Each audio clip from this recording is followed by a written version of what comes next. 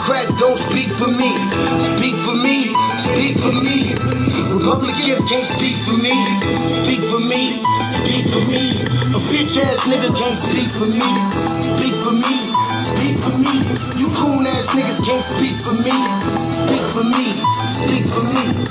Listen here, this is a fact of life. I be rapping like Nat Turner came back to life. Grab Donald Trump by the pussy, he ain't acting right. I never run from a conflict, I be glad to fight. It's a very cold world that we live in. And somebody please tell Elizabeth you're not an Indian. You just trying to con them people to get the benefit. Just another immigrant, stealing from the Indians. That's some punk ass shit and that's too lame.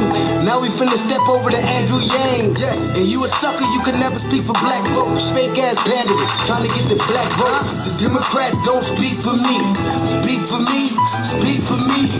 Republicans can't speak for me. Speak for me, speak for me. A bitch ass nigga can't speak for me. Speak for me, speak for me. You coon ass niggas can't speak for me. Speak for me, speak for me. You know your boy be high off sativa. Kamala wasn't popping, so we said bye, Felicia. She ain't had a right policy. We ain't trying to meet her. Y'all can take Biden too. Bye, we don't need her. We don't need Roland Martin or that coon Al Sharpton. Didn't need Cory Booker from the start, man. I don't fuck with police and no snitch. You know I'm coming with the heat when I spit it. The Democrats don't speak for me.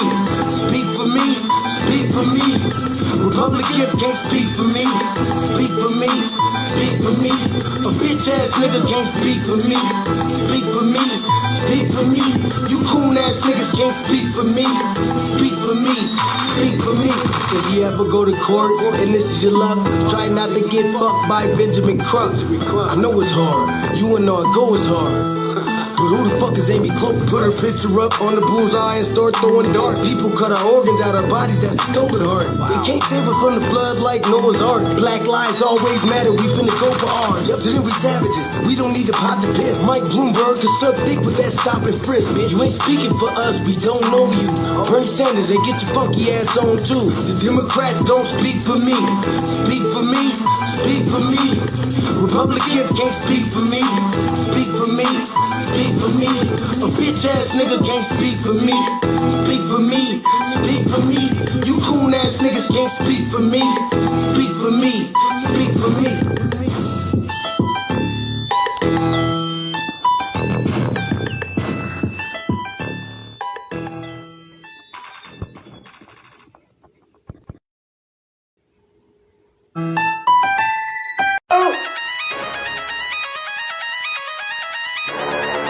I'm talking about Shutdown going crazy. People going crazy in them motherfuckers. Run that shit back, man. But it's nothing. Nothing. Got a woman on the bed.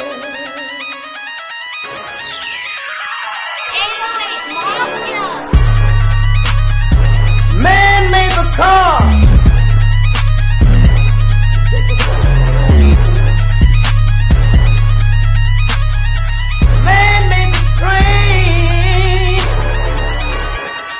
Carry the heavy load. Man made the electrolyte to take us out of the dark. Man made the boat for the water like the 7-millimeter. Man thinks about a little bit of baby girl and a baby boy. Man makes them happy because man makes them strong. But after man make everything we can, do you know that man makes money?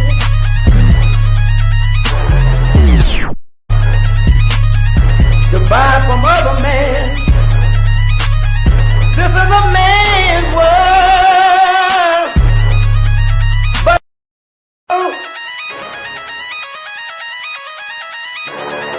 I'm talking about Shutdown going crazy. People going crazy in them motherfuckers. Run that shit back, man. But it's nothing. Nothing. Got a woman on the bed.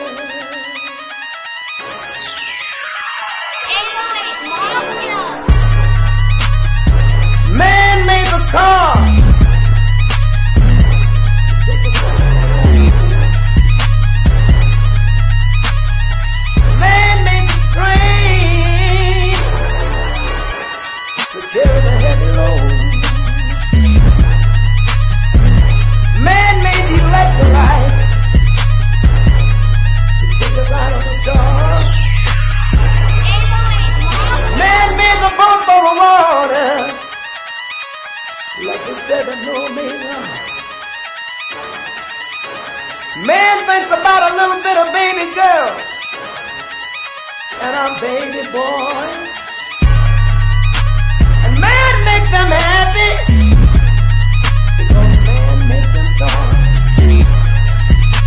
But after man make everything we can, do you know that man makes money?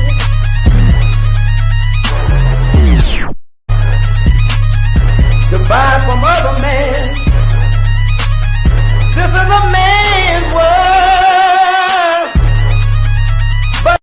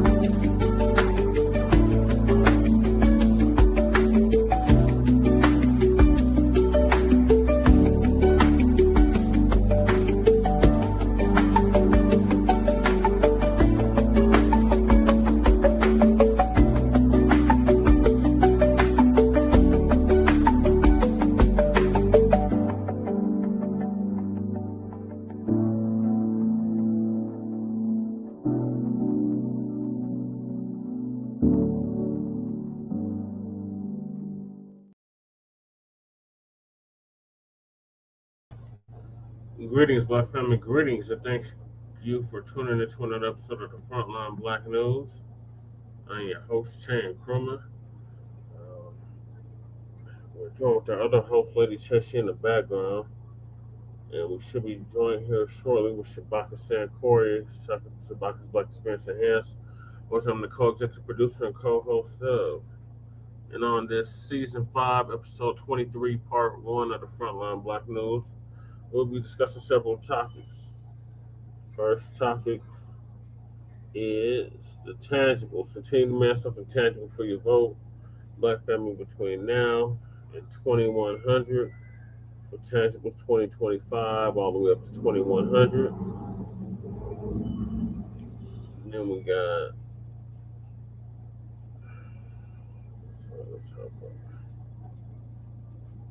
sorry, I just had it all pulled up.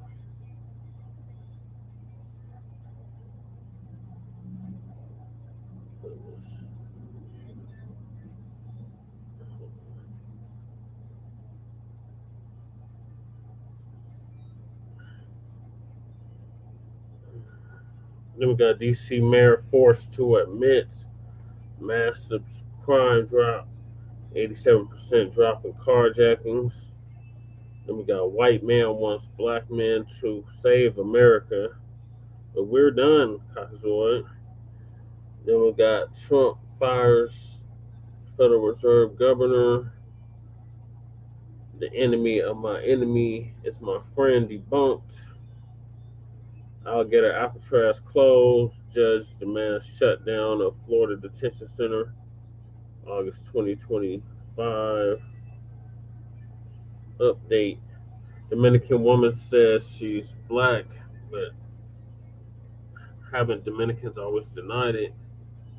Then America's first inhabitants they don't teach about in school, and if we have time, FBA teens used as Ghanaian labor, and who gets the most government assistance in America. And we are based out of East Denver, North Aurora, Colorado. We get the news from a Front Line and Black First perspective. We are part of the new Blacc Media and are also the signal boosters of the new Blacc Media. We have been around for 5 seasons now and counting. We have several platforms that are part of the Frontline campaign. Frontline Blacc News being the first, one of the first, Shabaka's Black Experience Enhanced, and the Revolutionary Agenda. Please join us on StreamYard, YouTube, Frontline Blacc News. The links to all of our channels are in the description, including Jay Militant's What's Cracking TV with Jay Militant, Cool Keezy's YouTube channel. The brother does our intro track, and the Church of Black Power. Our brother out of Watts, California, who's now in Houston, Texas. Also support the GoFundMe Lady Che has set up. And a copyright disclaimer under Section 107 of the Copyright Act of 1976. Allowances made for fair use for purposes of criticism, comment, news reporting, teaching, scholarship, education, and research. And I do not own the rights to the music. And if you don't understand racism, white supremacy, what it is and how it works, everything else you think you understand will only confuse you. By the great Nelly Fuller Jr., this transition this past February, produced justice.com. When you, a black person, are captured by any race soldier, you must never fuss, fight, or flee. Comply and defend yourself in court. Mr. Nelly Fuller Jr., again, RIP to him, and produced justice.com. And racism, white supremacy is conscious and subconscious behavior to maintain white genetic survival, to prevent white genetic annihilation. By the great Dr. Frances Cress Wilson, passed away in 2016. RIP to her as well. I got crew in the building. Salute, crew. Send the link, crew, if you want to join me.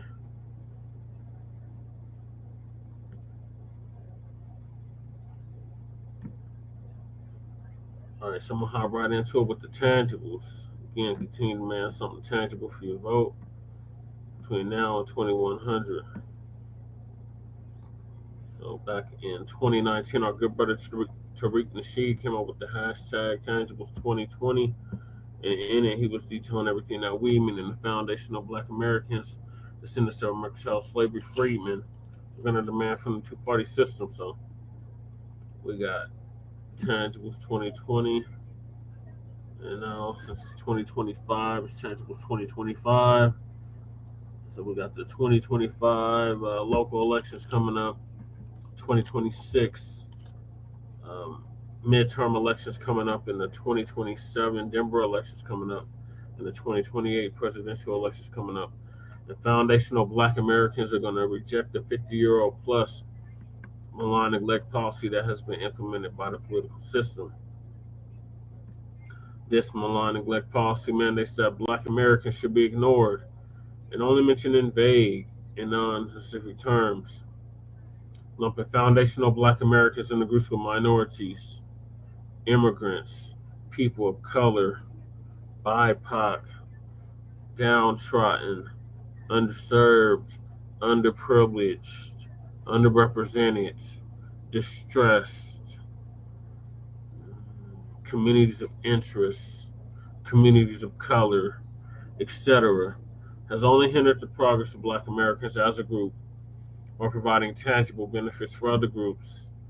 In this election cycle, like I just said, 2025 for the local, 2026 for the midterms, 2027 for the Denver, and 2028 for the next presidential election, Black Americans are going to insist that our needs are specifically met by politicians who are seeking our vote.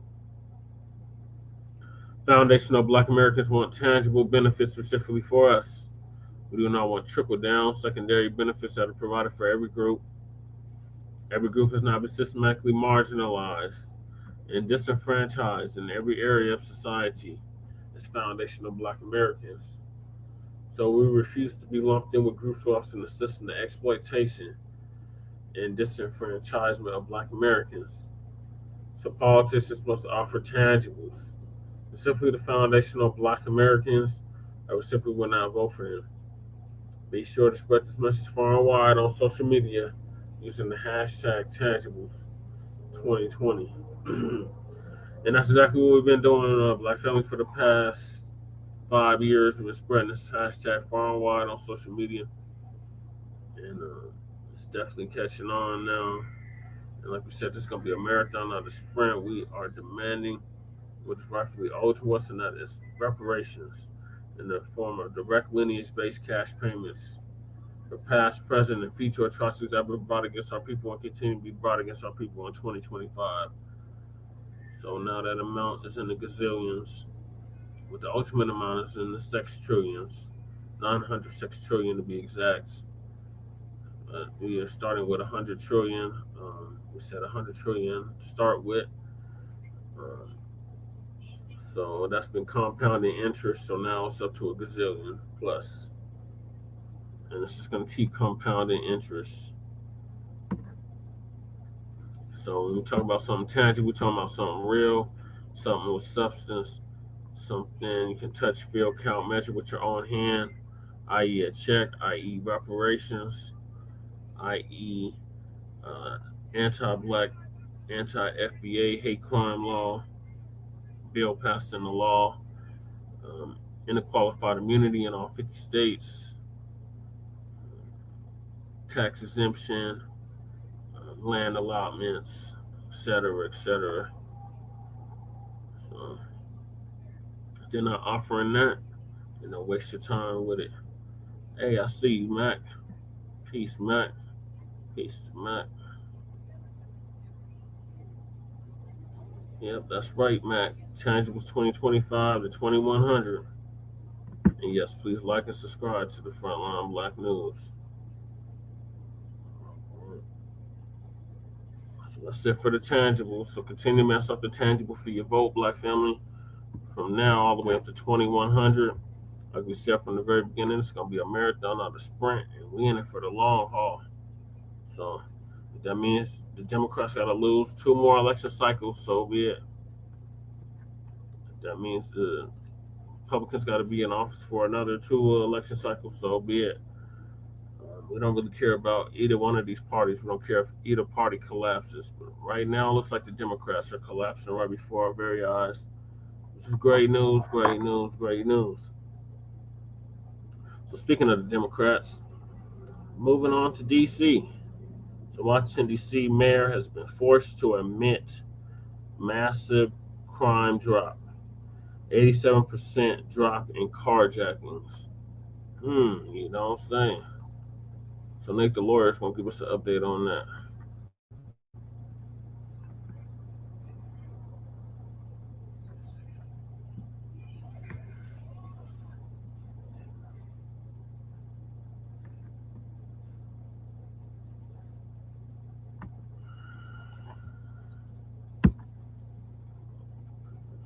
He is the mayor of Washington, D.C. on MSNBC, praising Trump's takeover of D.C. I want to get your take on this one because Washington, D.C. Mayor Muriel Bowser says President Trump's federal law enforcement surge has led to a drop in crime in the city. But she's criticizing the presence of immigration agents and National Guard troops. At a press conference yesterday, Bowser thanked officers and reported an 87% decrease in carjackings, as well as a 15% drop in overall crime. That's just in the 20 days since the federal takeover began. Watch. We greatly appreciate the surge of officers that enhance what MPD has been able to do in this city. We know that when carjackings go down, when use of gun goes down, when homicide or robbery go down, neighborhoods feel safer and are safer. So this surge has been important to us for that reason.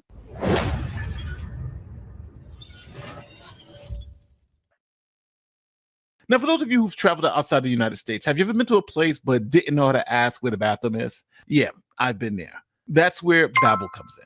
See, Babbel isn't just some language app that you download and forget. It's the real deal. It's straight up practical, and it teaches you what to say in real conversation. It was the worst it has ever been. Political headlines, of course, are dominating the message from the nation's capital.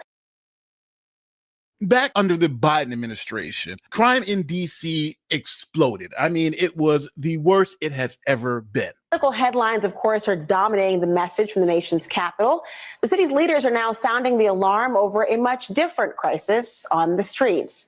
Violent crime jumped 37% from last year, according to the D.C. Metropolitan Police Department. Homicide is up 28%, with robbery up an alarming, get this, 60%. Now, a city council member is calling for the National Guard to help restore order. There's a spirit of anarchy and lawlessness rampant through our communities. I've never seen this onslaught of violence portrayed on our women and our kids. And enough is enough. Enough is enough. We are clearly in a war zone. So I have spoken with the DC National Guard. And while I have to have more conversations with the chief of police, which I have today, and the mayor and my colleagues, we have a long way to get there. We just know that police alone is not getting it done. We're simply asking our federal partners for help and presence in our community because we know that officers who have a handgun can't combat 3 people with AR-15s, AK-47s shooting down the street.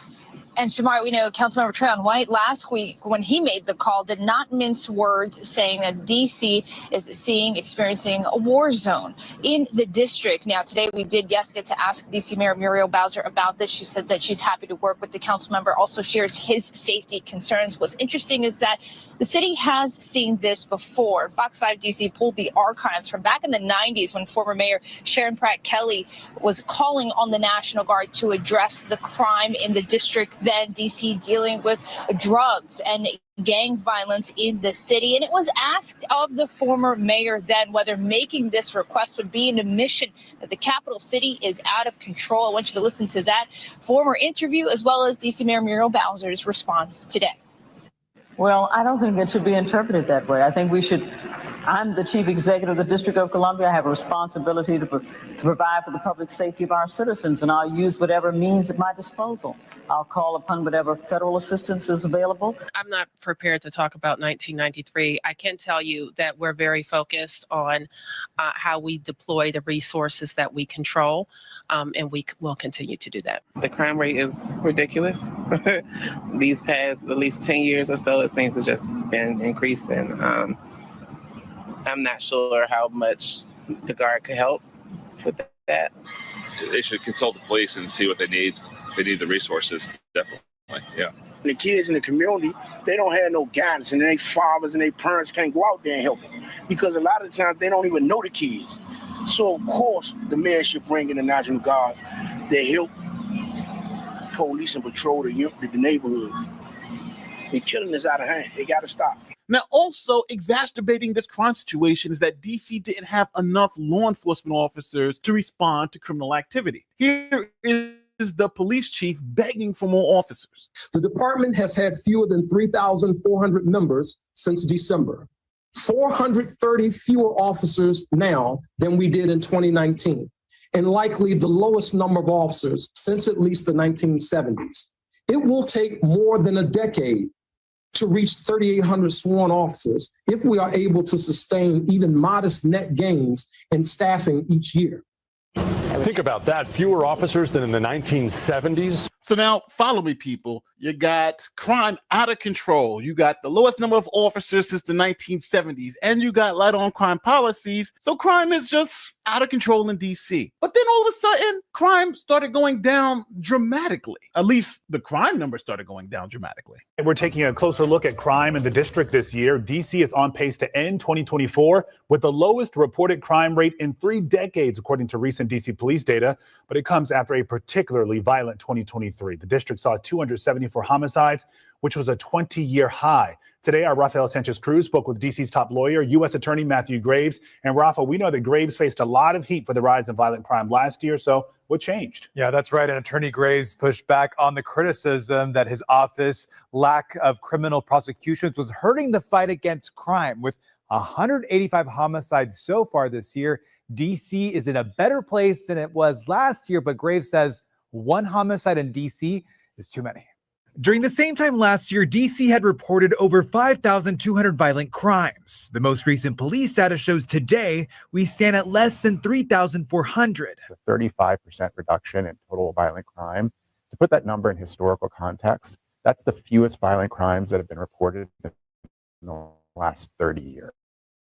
And then in 2025, crime was dropping again, all except homicide. Police are reporting a drop in violent crime so far this year, with one exception, murder. And you can see the red dots that is all over the map right next to me. And the names on this other side, those are all the victims, 16 of them who have been killed this year alone. Our DC reporter Felicia Ashley has been following these investigations and joins us live now from Navy Yard. So Felicia, people across DC are concerned about these deadly shootings. You're working to get answers about what city leaders are doing to keep them safe. What did you learn? Right, and we're doing this because the main question has been what was going on Tuesday that led to 5 shootings, especially after we saw such a historical drop in crime last year. After reaching generational highs for murders in 2023, then a 35% decrease in violent crime last year, the decrease is a trend most community members want to stick with. Tuesday's 5 shootings, 4 of which were deadly, raised concerns with community members. They're asking if this is throwing public safety off track and what it means for the rest of the year. 2024, historic lows in crime. 2025, crime is still going down, even though murder is coming up again. But it seems like we don't have a problem in DC. So you may ask, well, what's all the fuss about? Well, I'm going to just say it. I don't know if you can trust these numbers. People have been sued, and even one police officer was suspended for doctoring the crime numbers to make the crime numbers look lower. DC police commander is under investigation for allegedly making changes to crime statistics in his district. Either the DC Police Union is putting its allegations on the record tonight, claiming police supervisors in the department are manipulating crime data to make it appear violent crime has fallen considerably when compared to last year. As of today, according to the DC Police website, crime is down 25%, a decrease the chairman of the police union calls preposterous. The union's allegations come as the former commander of the 3rd District stands accused of doing what the union says is being done day in and day out. And it doesn't help that the city just settled another lawsuit from a sergeant who claimed that they were manipulating crime data back then and that they were making it seem like crime was going down when actually it was going up. Investigation comes following a lawsuit just quietly settled out of court, filed by a former Metro Police sergeant turned whistleblower, claiming MPD routinely misclassified crimes and that, quote, districts compete against each other to get the largest reduction in the crime stats. Metro Police also confirming former commander of the city's 3rd District, Michael Pulliam, is under investigation for allegedly making changes to crime stats. For instance, one of the key allegations is that DC publishes crime data on their own website, but those numbers are different than the numbers they publish to the FBI. Here is PBS, left-wing PBS, explaining it. There are, there are some oddities in the data that MPD publishes. They seem to be counting violent crimes differently, i.e. categorizing different things as violent crimes in the data that they publish versus the data that they give to the FBI. And if you look at the FBI's data, they have seen a decline in violent crime, but it is much smaller than the decline that the city's data seems to suggest. That's a discrepancy. It's a reason to sort of question the fervor of city officials when they say we don't have a crime problem. On the other hand, it's a little bit hard to claim some malign cover-up when they're reporting the true numbers to the FBI. Now, can you really trust any of the numbers? They publish one numbers to the public on their website. Then they publish one set of numbers to the FBI. And people are getting suspended for faking the numbers, and they're settling lawsuits for faking the numbers. So Congress said, we got to investigate this. What are the real numbers in DC? From crackdowns on the street to investigations behind closed doors, the House Oversight Committee announcing it plans to launch a probe into allegations of manipulated crime data by DC Metro Police leadership. The investigation comes following whistleblower disclosures and a settlement by DC Police related to falsifying crime stats. Okay, so now I hope you followed me all through this video. We saw DC has a police shortage, right? Lowest police levels in the past 40 or 50 years, right? Since the 1970s. We also have manipulation of the crime data, right? Crime data was exploding in 2023. Now they've started manipulating it, allegedly selling lawsuits, suspending some of the officers, and everyone's investigating the truth behind these crime numbers, if they can be trusted or not. So then in comes Trump, right? He looks at it and says, well, it seems like you got 2 problems. 1, the crime stats can't be trusted. And 2, you have a man shortage problem, right? You've been saying, hey, we've got the lowest numbers of police. We can't hire enough. So we can augment that by having the feds come in and give you the amount of officers you need to do your job. Now, remember, Democrats were begging for this earlier. Biden said no. And Trump comes in and says, we're going to do exactly what you asked for because you don't have enough officers, as you've been complaining about. And as you saw earlier, crime has dramatically decreased. And Trump is saying, hey, we can also do this in other cities, right? Because other cities have also been claiming that they have a manpower shortage when it comes to law enforcement. So we can augment that in the meantime until you guys get more officers. For instance, in Chicago has the same exact problem. The police department essentially is saying they got a crisis. They're down 2,000 officers. A barrier to keeping events like Mexican Independence Day safe, a major Chicago police officer shortage. CBS News' Jermont Terry is always investigating, telling us just how many officers are needed and why this is such a serious problem. Chicago's skyline is breathtaking, yet there are people holding their breath, wondering if CPD is ready for the months ahead. What we're doing right now is making the best with the number of officers that we have. Police Superintendent Larry Snelling recently acknowledged his department's shortcomings. We are down. We're down close to 2,000 officers. That's a huge concern. So says Anthony Riccio, retired first deputy superintendent. He spent 34 years with CPD. When you're down that number, that large a number of officers, that's going to show up in the neighborhoods and the communities where people are looking for more police officers, particularly with the summer coming up. There were always officers around, and we just don't see that anymore. So with 2,000 officers down, you would think if someone, whoever comes and says, hey, we can send you 5,000 law enforcement officers to help crime go down, to help you do your job. You would think Brandon Johnson would say, yeah, if I can get 5,000 more officers, law enforcement officers, yeah, that would be great. That would help solve the problems, keep the city safe. Here's how he answers that question. If the federal government were to fund 5,000 more officers, listen to his answer. Well, let me ask you, Mr. Mayor, those all sound like great programs. I'm curious, would you also like to get federal funding to help put 5,000 more cops on the street in Chicago? Would that help drive down crime? Well, look, policing by itself is not the full strategy. No, I understand that. You've talked about the other things you want, and I said those are good and important programs, but I'm asking also, would 5,000 more police officers on the street in Chicago be helpful to go along with all of those social programs that a lot of cities are engaging in and having success with? Well, look, here's the best way I can put it, Joe, is that in the 90s when I was in high school, we had 3,000 more police officers and we had 900 people being murdered every single year in Chicago. It's just not policing alone. Of course, we want more detectives. I know it's not policing alone, but I know it's not policing alone. You've told me everything else you want. I'm curious, and this does come down to an ideological difference between people. Do you believe that the streets of Chicago would be safer if there were more uniformed police officers on the streets of Chicago? I believe the city of Chicago and cities across America would be safer if we actually had, affordable housing.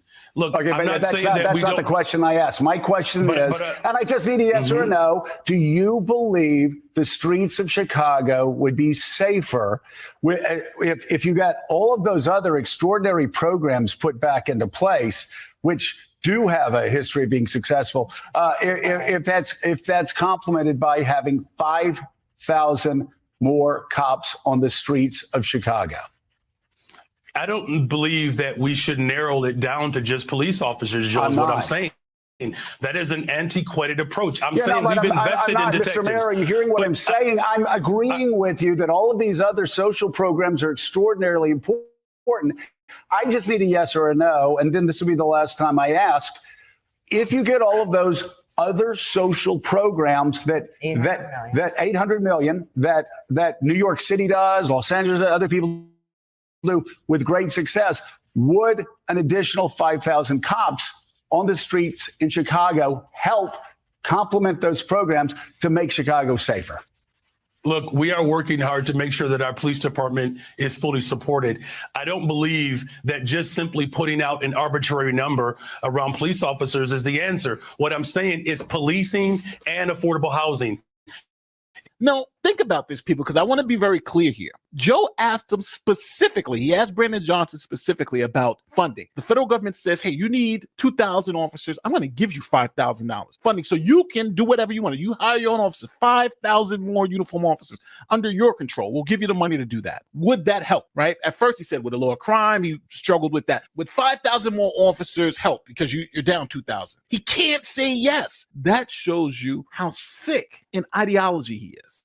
He'd rather people die on the street than solve the problem. The Republicans say, hey, here's the 2,000 officers you need. He'll reject that just because it came from the Republicans. That is not serving your community. That's just playing with people's lives. So now let's see how it all plays out in DC, because they've got a huge crime reduction. Everyone seems to be happy with the progress. The Democrats had to admit that, hey, this is remarkable stuff. You know, crime is really going down for the month that this has been going on. We'll see if other cities will be open to it, right? And I think people need to understand when the National Guard is used in policing, especially like in cities and towns, it's usually the governor that says, hey, we need the National Guard in this particular area. For instance, I'll give you a quick example. In New York, the governor of New York State sent the National Guard into the New York City subways because people felt that crime was a problem. Crime stats were saying that crime was actually down, but people felt that crime in the subways were just so bad. So what did the governor do? As a show of force, she sent the National Guard into the subways just to make people feel safer. Expect to start seeing hundreds of National Guard members throughout the subway system conducting random bag checks. Hochul was asked why use National Guard members instead of investing more dollars into NYPD overtime. Rather than having the NYPD have to work being paid by state dollars, I said, let me do something even better. Let me bring more people to the process right now. Now, obviously, this is pretty much the same thing as Trump is doing. So I'm just going to say it. For the Democrats, I don't think it's about saving lives and actually reducing crime. I think it's just for show. And I think with Trump, it is about reducing crime. It's like, let's solve the problem. I'm tired of the excuses. I'm tired of BS. If there's something we could do now to just change it, let's do that. And the Democrats are just against that. Remember, these are Black and brown people in Washington, D.C. who are getting killed, in New York are getting killed, in Chicago are getting killed. And the supposed racist is saying we need to send people in there to stop those Black and brown people from getting killed. And he's the racist. It just doesn't make any sense. And the people who don't want the help, even though they were begging for the help, are not considered to be the racist. Brandon Johnson essentially saying it's okay that all these Black and brown people die as long as we don't have that guy help us. Kathy Hochul is saying, hey, it's okay to let Black and brown people die in these horrible neighborhoods as long as the guy in the White House doesn't help us. And at that point in time, are they really working for you or are they working for themselves? Don't forget, like, share, subscribe.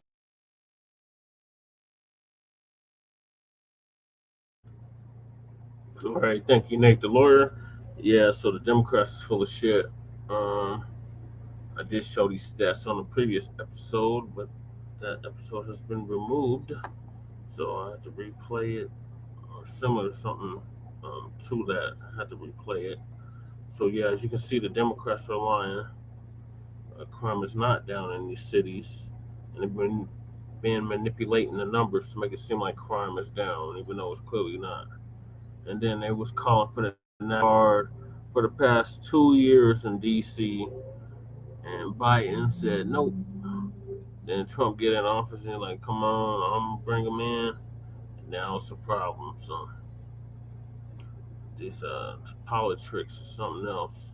Like you said, they're gambling with people's lives, and it needs to stop. So like you said, they're coming to Chicago next. So shout out to Cruz and the Chi area.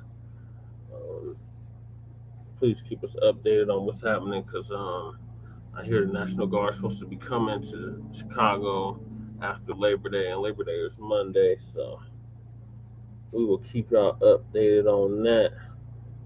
Now I'm going to move to the next topic, and that is a white man is begging Black men to save America. The newsflash, Caucasoid, we are done. So Uncle Phil's going to give us an update on that.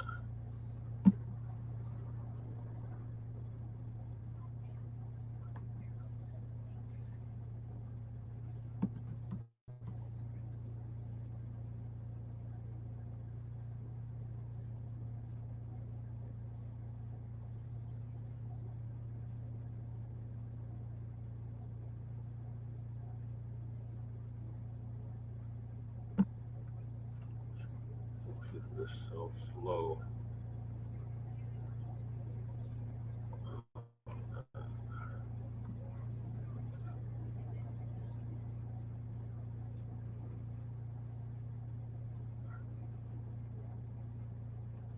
Now, we have been seeing many people want Black Americans to come out in the streets and protest and fight for America. We've seen, white people, when agents were dealing with things during the pandemic, they were calling for Black people. So when everybody getting problem, they come to us like we supposed to save them or something, right? Anyway, you got this white gentleman that wants Black people. He mentioned Black men in particular. I want you to hear exactly what this man is saying, because I don't know, have he not gotten the email or maybe the memo somewhere? Let's check this out. Black men, I think we need you. I think America needs you. Okay. And I know it's unfair after everything this country's done to you to ask you to save it. But I think you're the only people who can. All this stuff going on with Izzy and Palestine. Well, someone's got to stop them. And anybody that says something, anytime you get a white guy or even a Jewish Jew speaking out about it, they hit them with the racist label, anti-Semitic, stuff like that. Black guys, you can do it. White guys, white people, they're not gonna jump on the you're racist train to Black guys. And even if they do, I mean, come on, you can rubber glue that shit, okay? And I'm not saying we need Black guys to come at it like Kanye, but we just need you to speak the fucking truth, okay? That we're allowing this to happen. We're enabling the people that are most known for an extreme act of organized evil happening to them. In World War II, those people are doing that to another group of people, all right? And if anyone in this country could speak out about a great evil that everyone is just allowing, just sitting by and denying, it's you, okay? You guys are the experts on this. You can speak on this without any guilt, without being silenced. All right, because in America, you guys have the most powerful voice. Okay, you built this country. Okay, everyone knows it. All right, and granted, you did it mostly against your will, but you fucking did it. Okay, and then you broke the chains of the oppressors. Okay, and we need you guys to take that expertise and show this country that it's being evil again. Okay, that is being just as evil as before, but because it's out of sight, out of mind, we pretend that it's not. Okay, and we need you. I really believe that only you could do it, but because America is racist. Okay, it is. And if you're the one speaking against it, it's going to be conflicted, okay? But because we need you to weaponize white guilt against these fucking monsters. And I think you could do it. I know it's unfair, okay? This country, it is yours. You built it and they took it from you. But guys, you've got to be our moral compass, or we're not going to have one. We're going to go completely off the rails on some white devil fucking World War II Third Reich type shit if you guys don't start showing out real loud. What the hell did you just say? That's how I feel about that. But let me take my time a little bit with you, sir. So you say basically when a person like yourself speaks out about the situation, you're getting hit with being called anti-Semitic. We get hit with that too. So if we're going to be called that name, let us be called that name fighting for Black people. We're not going to fight for other groups. See, sir, I don't know if you didn't get the general email or the general messaging. What happened with us as Black people? Listen, we have collectively decided, and it was a spiritual decision. It wasn't we got in a group together and discussed it. It wasn't that we were planning these meetings and say, hey, we're going to coordinate this thing. No. This happened in the spirit, and all Black people in the spirit understood that now is time to step back. Now it's time to take our rest. And if we're going to fight something, we're going to fight for Black America only when it comes to anything in America. That's what we're fighting for. And if you're not Black America, then hey, God bless you. I hope it works out.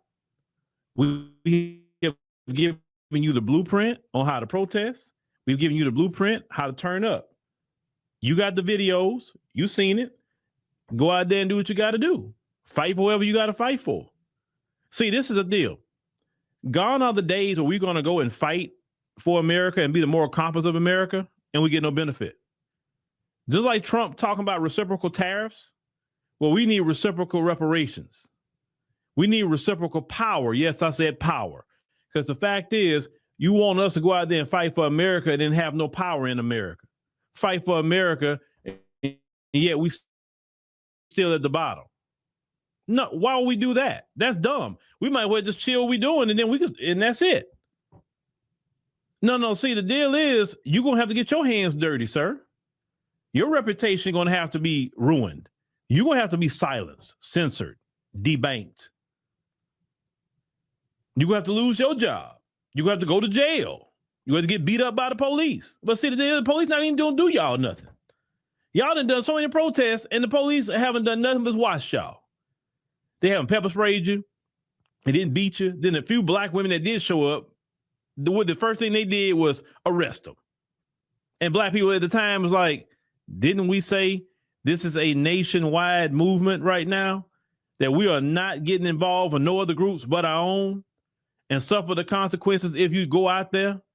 And when people saw it, when Black folks went out there and what happened to them, and no Black folks were saying nothing about it because you went against what we all doing, you understand? So, no. Then you talking about what's happening in Palestine. Listen, I see the same thing you see. It's not good. But at the end of the day, it was a Palestinian store owner that called the police on George Floyd.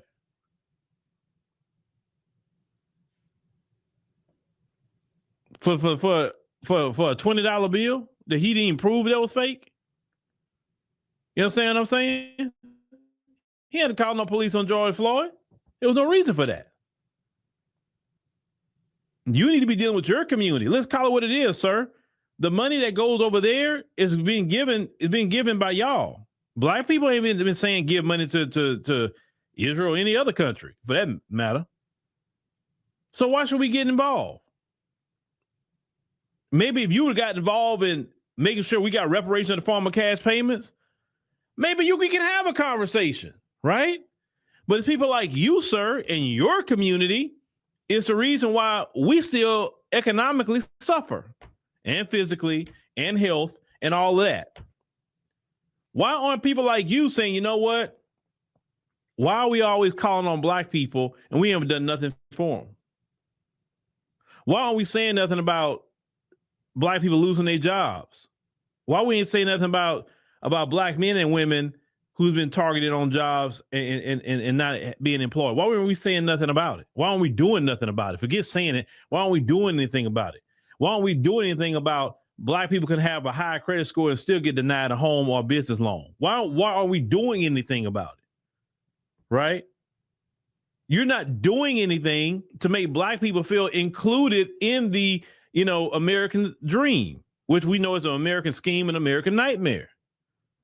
We're not gonna come out here fighting for you so you can continue to live in the lap of white supremacy and white privilege. No. You maintain your white privilege on your own.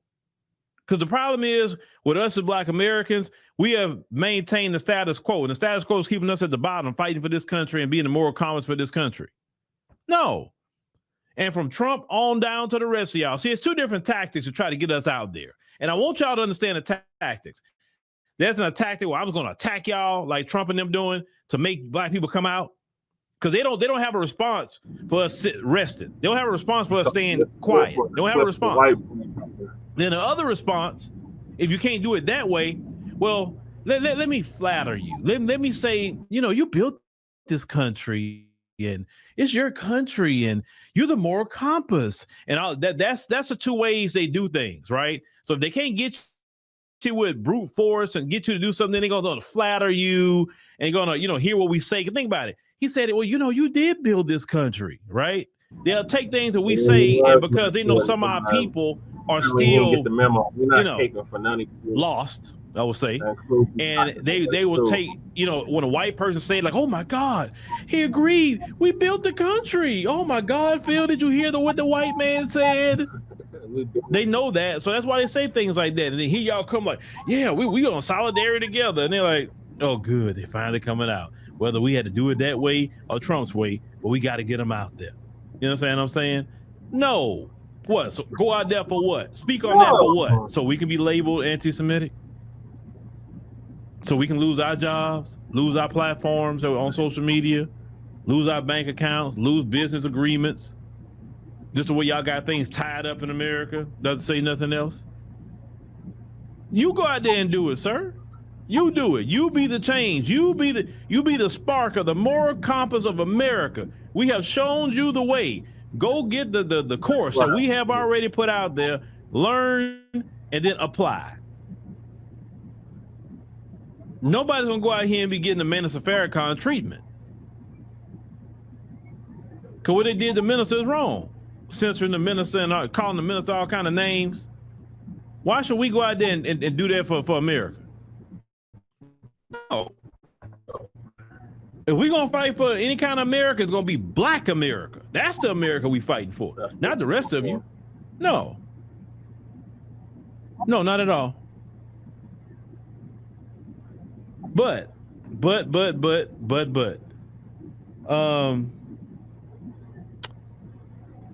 don't ever fall for the flattery that they try to give you, brothers and sisters. Don't fall for that. Don't fall for it. Because that's their tactic. They'll be nice or they'll be mean. But it's all about getting what they want out of you. Yeah. And you mentioned in black men, why black men are still locked up in prison. Right. For nonviolent offenses. That part. I don't think no person should be locked up in no jail for nonviolent offenses personally. I think you need to be on house arrest. Right. Now, if you don't follow, the rules of house arrest and you violate, I'd say at least 3 times, then you're going to do the rest of your time, in county. That's how I look at it. I wouldn't say prison, but I'd say county. You know what I'm saying? Y'all love mass incarceration. Y'all love putting black men in prison and black women in prison. Michael, white people. Y'all haven't addressed mass incarceration. They're privileged to issue cash. So y'all can really miss me with all that. Oh, black people, you guys are the moral compass. No. We are resting. We're done. We're done. We are done. I promise you, we're done. Look to somebody else. Go holler at the Latinos. Oh, you can't holler at them. Well, they're not gonna come fight for you. Go holler at the Asians. Nope, Asians ain't worried about now one of you. Asians about their bag. You can't holler at the Arabs. Can't holler at the Indians. You can't holler at nobody. Just coming to us. No, you're on your own, sir. See, that's the issue too. We've been cleaning up your mess ever since we come into contact with you. Ever since we come into contact with you, you have done nothing on your own. You didn't build this country on your own. You didn't cook your own food. You didn't build your own homes and plantations. You didn't innovate on your own. So many thousands of inventions that Black Americans have created. You have done nothing on your own. And now Black people have kind of left you on your own now. And you don't know what to do with that. Because you don't know, you really can't build a country on your own. You're not capable. You're not. You need every other group of people, especially Black people, to do things for you. That's just really what that is. And so the days of us doing things for you is over. It's over. And have you noticed, since we stopped doing things for everybody else, no matter who they are, we're figuring things out a lot faster. Things are starting to get more done politically because we are focusing on ourselves and our community and what we need to do. Have y'all really noticed that? I have. So yeah, bro. I appreciate that. The acknowledgement, but we good. We've been knowing that already. We've been knowing we built America. We've been know that we haven't had power. We've been known that y'all stole our land. How about give us all our land back? Like Julius Malema talk about the land, how these white people in South Africa are sitting on the land. Well, you know what? We got a land problem right here in America too. We need land expropriation without compensation in America too, like Julius Malema talks about. Give all our grandmothers and grandfathers land back to Black Americans that white people are sitting on today. They did not earn. They didn't earn. They stole so much land from black people in America. Millions upon millions of acres of land that belongs to Black people. At minimum, you should pay them market rate for what it is, for what it's worth. At minimum. You stole our land, haven't give it back, haven't give us our reparations that you owe. But here you come out here with your hand out, hey, come help us again. No, sir. No, sir. And it's not just, I'm not just pointing that at him, I'm pointing his whole community. No. And then when we tell you no, you get mad and call us the N-word. That's usually how that works too. You be nice, can't get what you want. Forget y'all N-word. Like we knew who you were before when you came ask. We know you got anti-Black racism in you. That's your culture.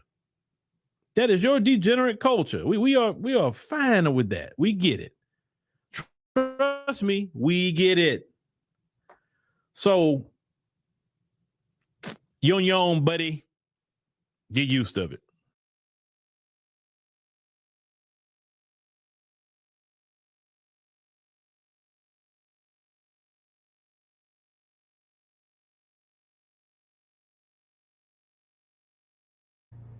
That's right, Uncle Phil. They on their own. They can all hold their own nuts. We're not doing it no more. The cape been off for 6 years now. Apparently that cockazoid didn't get the memo. All the crying, all the flattery, all the, oh, you built the country. Oh, you're the moral compass of the country. All that shit is out the window, cockazoid. If you're not talking about direct lineage-based cash payments, then we don't want to hear nothing out your mouth. Period.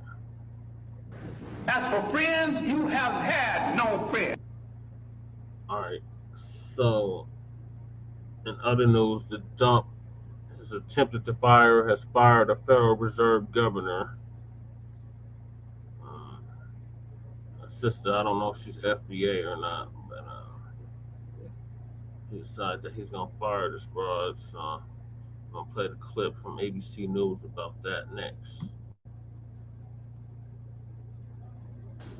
This morning, President Trump taking an extraordinary step against the nation's central bank, saying he's firing Lisa Cook from the Federal Reserve's Board of Governors, the first time a president has ever attempted to fire a Fed governor. The president announcing he's seeking to remove Cook in a letter posted on social media, accusing her of falsifying records to obtain favorable terms on a mortgage. The president writing, "I have determined there is sufficient cause to remove you from your position." Cook, who has not been charged with a crime, firing back, saying the president has no authority to fire her and that she will continue to carry out her duties, saying point blank, "I will not resign." The president does have the authority to fire a Fed governor for cause, but it's not clear the president's justification will be enough, and the Federal Reserve is an independent agency. The president pointing to allegations first made by director of the Federal Housing Finance Agency, Bill Pulte, that Cook committed mortgage fraud. Pulte says he referred the case to the Justice Department. It's a similar allegation President Trump and his administration have made against political adversaries in recent months, targeting New York Attorney General Letitia James over real estate records and accusing Democratic Senator Adam Schiff of mortgage fraud. Trump himself was convicted of falsifying business records. Democrats blasting the move. House Minority Leader Hakeem Jeffries claiming the president is trying to remove her without a shred of credible evidence that she has done anything wrong. Cook is the first Black woman to serve on the Fed board. Her term runs until 2038. Just last week, the president calling for her resignation. I'll fire her if she doesn't resign. For months, the president has railed against the Fed, calling for the bank to lower interest rates and attacking Fed Chair Jerome Powell. I think it does a terrible job. So the president cannot fire a Federal Reserve governor simply over disagreements over interest rates. The president has to establish cause. Cook says that she does plan to fight this. If she does in court, this could make its way all the way up to the Supreme Court. And George, of course, it is worth noting that presidents have had their disagreements about interest rates, but they've always traditionally respected the independence of the Fed.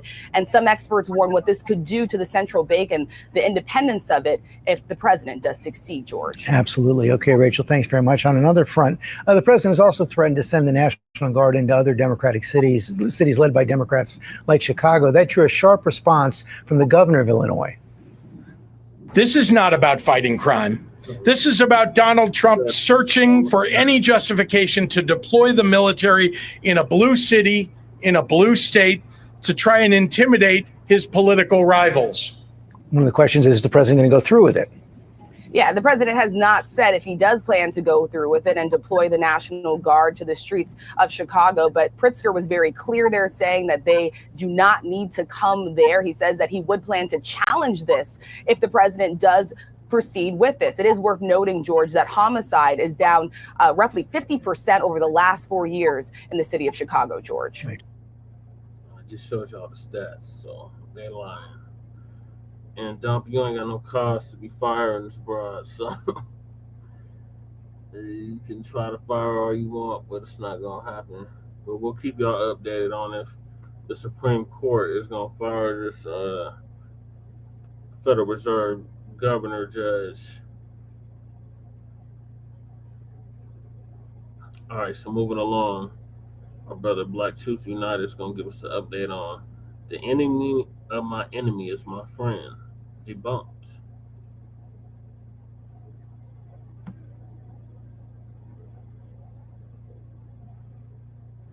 As for friends, you have had no friend. Salute family and welcome back to another video. This is Black Truth United. One of the main weaknesses that has been exploited by our various assorted enemies is the fact that FBAs, at least in the past, have been looking for friends, trying to build coalitions, black and brown unity, and people of color, minorities, feminist frosters, and feds. But just as Dr. John Henry Clark said on multiple occasions, we have had no friends. And so today we're going to be focused on debunking the old phrase / saying that the enemy of my enemy is my friend. This is something that suspected white supremacists have floated our way in hopes of deceiving us. They know that this philosophy is not only disempowering, but also dangerous to our community. So we're going to be breaking it down in depth today. But first, I want to establish what a friend is, because people like to throw around phrases nowadays like king, queen, brother, sister, friend, acquaintance. And in the digital age with social media, they've done a good job of drowning out the meaning of a friend or a follower or even a subscriber. They've done their best to blur the lines. So let's first go to the dictionary definition of what a friend is, which I don't agree with for a multitude of reasons, but it's good to read what's at least in the lexicon right now. And here we go. A friend, according to Merriam-Webster, is one who is attached to another by affection or esteem. Acquaintance, one that is not hostile. One that is of the same nation, party, or group. Again, very vague. So let me give you an example to debunk all that. Let's say you're walking with a quote-unquote friend, or at least a friend according to that definition, and you both go to school every single day together. And you're laughing, you're joking.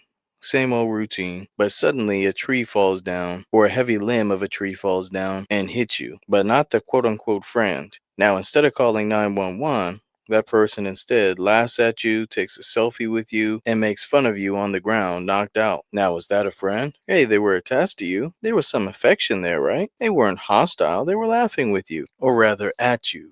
It should be easy to see that this definition is flawed. So now I'm going to give you a more precise definition to a friend, and this is coming from biblical text. So if you don't like that, you can skip, but you may catch some insights if you sit down and listen. All right, here we go. Proverbs 17:17. A friend loveth at all times, and a brother is born for adversity. No, a friend loves only when you're doing good.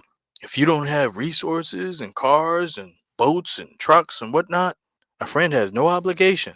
A friend loveth at all times. Proverbs 18:24. A man that hath friends must shew himself friendly, and there is a friend that sticketh closer than a brother. Now we know that a brother is tried or born in adversity, and that's how you really know who your friends are. A friend is going to be a friend at all times, not just when times are good. Now, this next scripture is going to be from the book of Ecclesiasticus, which, if you don't know of, is in the 1611 version of the Bible. Before it and a lot of other books, which contain great insights, were stripped from the Bible, from the Catholic Church, etc., etc. And this particular passage in chapter 6 gives a comprehensive take on friends and friendships. Let me read this for you. If thou wouldest get a friend, prove him first, and be not hasty to credit him. Some of our people are too hasty to give credit to people. Sometimes, as soon as a person does one thing, people are hasty to just give him or her the proverbial check mark. You literally have people who will have a white person or an Asian person or a Hispanic person do one thing for them one time, sometimes favors of the sexual variety, which is what Elder Neely Fuller talked about. And you have these people confused and backwards for life, defending and upholding some fake friendship that they've imagined in their minds. Ooh, that person said one thing, debunking black on black crime. Ooh, he's invited to the barbecue. Ooh.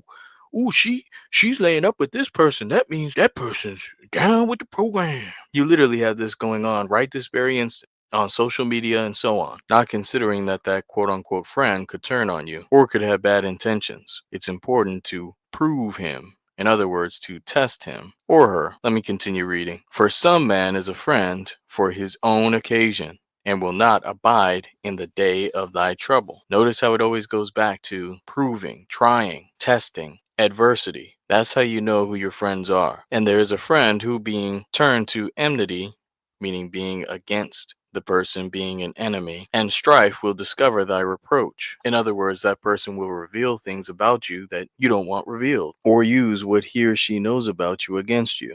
And they have that insight because they were quote unquote close to you. Betrayal. Let's continue reading.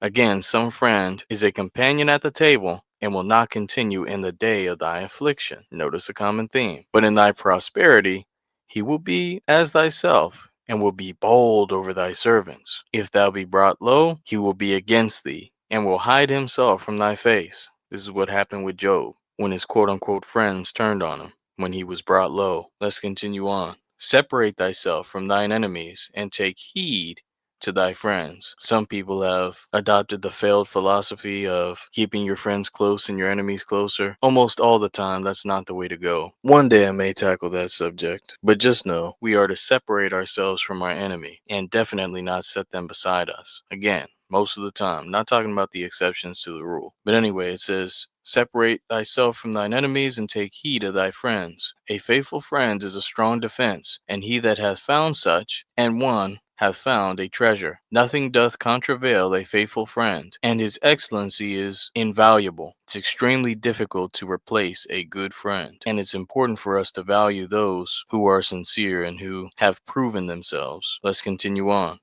A faithful friend is the medicine of life, and they that fear the Lord shall find him. Very great insights. A friend is not known when you have money, when you have servants bowing down to you, and you're on top of the world.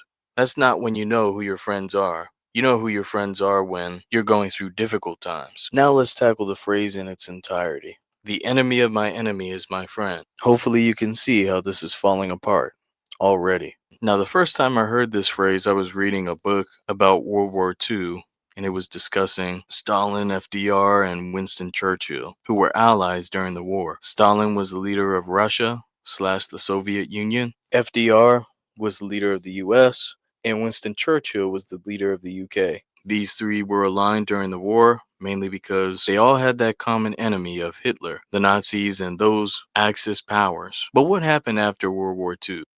Damn near immediately after, and some would argue during the war, the Cold War popped up, in which the US and its allies were constantly battling the Soviet Union for dominance. So here's my question. Were these three ever friends? The enemy of my enemy is my friend, right? No, of course not. All three of them had a vested interest of getting rid of one enemy, but that didn't stop them from being each other's enemies. And as soon as the opportunity presented itself, as soon as neither group saw a benefit in the quote-unquote alliance, they immediately proceeded to attack one another. They were never friends. They were temporary allies. And let's be clear, they were under no delusions about being friends with one another. They knew that they had a common enemy and that they could form a temporary alliance. And this is where some of our people get confused confused and mixed up. Even in modern times, when you see world leaders meeting with one another, shaking hands and smiling, yes, suspected white supremacists, tethers, and sadly even some FBAs who are standing in shock. How could you align with this evil man? But once again, they're under no delusions. Both sides are mutually benefiting from a temporary alliance, whether that's through trade deals or military technology boosts. Both sides are benefiting from one another,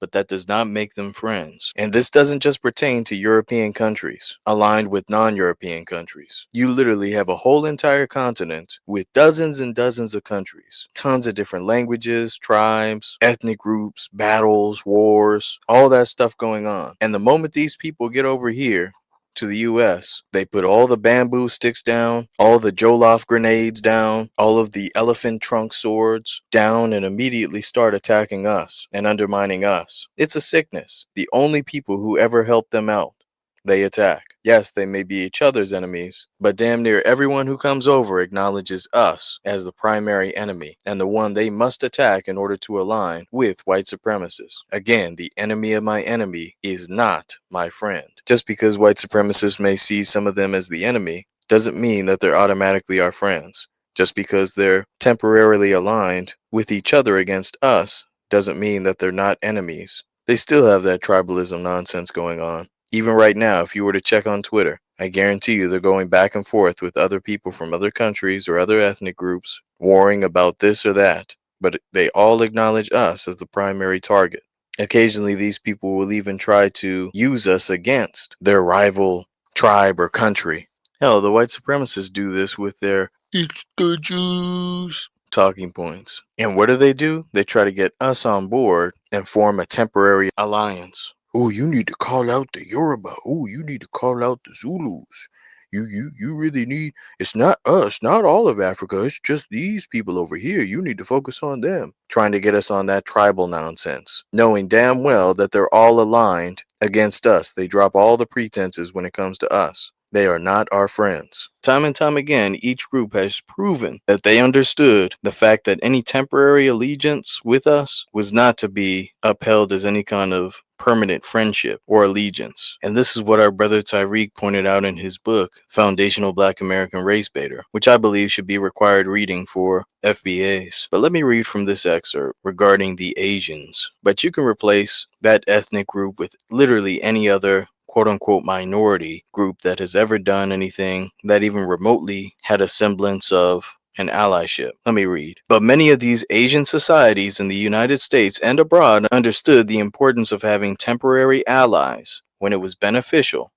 Black people, on the other hand, have a history of remaining loyal to other groups to a fault. This is a serious issue that we have to deal with, and we need to get more of our people on code as far as denying the quote-unquote barbecue passes that have been freely given out, photocopied and mass-produced to all types of people who think they're invited. All that needs to be broken up. Everything must be quid pro quo. No more endless passes for everyone and anyone. We've literally seen examples of how our community has taken these people under our wing, fed them, supported them, brought them into the fold, put food in their mouth, gave them a place to stay, helped them acquire jobs, helped them get loans, all types of things, only for these same people to bite us in the ass, to attack us openly, politically, socially. F that guy, he's with the blacks. We haven't forgotten any of that. This is diabolical, what these other groups do. I liken it to those viral videos when you have people saving stray animals, giving them medicine, putting a little milk bottle in their mouth,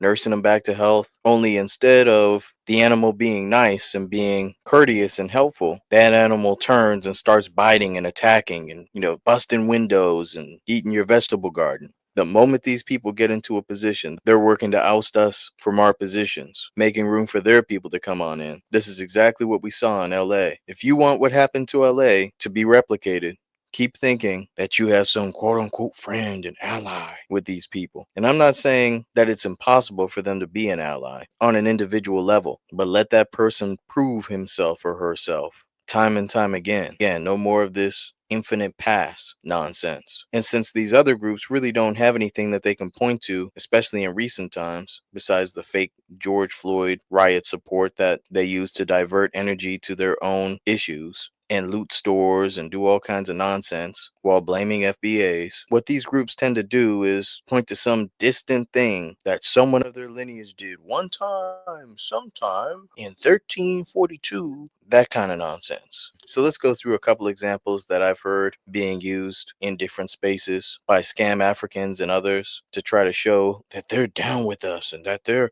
really fighting the power, as they classify themselves as white most of the time. But I digress. One of the main examples that I hear stated involves the Cubans. They like to tout Fidel Castro and his occasional strategic political moves, which may have benefited us. But those actions don't make up for the open, bitter hatred from nearly all Cubans, especially the so-called white Cubans, who got preferential treatment and were used as the ultimate buffer group in Miami and other locations. Again, there was some sort of an alliance, but as soon as they saw an opening, they took it to turn on us. They were not and are not friends. Yes, a sector of the Cuban community did have the corrupt U.S. government as an enemy, which benefited us for a time, but this didn't make them our friends. Had they been our friends, we would have been building communities together and trading together and benefiting one another politically, etc., etc., especially in areas where they outnumber us. That would show a true friendship. But of course, that's not the case. Let's use another example. The Union Army, who quote-unquote fought to end slavery. Cap, if they could have preserved the Union while keeping slavery intact, they would have done so. Or in fact, many would argue that we saved them. But I digress. Now, what happened after the Union Army won? Mostly on account of the FBA's fighting. We were betrayed, and not just with the Devil's Punch Bowl, but also in 1877, less than 2 decades after the Civil War. We were sold out by the quote-unquote North and the Union troops. Again, they may have been the temporary enemies of the Confederates and strategically aligned with us for a mutual benefit, but they were never our friends, because when the adversity came, they were nowhere to be found. In fact, they intentionally supported the other side, who they used to be at odds with. So hopefully this video has been helpful. No, the enemy of your enemy is not automatically your friend. A friend is known and proven in times of adversity. Being strategically aligned for a time does not automatically grant you friendship status. We need to start tightening down on the language and rejecting failed, flawed philosophies and ideals that the white supremacist society has intentionally floated our way. But with all that being said, be one and be blessed, family. Peace. All right, greetings, Shabaka. You got the tail end of this video, but it was talking about the enemy of my enemy is not my friend debunks, or the enemy of my enemy is my friend debunks. Right. You say, and then also too, you got to be careful of all these motherfuckers, man, out here who's the enemies of our enemies, man, is because, see, we all we got. And for some odd reason, man, you know, motherfuckers take us for granted, figuring that, you know, we supposed to jump on their damn bandwagon and shit, just like what happened over there in Los Angeles, you know, with these ice raids, and they getting upset because we didn't, we sat it out. And then these sons of bitches gonna sit up here and tell us that we don't serve reparations. So how the fuck, man, you gonna come up to us saying you need our help, but then when it comes to us needing your help, we're standing out there by ourselves looking stupid. So, you know, the hell with them. You know what I'm saying? Right. Or like Michael Pan said right here, that I had to agree with, white people in this country don't use their privilege to issue cash payment reparations. Right. For us. See. Yeah. So, like I said, man, you know, we doing the right thing. Hey, Mac 285, what's up with you? So we're doing the right thing for ourselves, man, is because, see, we all we got with each other. And this is why these outside forces try to put so much division within us. You see what I mean? We didn't cause the division, Shabaka. The division was already there. Well, it's like Dr. Claude Anderson said, they use us for our numerical value, and then they abandon us in our time of need. Right. Yeah. You know, that's basically what I'm saying.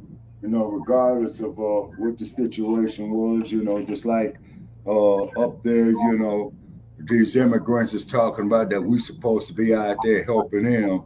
And then the essays is going to sit up there, well, we don't deserve reparations. So these individuals is talking out of both sides of their mouths. You see what I'm saying? Yes, and we just need to go on. In the past, and they turned on us like all these other groups who helped all these other groups, including the African Shabaka, and they've turned on us. Well, that's due to neocolonialism over there. And that is going to take a long time, you know, for all that shit to get done. You see what I'm saying? You know, I probably won't see it, but you should see it in your generation. Not just neocolonialism, Shabaka, is tribalism as well. Well, like I said before, Brother Che, they play on all that. You see what I'm saying? These oppressors play chess, we play checkers. You see what I mean? And then on top of it as well, too, that's why they had hated Gaddafi so much. And so look what they did. Who was in office when they knocked off Gaddafi? Sambo. African Sambo.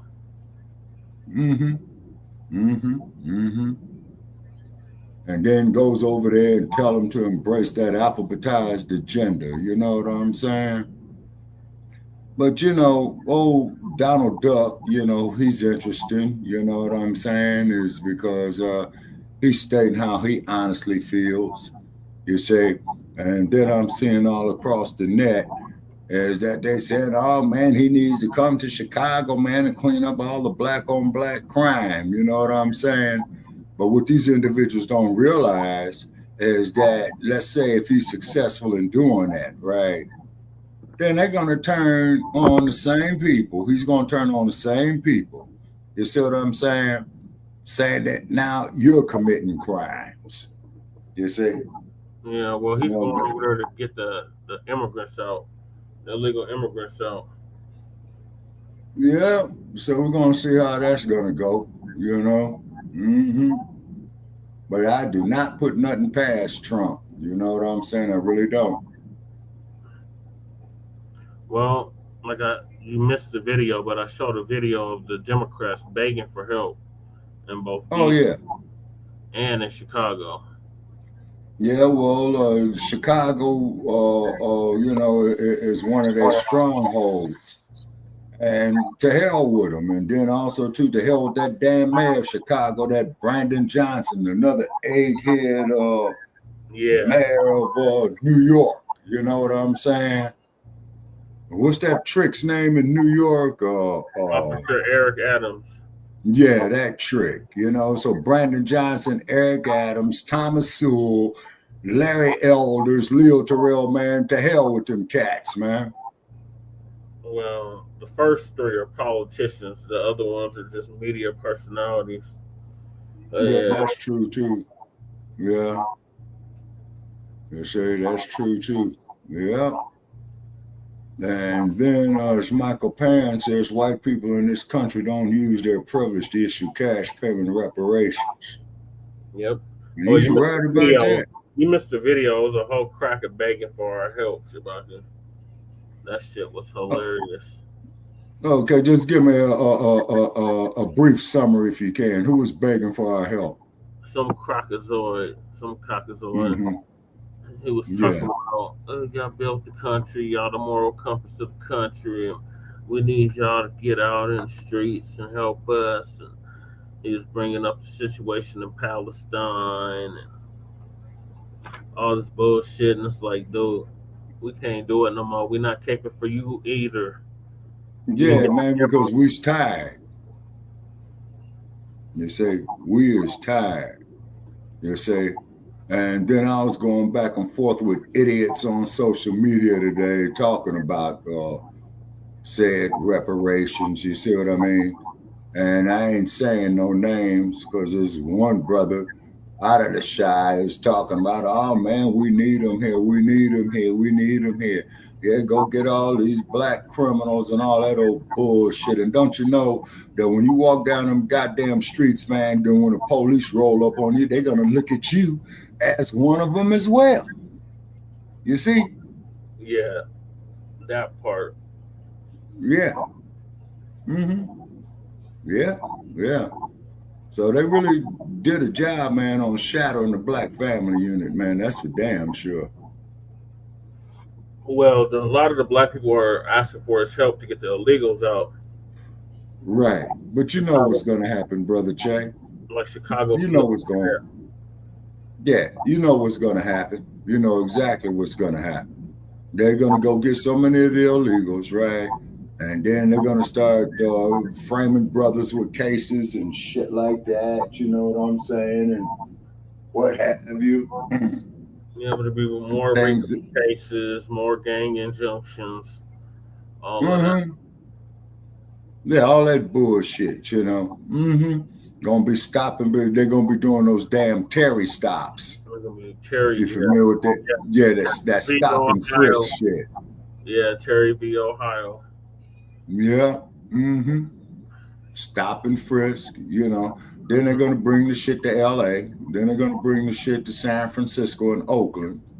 You see what I mean? Yeah. So because that's the dumpsters.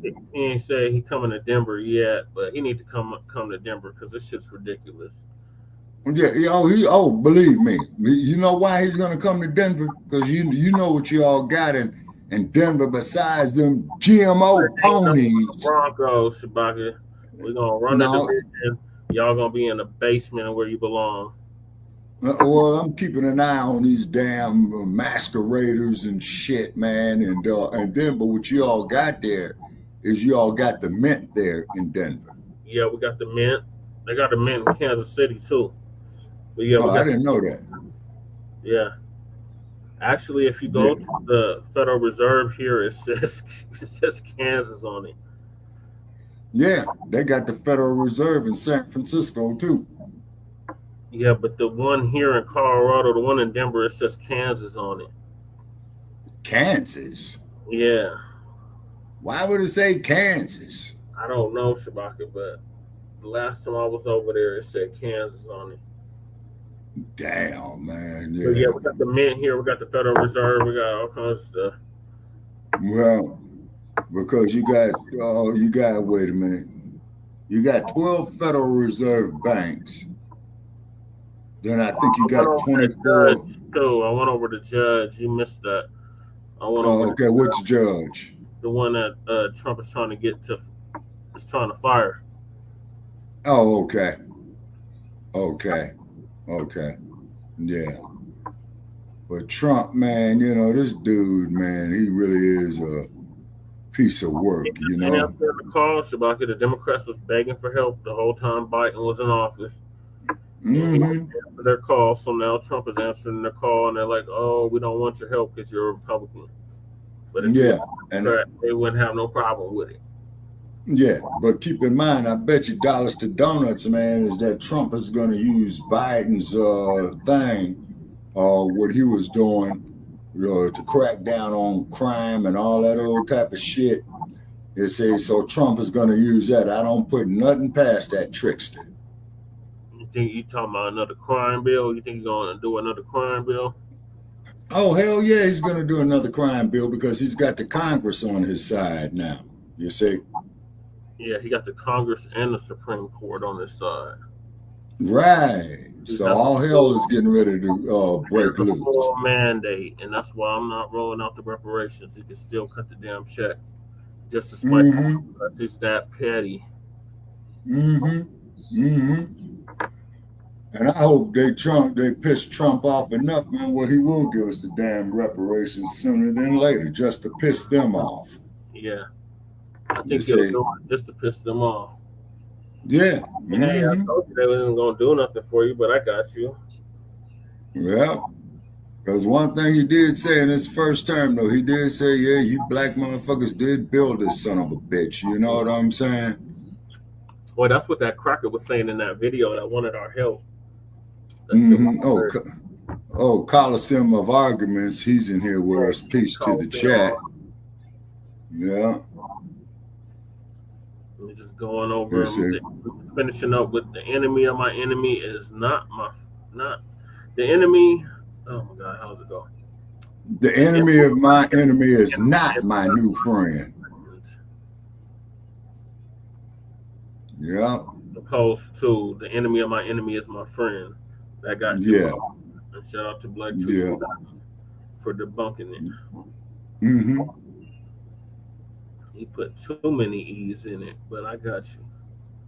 Mm-hmm. Yeah. All right, so in other news, Shabaki. Yeah. Alligator Alcatraz is closed. Oh, well, that's good. Order shut down Florida Detention Center. Okay, they need to put Trump and DeSantis in the same cell in that motherfucker. So Lisa Cabrera gonna give us an update on that. All right. Shabbat Shalom, family. Oh, Shabbat Shalom, family. I hope everybody is doing well. I hope you are having a wonderful Shabbat. Sorry for the delay. So we're going to talk about Alligator Alcatraz. And it is closing. In fact, they're taking it apart as I speak. What a waste. Now, these folks complain if they have to pay us reparations. You know, they don't want their taxpayer money going towards our reparations, right? Alligator Alcatraz went up, about 2 months ago? And they spent $218 million just for something to be around for 2 months. And now it's being dismantled. You could have given us that money as a down payment towards our reparations. Exactly. What Lisa. a waste. Exactly, Max. Now that's wasting taxpayer money right there. But I bet the same people that complain about our reparations, they won't say a word about all these millions of dollars going down the drain, setting up something called Alligator Alcatraz, you know. And how wicked is that? Knowing that alligators, this is what they weaponized against our babies, so they could have leather goods and catch alligators with our infants. Okay? But like the Most High say, you're going to get it all back too. And double. Your children going to end up that way too. Everything you did to us is going to happen to you. Plus double. So y'all, let's get to it, you know, but I just love how $218 million, y'all. And once this thing is completely dismantled, they won't have nothing to show for it. They already got the people out. They were already bussed out. The ones they were holding there in that facility, they have been bussed out. So it's empty. And now they're just taking everything apart. I mean, come on. This was ridiculous. First of all, I didn't think it was a good idea anyway. You already got prisons up. You could have put those people in one of the detention centers that are already existing, or prison facility that's already existing. You know, you didn't have to build some extra place off somewhere. You know, it was really the whole idea and concept was stupid anyway. That's why it didn't last. Okay, let me share my screen so we can get started.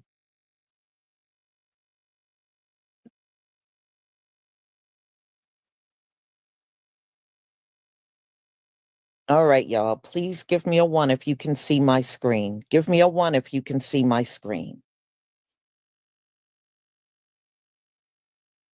Thank you.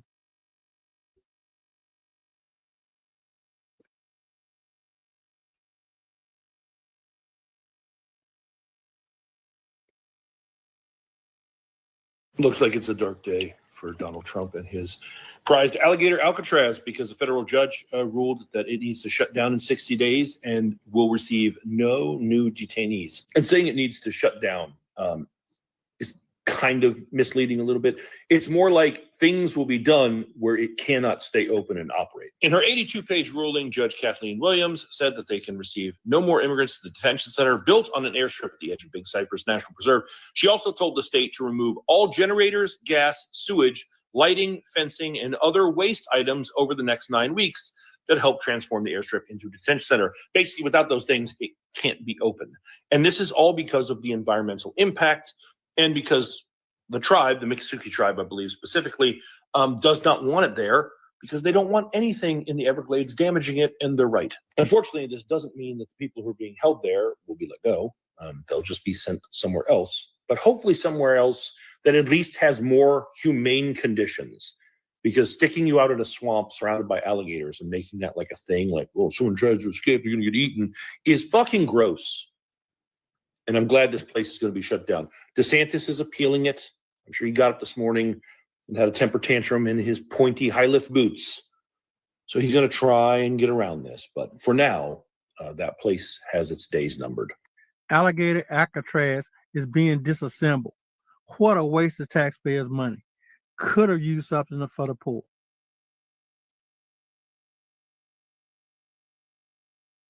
Well.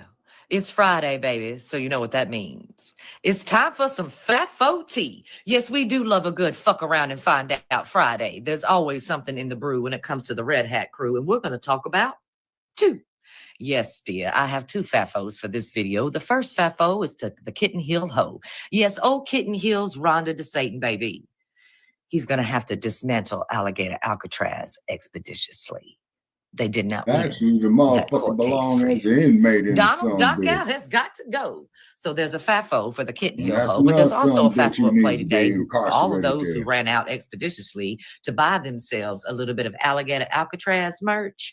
You wasted your money on that fucking perch. Now on to the next FAFO in the brew. Oh, wait, let me back up just a bit because I want to drop some knowledgeable tea on you.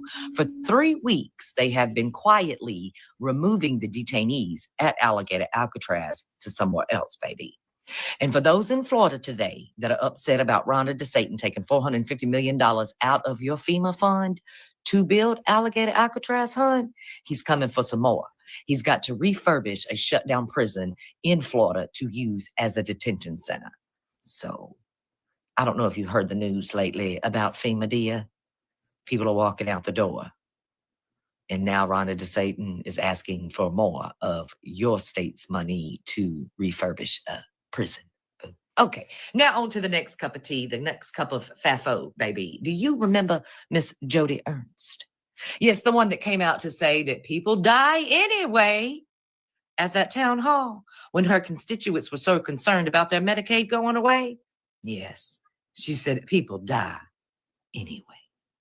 And then she backed it up and decided to film a video via the way of a cemetery where she was snotty as she could be. Well, as of today, Miss Ernst has decided she no longer wants to play. She will not be running for re-election, friend. Turns out she found out expeditiously her fucking around with her mouth, baby. The people came out and they got fucking loud and they started to shout. So she pulled her name out of the hat. Imagine that. Fuck around, find out. That's how it goes down when you play with the orange clown. Happy Friday, baby. Huge news coming out of the Florida Everglades. The Alligator Alcatraz, the detention center, is being shut down. Here's why. Built in just 8 days, this facility opened on July 1st, 2025, at a remote airstrip in the Everglades. It was meant to hold up to 5,000 detainees, but faced immediate criticism for poor conditions and lack of legal access for the people held there. Legal challenges from environmental groups and the Miccosukee tribe led to a federal judge ruling that the facility must close by late October. The judge cited violations of environmental laws and detainee rights. State officials have begun transferring detainees to other facilities, with reports indicating the center will be emptied within days. Opponents of the facility hailed the ruling as a victory for both human rights and environmental protection. Following the court's order, the state is required to dismantle infrastructure like fencing, generators, industrial lighting, and so on, ceasing all operations. Being a photojournalist / camera woman for a local Miami station and covering this when it first started, this has been a pretty interesting stretch of time of seeing this develop. If you want more big updates on this subject, give me a follow, but I will also be covering other stories as I able, because my job takes a lot of my time, as well as behind the scenes of working in this very crazy field. Anyways, take care and be safe.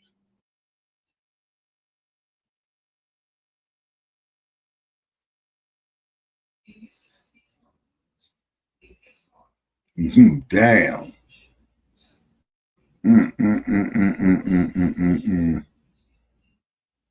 Here's everything that happened while you were asleep. The concentration camp dubbed Alligator Alcatraz may be completely shut down within a few days after a federal judge ruled that it must shut down.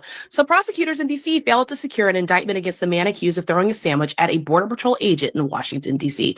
In a major shift because of the firing and departure of more than 100 immigration judges. Temporary immigration judges will no longer need to have experience in immigration law.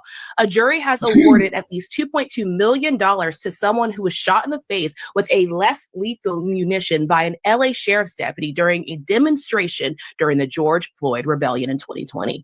All 14 children injured in yesterday's mass shooting in Minneapolis are expected to survive. A whistleblower complaint says that DOGE uploaded all of our social security numbers to an unsecured server. A judge blocked the Trump administration from deporting Gilmar Abrego Garcia until at least October. Susan Menores is out as the CDC director after less than a month. U.S. officials approved Pfizer's updated COVID-19 shot, but there's going to be so many limitations for many adults and children. And that's everything that happened while we were asleep. She said now internal emails show that DeSantis will comply with the judge's order to shut down Alligator Alcatraz, and we need to thank the Miccosukee tribe and environmental groups for this. Last Thursday, a judge ruled that the DeSantis administration needs to halt further construction activities at the immigration center, prohibits adding any more people to the facility, and that they need to remove all fencing, generators, sunbelt lighting, sewage, and other waste and waste receptacles within 60 days. And the judge, Judge Williams, also ordered the government to take down temporary fencing that had limited access for Miccosukee tribal members, giving them back the freedom to move around freely. The Miccosukee tribe and environmental groups are the ones who brought the lawsuit, saying that Alligator Alcatraz have reversed billions of dollars spent over decades on environmental restoration. So thank you to the environmental groups and the Miccosukee tribes for getting this place shut down. In response to the court order, Ron DeSantis initially acted like he was not going to follow the orders and not shut down Alligator Alcatraz. But now internal emails show that they will likely be down to 0 individuals within a few days. However, DeSantis is now bragging about opening up another facility that they're dubbing Deportation Depot. The plans for Deportation Depot is to reopen the shut down Baker County Detention Center, which was closed for abuses, including excessive use of force, extreme medical neglect, racist harassment, retaliation, voyeurism, impediment to access to legal counsel, and lack of adequate hygiene and food. And there were also reports of physical abuse. And it wasn't just the detainees, guards at this facility were also mistreated. All those abuses happened while that detention center was being run by the Baker County Sheriff's Office. And it seems like this Deportation Depot will be run by the same sheriff's office. But while I am glad that Alligator Alcatraz is closing down, it seems like they're just substituting one nightmare for another. So why it's important to remember that Alligator Alcatraz is being shut down because of environmental rights violations, not human right abuse, which suggests that human rights violation will continue in Florida as long as they're eco-friendly. There's still very much developing stories, so I'll continue bringing information as it comes in. And as always, please consider supporting me on here so I can continue bringing you stories like these.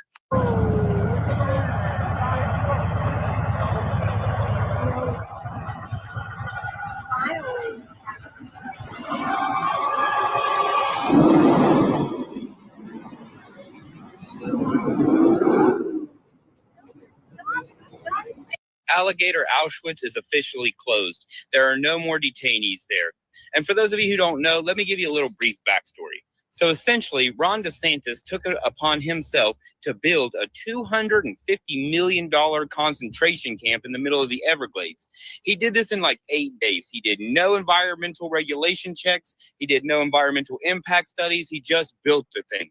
There's no access to water. So they were trucking in and out human feces and out 8,000 pound tanks of water. So Obviously, a Native American tribe sued and said, hey, this is the craziest thing we've ever heard. And the federal judge agreed. And a federal judge said you have to shut down the generators right now, and everybody's got to be gone within 60 days. But without generators, even the worst regimes can't keep people there. So everybody's now gone. And I have a few questions that we would like to get answers to. One, where have the detainees been sent to? Two, are we going to do a study of the damage done in the short amount of time that the concentration camp was open? And third, and most importantly, who got that $250 million? Where is it? That's a tremendous amount of grift. And, you know, an 8-day building project, been open for less than 60 days. Where did all that money go? Who's got the money? Who got the money? Who approved the money going? That's your money. That's why we can't have park rangers, because we had to pay for a concentration camp in the Everglades that was open for less than 60 days. There's a lot going on with ICE and immigration right now, so let's just get right into it. In a little bit of good news, Florida's Alligator Alcatraz detention facility is going to be empty within a few days. In a ruling issued last week, U.S. District Judge Kathleen Williams ordered Florida and the Trump administration to stop bringing new detainees to the facility and to wind down operations there within 60 days. The judge issued the preliminary injunction in response to a lawsuit filed by 2 environmental groups and the Miccosukee tribe. In a declaration filed in the case last week, U.S. Representative Maxwell Frost said that on a tour, he was told the current population was between 300 and 350. On a whiteboard listing the number of detainees at the time of his tour, he said 336 was written. So this is a win. This abomination, this violation of human rights facility, this $45 million waste of Florida taxpayers' money is being shut down. But the real question is, where did all those detainees go? Oh, also, sorry, Florida, my $45 million estimate was a little bit off.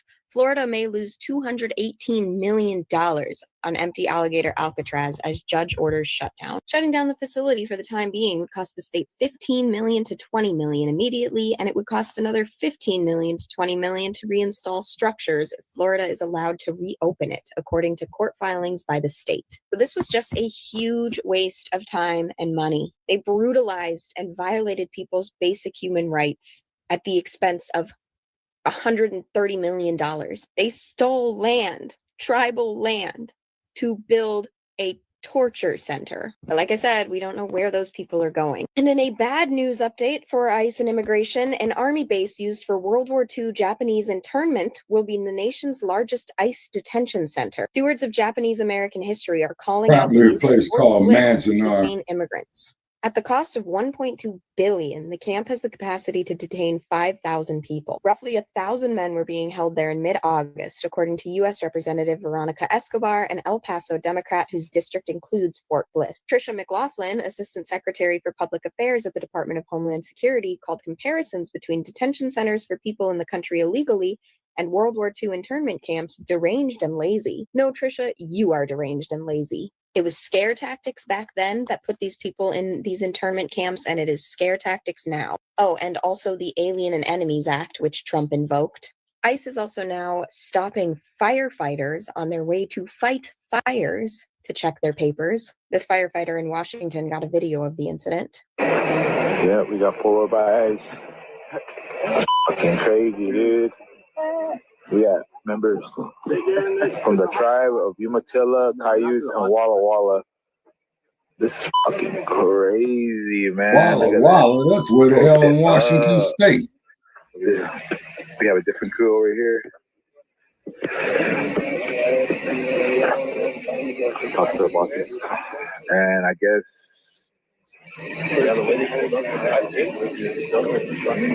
La Migra. This is fucking crazy.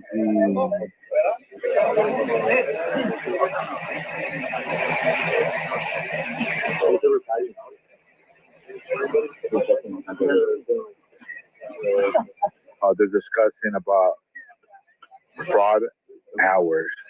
And apparently 2 Oregon firefighters have been taken by ICE and disappeared. Because, the first thing I'm wondering when firefighters are out there in the woods saving people's property and saving lives is, do they have their paperwork in order? And here's Timu Goebbels himself, Stephen Miller, reposting a Homeland Security post that says, "Train America's heroes," and it's some guy with a giant gun behind a cop car. He's saying, calling on all Americans with law enforcement experience to join our elite training center and get an immediate signing bonus. I highly doubt it's elite, considering Dean Cain was able to pass, and he looked like this.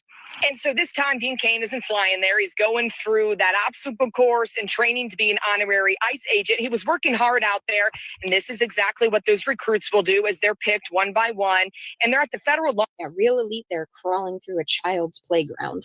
And this last clip I want to show you is pretty hard to watch because ICE is continuing to go to immigration hearings, and they are arresting people who are doing it correctly. They are arresting people who are following the law, and they are physically assaulting children.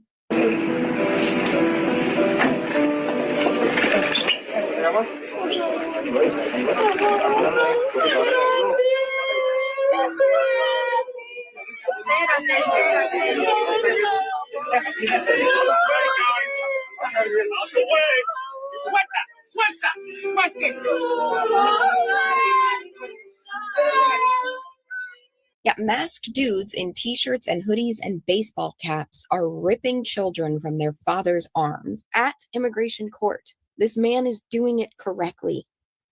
They don't care. These people are straight up evil. And Trisha McLaughlin might think it's lazy and deranged to compare what's happening now it's to what happened racist to white Japanese supremacy. in World War II. And these ICE agents get all butthurt when you call them the Gestapo. But if you don't want us making those comparisons, don't open a ICE facility where a Japanese internment camp was. If you don't want us calling you Gestapo, stop acting like the Gestapo. At a certain point, they're just going to accept it that that's what they are. But until then, they're going to try and continue to gaslight the country into believing that what they're doing is legal and somehow a benefit to Americans. But it is neither of those things. They are completely ignoring the Constitution. They are ignoring due process, which is a guaranteed right to everyone on American soil, not just citizens. And they are quite literally standing in the way of people fighting fires. Like, every minute is precious in a firefighting situation, and they are demanding people's papers and disappearing firefighters. Like here in Oregon, we are in the middle of fire season, and it's not as bad as it has been, but we do have fires raging. And the last thing we need are pudgy little ICE goons in their masks pulling firefighters over, asking for their papers. Like the guy said in that video, this is fucking insane. After the state of Florida signed a $245 million contract to set up and run Alligator Alcatraz, there's now word that pretty soon there may be no one left there. NBC's Laura Strickler is following this story for us. Laura, what's going on? The facility's first detainees just got there on July 3rd. Yeah, so Chris, as of a few days ago, we knew a federal judge said Alligator Alcatraz had to shut down for environmental reasons. As you know, it's right in the middle of the Everglades. But now a state agency official tells me everyone who was there will be deported. And so here's what happened. Recently, local faith leaders in Florida sent a letter to the Florida agency that runs it, asking for access so they could provide spiritual counseling to the detainees. In response, the head of the Florida agency, Kevin Guthrie, wrote, "We are probably going to be down to 0 individuals within a few days," according to an email obtained by our South Florida station. So today, DHS told us they are complying with the judge's order, moving detainees out, but they also said, quote, "This activist judge's order is yet another attempt to prevent the president from fulfilling the American people's mandate to remove the worst of the worst, including gang members, murderers, pedophiles, rapists from our country. Not to mention, this ruling ignores the fact the land has already been developed for a decade."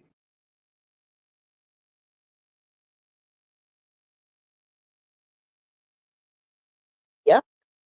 You know, ladies and gentlemen, the detainees actually, they took them out, start taking them out like 3 weeks ago. And now they're just taking apart the facility. And, You know, you saw how they're deporting. Yeah, there were cases even up here in the Northeast where some of these, but see, you know, the fire department, it just reveals right there, they hired illegals to put fires out. But what about hiring the citizens for those positions? You know, and Boy, the while they were in the hypocrisy is middle of real. putting fires out, they got detained by ICE. So I guess ICE now is targeting these different fire departments around the country. And in my opinion, that fire department job, isn't that like your local government? That should go to the regular citizens. Why are you giving that to illegals? But that's my opinion, y'all. But that's the update on this. That is the update. And like I said, the facility only lasted 2 months. Mandate for And it fire wasn't departments but at the a federal few level. weeks ago, Donald Trump and Ron DeSantis, Kristi Noem, they were all taking a tour through it about a month ago. And I did that video and showed the video of them touring the place. Well, And then they were motherfuckers should have also been posting that there'll incarcerated be there. more facilities like Alligator, Alcatraz. Well, apparently not, because the judge shut that mess down. And I was reading, the inmates were complaining the toilets weren't working. And they said at night it gets real cold out there in the Everglades, and they would be literally freezing. And the mosquitoes were eating them alive during the day. It would be very hot during the day and Oh, they very got some cold at critters for night. your ass in Florida now. And They yeah, got critters so for you. that's what the offspring of the slave owners came up with to detain people. You know how these folks are. They're not going to be happy unless they're detaining somebody or locking something up and keeping it in captivity, because this is what they're all about. And if the 3-eye Atlas aliens don't land on Earth, because these folks will try to arrest you and detain you somewhere. These people, that's their pastime. That's what they love. They love detaining. So the aliens come, they'll probably try to lock them up. Talking about, we need an alien Alcatraz. We need an alien Alcatraz. They love things in captivity. Let me tell you. Stay off the planet. If you need to do something, do it off of the planet, because these folks will try to detain you. They love locking stuff up. And really, the main ones that should be locked up is them. They're the main ones that should be locked up, but they love locking everything else up other than themselves. And they're really the main ones that should be locked up. The place would be safer if their asses were locked up. Well, it's called hypocrisy, honey. Ooh, man. That's what it's So, called, y'all, sister. It's called hypocrisy. I'm going to go ahead and conclude.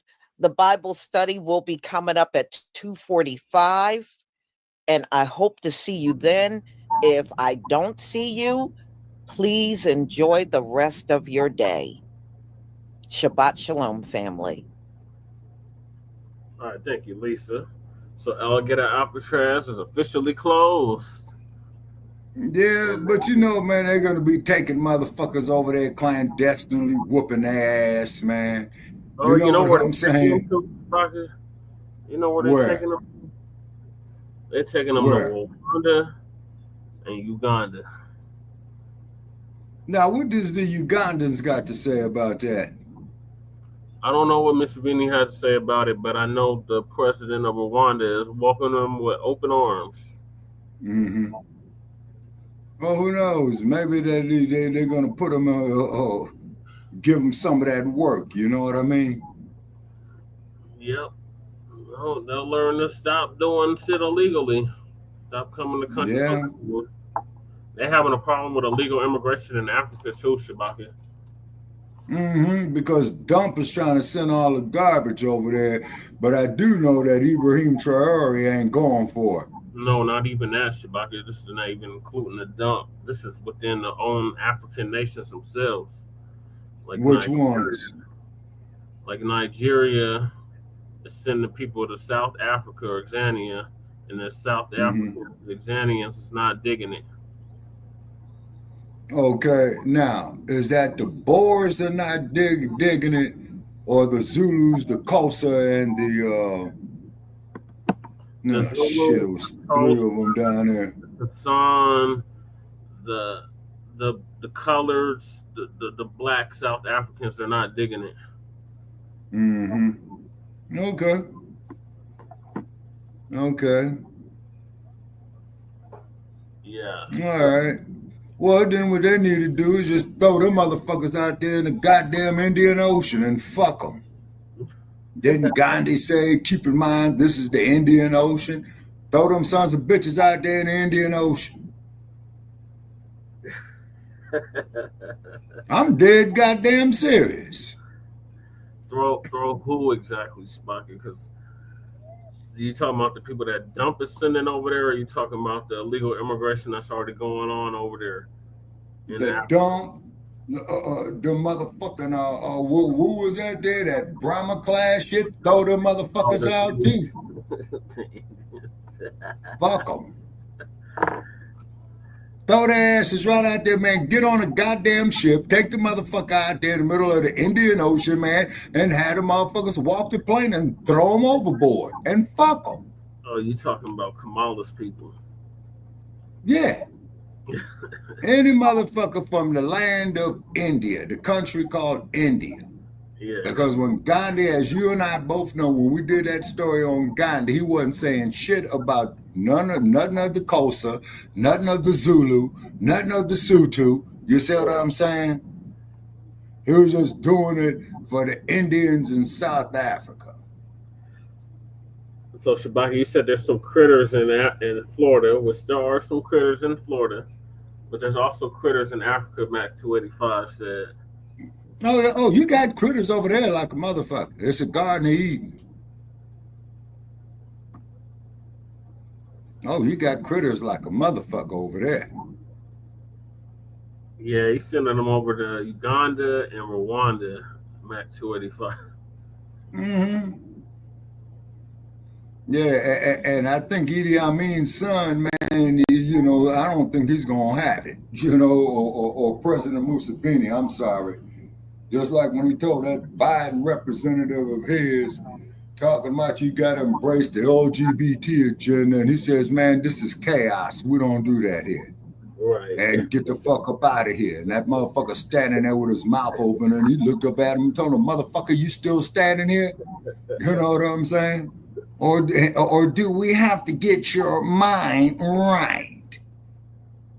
Like they said about Idi Amin. They said Idi Amin had VD. Actually, he was very dangerous. Yeah, I remember that, Shabaki.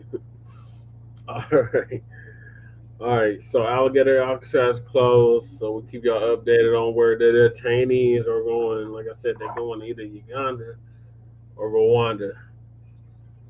Now, moving along, we've had this issue for a long time with these Dominicans. A Dominican woman says she's black all of a sudden. For the longest, they were telling us, me no black. Me no black. Me probably no black. We no black. Now all of a sudden, this sister from the Dominican Republic is saying she's black. But haven't the Dominicans always denied it? Just look at Sammy Sosa, for instance. Oh, yeah.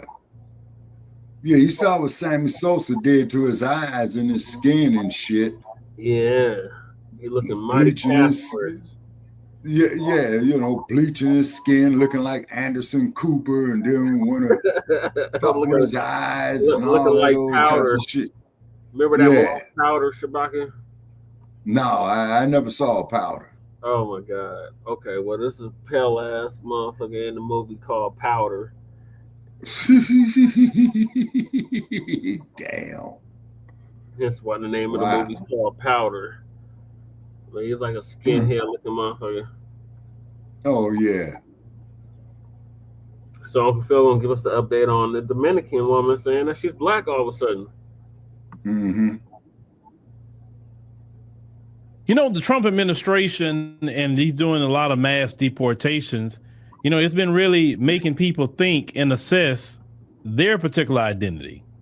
Now, we've seen a lot of people that come in from different countries throughout the diaspora, and they would other themselves. And Dominicans have been one of the, I say, top ones who would clearly differentiate themselves from Black Americans. What most people know, they would say, I know Black, I'm Dominican, right?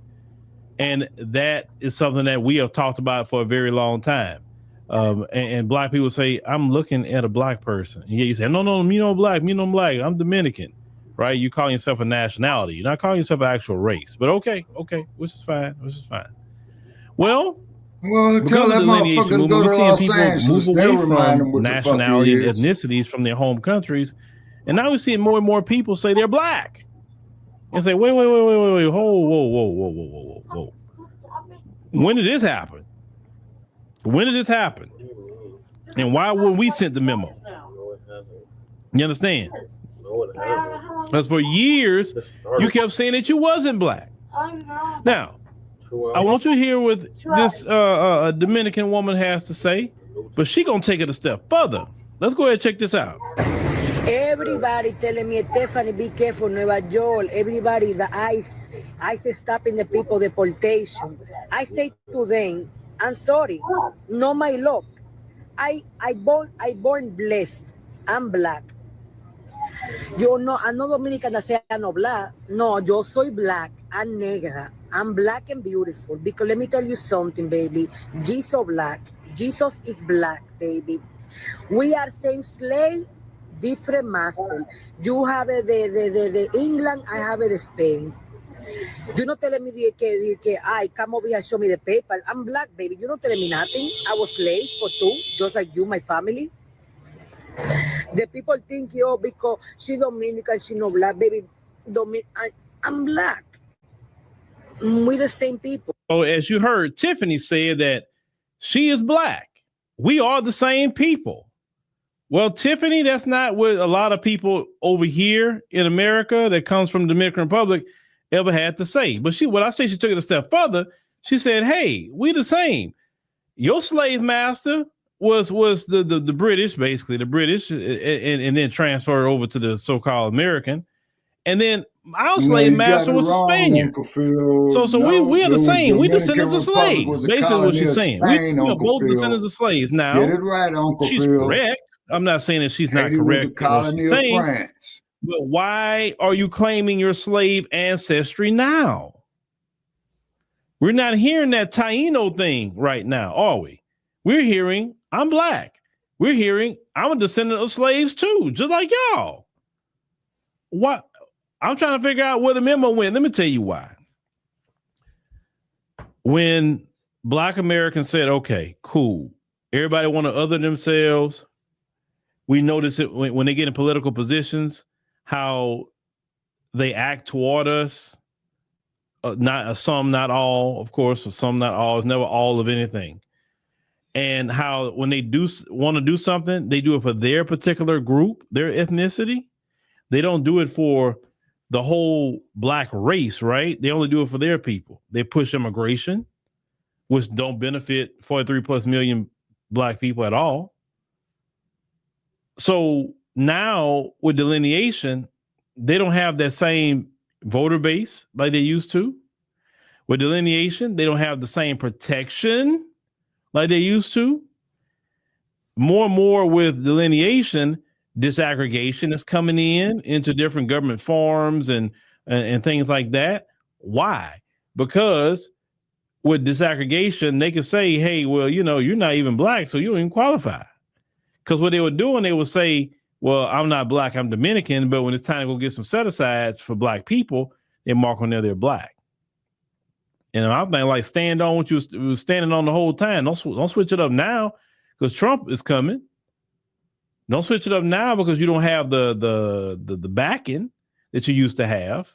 Now, I'm not accusing Tiffany, is her name. I'm not accusing Tiffany of being the ones that says I'm not Black, I'm Dominican. I'm not accusing her because maybe she didn't say that. So I always want to give people the benefit of the doubt. But I'm seeing more and more videos, not just from Dominicans, but from different African groups, that say that they are Black because we are having a shift, and it is a political shift in identity, right? And the folks aren't in control of it. This is why they don't like to really acknowledge it as much. It's because they're not in control. They didn't give us our identity. This is an identity we chose to take on ourselves. You understand? Because when they can't control something, even down to the molecule, they're threatened by that. And they're seeing that the delineation movement is very strong. It's making people change everything. They can't put criminality on us anymore that didn't have nothing to do with us. Because when we see it, say, oh, wait, hold on. That last name right there, that's not a Black American last name. So don't be putting what he's doing on Black crime numbers. Put it on the immigrant crime numbers if you want to. Or you tracking Nigerian crime, American crime, or you tracking Ghanaian, or you tracking people from Senegal crime. Don't put that on. Don't put it on us. We ain't got nothing to do with it. Because the thing is, because everybody can just say Black, well, all the negativity got dumped on Black, but all the positivity they made sure to acknowledge their homelands. And we all never understood, like, why you do that? You know what I'm saying? Like, why you got to give big ups to a country that you left? Like, I wouldn't give big ups to no country that I had to flee from. Like, I couldn't stay in my homeland. I had to go somewhere else, man. Forget that place. Because if that place treated us right, I wouldn't have to leave my country. Oh, it's our country. I love it. Like, but you can't love it enough to be there. You feel like you cannot be there. I don't love a place I can't be. If I have to leave somewhere, I'm like, man, that's not my home anymore. My home is where it's at. But nobody could dump. Nobody could, just as much as you got your positives that you give to your homeland, you have to take your negatives with your homeland too. And that's been a beautiful thing as well. Because the first thing we do now when the media make reports, we look at it and say, oh no, he ain't Black. Nope, he's this.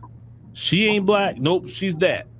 And that's messing them up too, because they can't just throw all these stats on Black people. Oh, look at all the Black crime. Well, a lot of this crime we're not even committing. Some of it's from other groups within the diaspora. But this woman says she's Black. She says she's a descendant of slaves out of the Dominican Republic. Now, even though she wouldn't qualify for reparations over here, she wouldn't. But it's just interesting how she's making sure to say that. So she needs to. But let me know what y'all think about Tiffany. That's just what I was y'all about think to about say. her? She You know, needs to colonize. the Dominicans starting to get that, man, I better get on code with Black America because it's not going to be good for us. Or you know, we need to start acknowledging our slavery ancestry, because I've never heard them acknowledge that before. That's the first for me. Just even hear somebody say something like that. What's going on with the Dominicans? Let me know. They building a whole wall to divide them off from the Haitians, for one. Yeah. Yeah. All right. Chewbacca, let's hear from Lady Che. Lady Che, what are your thoughts on the Dominicans all of a sudden acknowledging they're Black? I thought that was an old ass clip, first of all. I really did. I really thought that clip was old as hell. When I think about it, I don't think it has anything to do with us. I think it has everything to do with them. They have their own shit. They should be on their own shit. The main thing is everybody sue your own colonizer. So they should be suing their own colonizer. It's nice that the Black ones are acknowledging their own Blackness. That's nice because they were acknowledging it before. And I just think this whole video like almost kind of contradictory, kind of like a contradiction. Because they weren't really acknowledging their Blackness, and they more like the light skinned Dominicans versus the black skinned Dominicans. Right? So there's a light skinned one speak for them all the time, and they didn't really show to the dark the melanated Dominicans at all, hardly ever. So I'm kind of glad that's happening. She is right. Black is beautiful. And on that part, yeah, you're right. I don't know. I think that they got to sue their own colonizer. Um, just because the Dominican Republic is here, it's not America, right? No, it's Caribbean. Right, but we have to accept the right of like white. Huh? What? We have to accept what? We have to accept them too, like white. No, they're not a territory. Okay, so we don't have to accept them like white. No, they're not a territory. They're not a state. They're not a territory. They're not a. So we don't have to accept They're not them a like commonwealth. or white. No. Well, shit, I'm gonna get fucked. They said they never look the difference between them and their country. So their own colonizer, and I don't know why he asked for our picture. Why do you ask for our picture? Why? Who asked her opinion? About Dominican Republic. Why did I ask her opinion? Why did he ask? Because for the longest they've been saying me no black. Even the dark skinned ones. Right. Like if they're on a whole nother, they're like in their own area. So I don't know why any of that would matter to us. Because all of a sudden they're acknowledging their blackness. That's why it matters to us. Yeah, like I guess it's glad they're coming around to acknowledging it. It's like, over like 46 years, I would have thought they would have to see it. So yeah, that's all I gotta say. All right, what are your thoughts, Shabaki? Well, what it is the motherfuckers getting a goddamn wake-up call. Yeah. Like the fuck we've been telling them for the last 60 goddamn years that I know. Mm-hmm. Yeah. Mm-hmm. But me no black, Shabaki. Me no black. I'm Dominican. Well, go to the city of Los Angeles and get stopped by a Wilshire Division. Get stopped by 77 Division and a nightstick glides gracefully upside your head. That's it. I don't even know why you're laughing. Mm-hmm. Yep, they want their cut of our checks. That's exactly Mac 285. Yeah, Mac 285. They want to cut it. They want to cut of our money, but they don't want to put the fucking work in like we did. Mm-hmm. That's why we said sue your damn colonizer. They need to get with CARICOM. I think the Dominican Republic's included in CARICOM. Need to get CARICOM and get their goddamn money through that.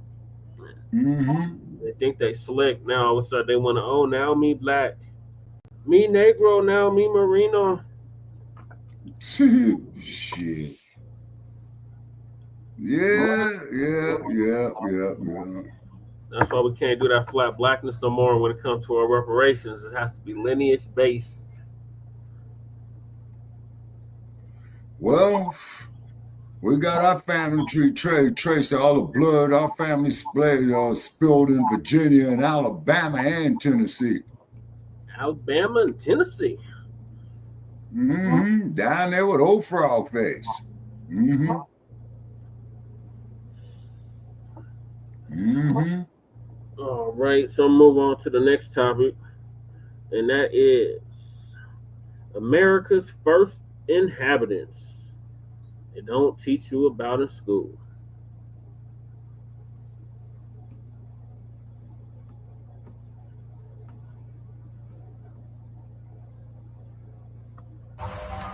Whoa! Huh. We have discovered a new land. How did these Africans come to the New World? Okay, now one of the things, as I have pointed out in the metallurgy, like the steel, etc., in astronomy, etc., there is a profound misunderstanding of African capacity. The Africans had ships. This is one of them. This is in East Africa. This ship, this is just a model which I found in Fort Mombasa in Kenya. This ship is a 70-tonner. Ships like these in the 13th century before Columbus took elephants to China, right across the Indian Ocean. But this is just, they had ships like this in East Africa before Christ, but there were ships in North Africa along the Mediterranean that were far more sophisticated than any ships the Europeans had. Ask any youngster or any adult for that matter, when did Africans first come to America? And the answer will be in 1619 as indentured servants. Well, that answer is That's no longer valid. slaves, man. Get your goddamn facts straight. Shit.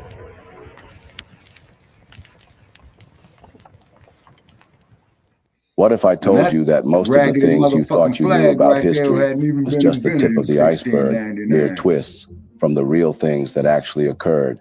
And this very much includes the true origins of America. Lock the doors, because what I'm about to say is going to upset some people right next here. Okay. Christopher Columbus did not discover America. Was a drunken and Yes, nasty, Christopher Columbus did not discover America. What he was. For centuries, the narrative of America's past has been dominated by a single story, a story that begins with Columbus. But what if we told you that the roots of Black history in America stretches back thousands of years before that fateful voyage? Exactly. I mean, never mind the question of like how you can discover a place where the inhabitants are watching you arrive from the shore. They weren't wearing pants. Is that what somebody said? I like that. Join us on a journey through time as we uncover the untold stories of Black people who traversed the oceans, established thriving communities, and contributed to the rich tapestry of American history long before European contact. From the majestic kingdoms of Africa to the shores of the Americas, their legacy is woven into the very fabric of this land. Before we actually go further on this interesting discourse, do not forget to support our works by hitting that like button before you. Share with your family and friends to keep spreading our eye-opening Black narrative, and kindly subscribe to keep the channel growing.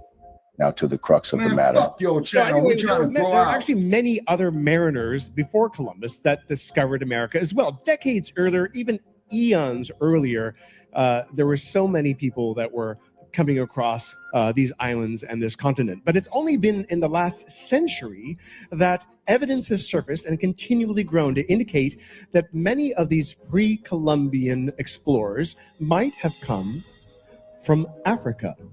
Christopher Columbus is a name that we know and have known for what seems like far too long. The whitewashed version of history has done him well, painting him as a courageous explorer, brilliant navigator, and overall, the person who discovered what is now America. Meanwhile, true history has reared its ugly head and revealed the horrific truth about what Columbus really did. Not only did he fail to discover anything, but he also participated in acts of mass unalivings against the natives of the land. The man had brought hell on the people he met there. Christopher Columbus, one of the great European heroes, turns up on the island of Hispaniola. He was welcomed by the native people. They embraced them. They treated them with fantastic hospitality. His soldiers snatched babies from the breasts of their mothers and dashed their heads against the rocks. Children were fed alive to his dogs. Women's breasts were cut off. He decided to hang 13 of the Native Americans in Hispaniola to recreate the crucifixion of Jesus, plus the apostles. It's true that the majority of people died there of disease. Disease is introduced by the Europeans unwittingly, but many others were driven to death through overwork, direct murder, through starvation, as their resources were taken away. Columbus insisted that everybody bring him a certain amount of gold, and those who failed to do so had their hands cut off. Some were sent back to their villages with their hands and their noses tied round their necks, having been amputated by his soldiers. And what he did there set the pattern for the genocidal extermination of almost all the Native American peoples. 100 million before Columbus made landfall. By the 19th century, that had come down to less than 1 million across the Americas. Overtly endorsed by such revered figures as George Washington and Thomas A Jefferson, slave trader, who wrote another about the slave necessity trader. of wiping out Native American peoples. Not only have new developments in research shown us that the land was already occupied when Columbus arrived, but that there are many of Black explorers to take note of instead of him. Voyages that took place on the Nina, the Pinta, and the Santa Maria were not the remarkable or revolutionary trips that Columbus and his crew thought they were. Though history has forgotten many of the people who made notable discoveries and contributions to society, we don't have to. What is the main idea in your book, They Came Before Columbus? The main idea in my book is to show that early America before the coming of Columbus, was a far more complex society than people imagined, and that it involved Africans. Africans came in here. They came in on several occasions. Sometimes these were accidents, sometimes they were on purpose, and that they had an influence, an actual impact, an influence upon the formation of certain American civilizations. When we say pre-Columbus period, what are we talking about? We're talking about long before 1492. It is absurd, and only fools can still believe that Columbus discovered the Americas in 1492. In fact, Columbus never even came to this continent. Columbus wandered about in the Caribbean islands, just on the very edge of the great civilizations. Columbus landed in the Americas on October 12, 1492. He landed at a small island in the Bahamas and had 3 separate trips after that, repeatedly returning to the Bahamas, as well as an island later called Hispaniola, modern-day Haiti and Dominican Republic. But the people that really discovered America are believed to have come from Asia some 15,000 years ago. Cortez came here in 1519, and he entered Mexico. And Mexico, when I speak of Mexico in this program, do not confuse it simply with the Mexico. That motherfucker came out here in the That wild, was the wild center west, of a where civilization that Pound spread over a Leon was great looking part for of a this pound of continent. youth in Florida. That when Cortez entered, he had come out of the heart of Europe, and he said when he entered Native America, when he entered Mexico, and he saw the pyramids and the palaces and the floating gardens and the zoos and the aqueducts and the running baths, he says, I have not seen its like in Europe. So the main idea in your book, you were dealing with that initially.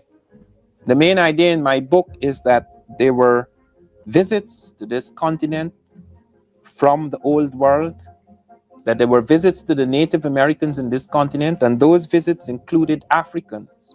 And 2 of the visits of Africans were major and significant, and they affected American civilization. And American civilization was far more complex, far more advanced than was formerly believed. Earth satellites a few months ago revealed that the Native Americans, long before the coming of Europeans, had the most intricate network of irrigation canals ever discovered in agriculture. Shocked? Don't be. It is true. The vivid available facts point out that it was the black-skinned who had already discovered and populated America for thousands of years before Columbus sailed there and then landed in the Caribbean by some mistake. The first scientist to promote the possibility that many pre-Columbian explorers might have come from Africa was Russian-born Leo Wiener, who had emigrated to the United States in the late 19th century. So the first scientist to promote this possibility was Leo Wiener. Born in Russia, Wiener immigrated to the United States in the late 19th century on his way to British Honduras, where he planned to open a vegetarian commune. Well, when that turned out not to be the dream job he expected, he moved back to the United States and he became a professor at Harvard University, as one does. And but in his time in Mesoamerica, he started noticing things. There are lots of things that led him to encounter certain discoveries that made him consider that possibly if the origins of American civilization might actually be in Africa. So he observed so many linguistic and botanical and other similarities that between 1920 and 1922, he published an extensive 3-volume piece called Africa and the Discovery of America. Now, unfortunately, this is the 1920s, so as yet, no serious archaeological evidence had been done to, or work had been done to support his botanical theories, because everyone knows over raiding tombs in Egypt and things like that. Nod to Howard Carter. So He didn't have a whole lot of other stuff than the names to support him. However, he knew that other clues must exist. For example, he pointed out that Columbus himself was aware that African mariners had preceded him. In his diary of his second voyage, Columbus tells of how the natives of Hispaniola actually had given him gold-tipped metal spearheads that they said were brought by black-skinned people who had come in large boats from the south and southeast. Coincidence? I think not. No. So what's interesting about that, so upon returning to Spain, is that he actually took the spearheads and he sent them away and they had them assayed, and it turned out to be that they these spearheads were covered in this metal that this alloy that the inhabitants called guanin, and the metallurgists actually found out that this was an alloy of 32 parts. It was like 18 of gold, 6 of silver, 8 of copper, which dun dun dun matched the metal used in spearheads made in Western Africa for thousands of years, as carried by medieval African warriors, including the Mali and the Moors. The West Africans even called this metal guanine, the same name used by the natives of Hispaniola. But nothing more was said about that. Conspiracy. Well, probably because, in the interest of Spain, it was in their best interest that they didn't want to have any challenges to their discovery and the claims to the islands of the West Indies. Well, as the poem goes, or it should anyway, in 1493, Columbus stole all he could see. However, contrary to popular belief, African American history did not start with slavery in the New World. The history of African presence in America, as you now hear, dates back thousands of years before the arrival of Christopher Columbus in 1492. Though the transatlantic slave trade brought many Africans to the New World, that was not be the first time African feet touched American soil. So on his second voyage, which was 10 times larger than the first, Columbus went on a frantic but unsuccessful island hopping trip to find gold and spices. He carried along several natives from his newly discovered San Salvador, which the inhabitants called Guanahanvi. Another island that the natives pointed out, which is really large, and was called Soameto. Soameto. Now, Columbus continued going around whimsically renaming every island he could find, but Leo Wiener, being the curious person and the linguist that he was, and the etymologist, he couldn't help noticing that the origin of these many place names and botanical names in Mesoamerica actually sounded distinctly like other languages in Africa, particularly Bantu and even Arabic. In fact, there are several more overwhelming pieces of evidence showing that Black history in the Americas did not start with slavery. For instance, what of the talk about certain plants found today in America and also in Africa? Wiener and numerous other botanists have also puzzled over the presence of certain plants that predated Columbus but originated in Africa. For example, the calabash bottle gourds.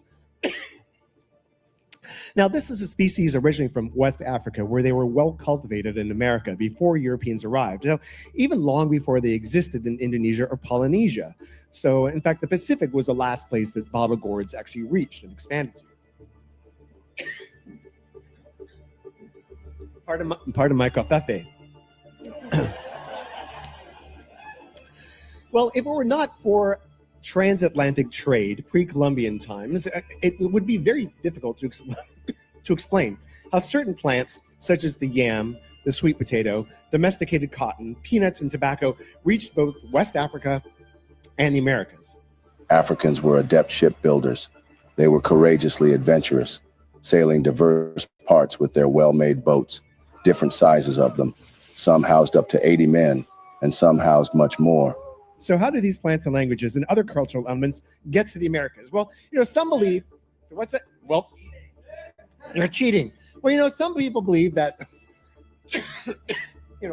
over thousands of years, Africans migrated out of Africa and then over the Bering Strait, then down into South America, and things like that. Yeah, Another explanation exists, and so get ready.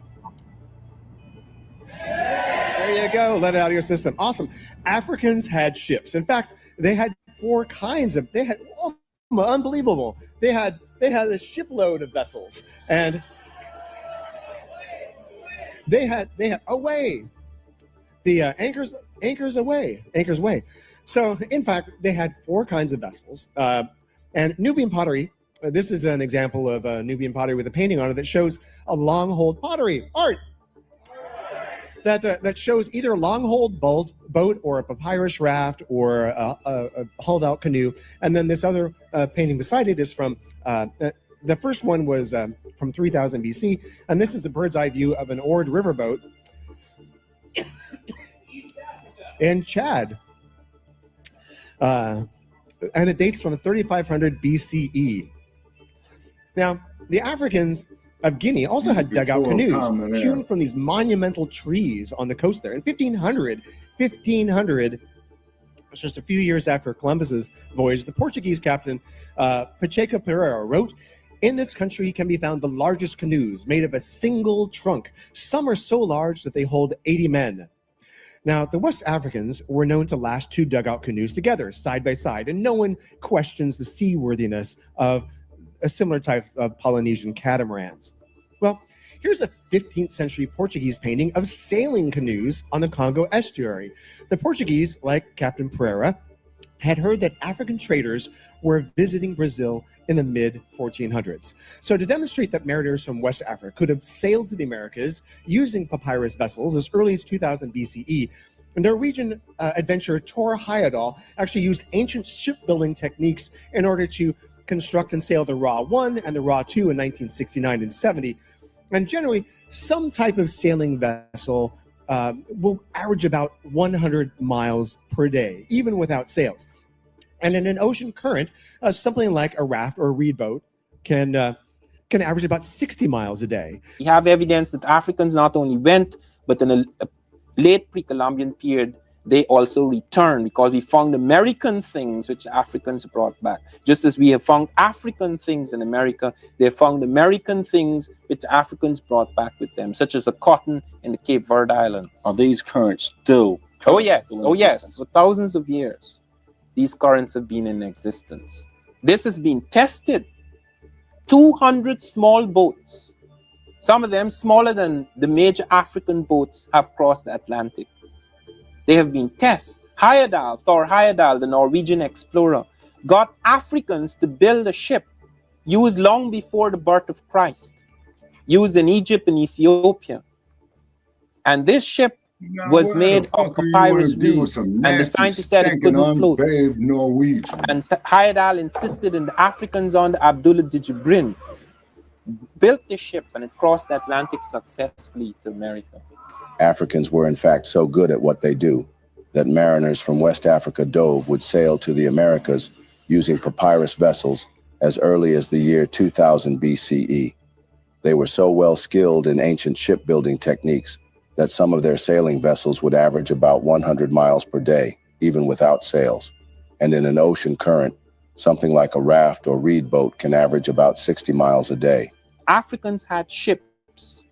This is one of them. This is in East Africa.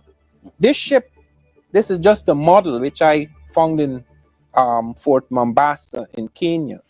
This ship is a 70-tonner. Ships like these in the 13th century before Columbus took elephants to China, right across the Indian Ocean. But this is just, they had ships like this in East Africa before Christ, but there were ships in North Africa along the Mediterranean that were far more sophisticated than any ships the Europeans had. European shipping is not even European. The sail Columbus used comes out of the Arab-African world. The astrolabe comes out of the Arab-African world. They found in the desert before Columbus, in the period before Columbus, the Africans were using compasses and nautical instruments to navigate the desert. They had these instruments which were used to navigate the sea. They've done studies recently of navigation in West Africa showing the Africans did have boats along the Niger. The African had boats that could take 3 camels aboard ship. They had cabins, all of these along the Niger, which opens, if you go down the Senegambia, at a certain point, it opens out into the Atlantic. And the Africans did have empires with an Atlantic border. Historian Amir Ajib reported that voyages west from Mali were happening in the year 1311, and this was a vast 150 years before Columbus. Now, Islamic historian Amir Hajib reported that voyages west from Mali were happening in the year 1311, just 150 years before Columbus. Now, when he asked the Mali emperor, shown here, incidentally, holding a globe of the world made of solid gold, asked him, well, tell me about this rumor about Atlantic travel. And he said that his predecessor had commissioned an expedition with 200 ships filled with men and a similar number with gold and water and enough provisions for 2 years. And he said, go out and find something. And if you don't come back, so you find something or you run out of food. And unfortunately, only one ship returned, and the captains told the emperor that we sailed for a very long time until we met what seemed like a river with a strong current flowing in the open sea. I was the last ship, and I turned where I was and did not enter the current. The others disappeared. I do not know what became of them. So, well, this story seems to describe the trade wind-driven equatorial current, or the Canary Current. Around 1311, 181 years before Columbus, Abu Bakr, the Khel of the Mali Empire, was said to have landed in the Americas, determined to find the limits of the ocean. Bakr abdicated his throne, leaving it to his younger brother, Mansa Musa, who would go on to be the richest man in history. About a century later, Juan Garrido, an African conquistador, explored Florida along with Juan Ponce de Leon, who would later serve as the governor of Puerto Rico. Born in the Kingdom of Congo in 1487, the terms of Garrido's freedom are still not completely understood by historians to this day. While some speculate that he had a father back home who sent him to Portugal to get a formal education, others assume that he was a slave who was later set free by his owner. Nevertheless, Garrido made a name for himself as a conquistador throughout his life, searching for gold in several countries, including that of Hispaniola, Mexico, Puerto Rico, Cuba, Guadeloupe, and the Dominican Republic. At least a dozen explorers, including Constantine Ravenous, reported seeing blacks upon reaching the New World. In fact, in 1513, Spanish explorer Vasco Núñez de Balboa, who you might know because people named a very popular dance after him, anyway, so when Balboa was there, he said he met members of a tribe of Ethiopians in Panama. And according to Balboa's log, these men came from a totally black village that was 2 days' journey away. And he figured that these blacks had come from Ethiopia at a much earlier date. So there are also examples of physical evidence, including pre-Columbian African skeletons, which have been found throughout the Americas. Now, dating between 800 BCE and 300 CE, these murals are from the Temple of the Warriors at Chichen Itza. Now, they clearly feature, the color version is easier to see, but they clearly feature 3 races. And it's depicting black and Indian allies and a battle against white invaders. Now, because of their long blonde hair jewelry, a skin-hulled boat that we have here, right there, and also the fact that they're fighting naked, which was common for warriors from Ireland, they believe that these are Celtic warriors. And because this mural shows that blacks are clearly fighting on the side of the Mayans, that they must have been integrated into society much longer before this painting was done in order to form that form of alliance. It's obvious that Columbus was not the first to discover America, but the last. Many years prior to Columbus's arrival in North America, African explorers were not only sailing across there for discovery purposes, but to trade items in the New World as well. In his 1976 book titled They Came Before Columbus, Ivan Van Sertima details the existence of African people who lived in ancient America. He explains that while traveling in Hispaniola, present-day Haiti and the Dominican Republic, Columbus found evidence that Africans had not only been to the land before, but also traded with the natives that lived there. In the first few pages of They Came Before Columbus, you write about when Columbus himself heard about about Africans, the possibility of Africans having been here years before. What about that? Yes, so Columbus is the first man to give historical witness and evidence of Africans in America before him. In his journals, in his letters, you have evidence of this. He mentions that when he came back from his first voyage, he went to see the Portuguese. He didn't actually go there on purpose. A storm drew him into Lisbon, Portugal. He'd been sent out by the Spanish. The Portuguese invited him to the court, and there he learned from the Portuguese, who were moving across Africa, who had set up the first fort among Europeans in Africa, that African sailors had actually crossed over the Western Ocean and had found a land mass in the south. This was not what Columbus had found. Columbus found islands, which are now known as the Caribbean islands, but he had not gone on to a continental mass. The Africans had found the actual continental mass.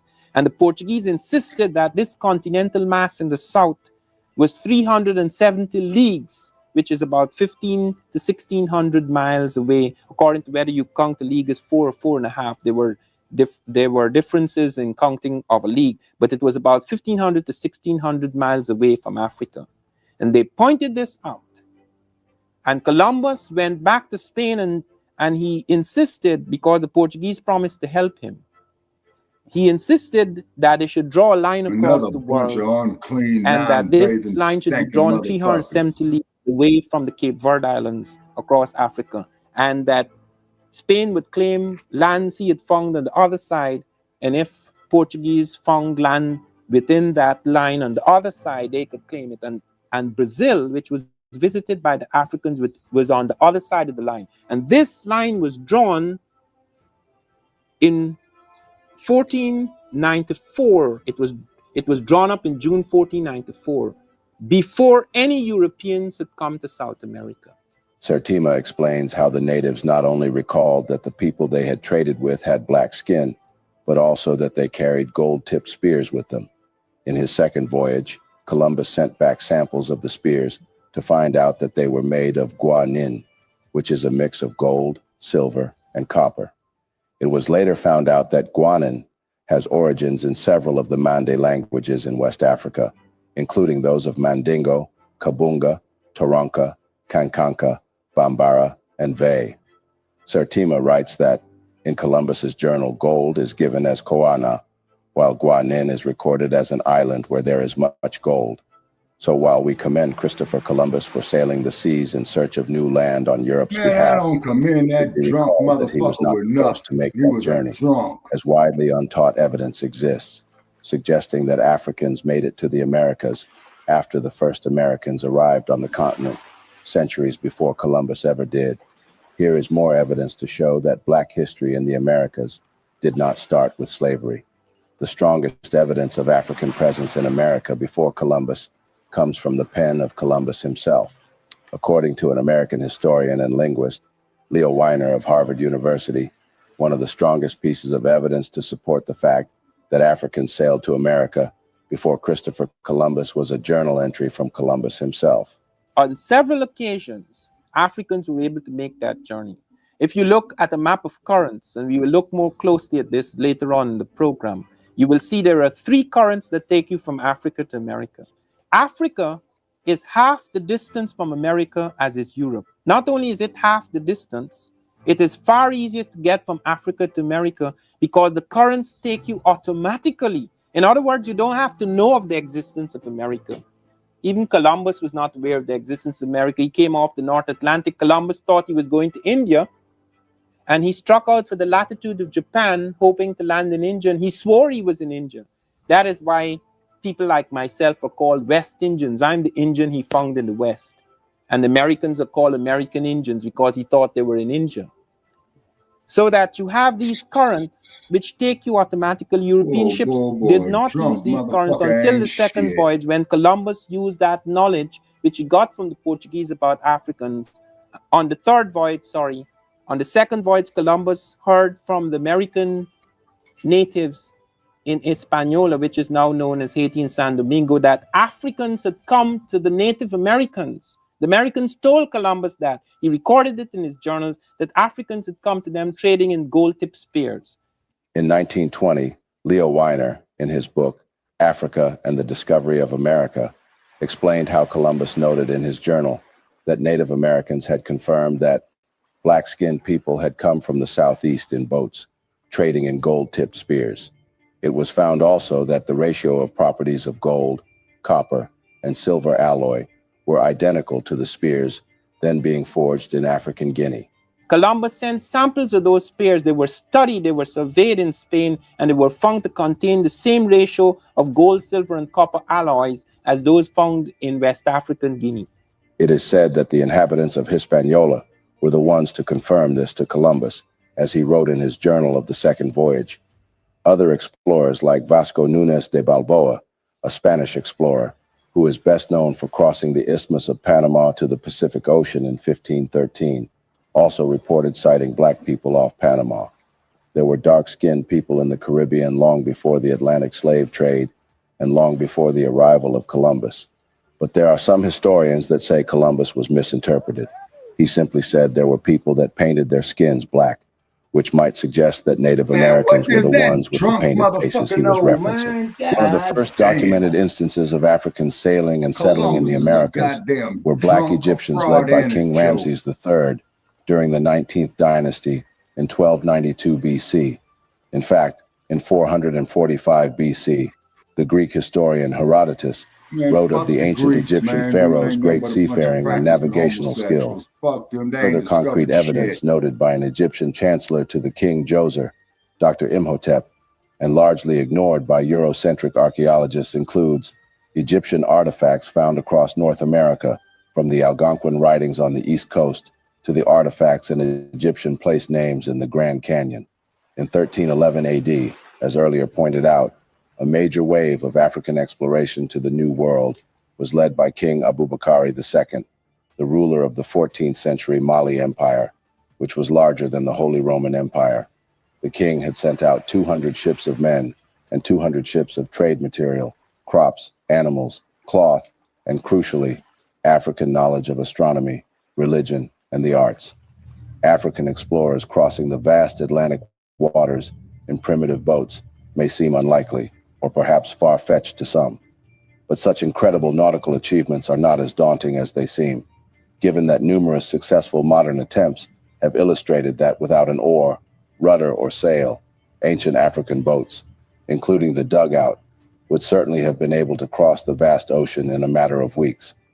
As time allows us to drift further and further away from the European age of exploration, and we move beyond an age of racial intellectual prejudice, historians are beginning to recognize that Africans were skilled navigators long before Europeans, contrary to popular belief.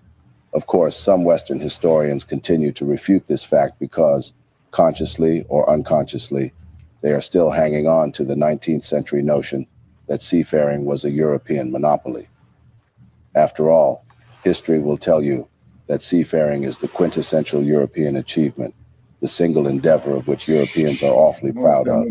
Seafaring allowed Europe to conquer the world, so the notion that black Africans braved the roaring waters of the Atlantic Ocean and beat Europeans to the New World threatens a historically white sense of ownership over the seas. Also, when most people think about ancient Mexico, the first civilizations that come to mind are the Incas, Aztecs, and the Maya. However, during the early 1940s, archaeologists uncovered a civilization known as the Olmecs of 1200 BCE, which predated any other advanced civilization in the Americas. The Olmec civilization was one of the most well-known examples of early African presence in America. The civilization, which was of African origin and dominated by Africans, was the first significant civilization in Mesoamerica and considered the mother culture of Mexico by many historians.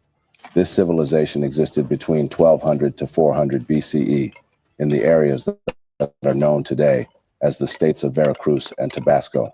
One of the main things this civilization is known for is the gigantic stone head carving of their leaders.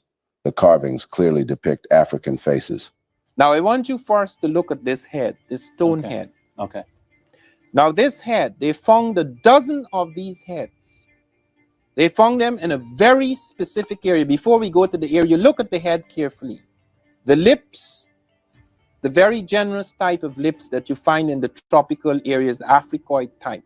the broad nose with the very broad flared type of nostril and the kind of flattened base, the brow ridge, and look at the helmet. That's a very peculiar type of helmet. It does not occur anywhere else in America.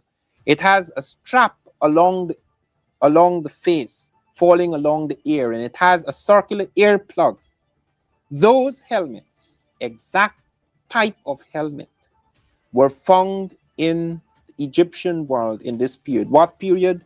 The period that has been dated by carbon-14 datings. This civilization was also responsible for introducing written language, arts, and mathematics to Mesoamerica civilization. The first of these gigantic stone heads were discovered by explorer Jose Melgar in Veracruz in 1862. He wrote, "What astonished me was the Ethiopic type which it represents. I reflected that there had undoubtedly been blacks in this country. The Olmec people were known for their advanced agricultural practices, monumental stone sculptures, and complex social structures. Many historians and archaeologists believe that the Olmec civilization was influenced by African cultures, as evidenced by the similarities in their art and religious practices. Enormous Olmec head statues with African facial characteristics found throughout Central and South America support that Africans had settled in America long before its apparent discovery. Ranging up to 11 to 15 feet in height and weighing 30 to 40 tons, these statues generally depict helmeted black men with large eyes, broad fleshy noses, and full lips. An ancient African historian, Professor Van Sertima, has also illustrated how Olmecs were the first Mesoamerican civilization to use a written language, sophisticated astronomy, arts, and mathematics, and they built the first cities in Mexico, all of which greatly influenced the Mayans and subsequent civilizations in the Americas. Michael Coe, a leading historian in Mexico, once remarked, "There is not the slightest doubt that all later civilizations in Mexico and Central America rest ultimately on an Olmec base." Another clear indicator of pre-Columbus African transatlantic travel is the recent archaeological findings of narcotics native to America in ancient Egyptian mummies, which have astounded contemporary historians. German toxicologist Svetla Balabanova reported findings of cocaine and nicotine in ancient Egyptian mummies. These substances are known to only be derived from American plants, South American cocaine from Erythroxylon coca and nicotine from Nicotiana tabacum. Such compounds could only have been introduced to ancient Egyptian culture through trade with Americans. Similarities across early American and African religions also indicate significant cross-cultural contact. The Mayans, Aztecs, and Incas all worship black gods, and the surviving portraits of the black deities are revealing. For instance, ancient portraits of the Quetzalcoatl, a Messiah serpent god, and Ekahua, the god of war, are unquestionably Negro with dark skin and woolly hair. Now, why would Native Americans venerate images so unmistakably African if they had never seen them before? Numerous wall paintings in caves in Juxtlahuaca, southwestern Mexico, depict the famous ancient Egyptian opening of the mouth and cross libation rituals. All these religious similarities are too large and occur far too often to be mere coincidences. Professor Everett Borders, a U.S. innovator, notes another very important indication of African presence, which is the nature of early American pyramids. Egypt is famous for ancient pyramids, but the Americas actually have more pyramids than any other place in the world. But the Egyptian pyramids are much older and show signs of progress from the earliest pyramids built to the more sophisticated and enormous pyramids that are now famous. However, the pyramids found in Central America don't show the same level of progress. That suggests that whoever built the American pyramids had already mastered pyramid building by the time those pyramids were built, which points the finger to Africans who likely sailed over to the Americas with that knowledge and constructed them in America. The earliest known pyramid in the Americas is found in Tabasco, Mexico, and was built by the Olmecs, the same civilization known for the gigantic stone heads. Therefore, the great ancient civilizations of Egypt and West Africa traveled to the Americas, contributing immensely to early American civilization by importing the art of pyramid building, political systems, and religious practices, as well as mathematics, writing, and a sophisticated calendar. Furthermore, archaeologists have discovered ancient skulls and skeletons that they believe belong to people of African descent. In a 1975 publication by the New York Times, it is stated that a Smithsonian Institution team reported finding 2 Negro male skeletons in the U.S. Virgin Islands. The soil from the earth layers in which the skeletons were found was dated around 1250 AD. Polish professor Andrzej Wiercinski has also testified to the discovery of African skulls at Olmec sites. More ancient skeletons that archaeologists believe are Africans have also been discovered in other locations in Central and South America, further pointing to the fact that Africans had known America soils longer than we were made to believe. Most historians, archaeologists, anthropologists, and other scientists and scholars now know that Christopher Columbus didn't discover America. Not only were Native Americans present when he reached the New World, but also Chinese, Phoenicians, and Europeans, among others, had been sailing to the Americas thousands of years before Columbus ventured across the Atlantic. Adding to these facts is a recent book, The First Americans Were Africans, Documented Evidence, written by a brilliant African-American scholar, David Imhotep. Imhotep's thesis is by far the most revolutionary viewpoint ever published on this subject.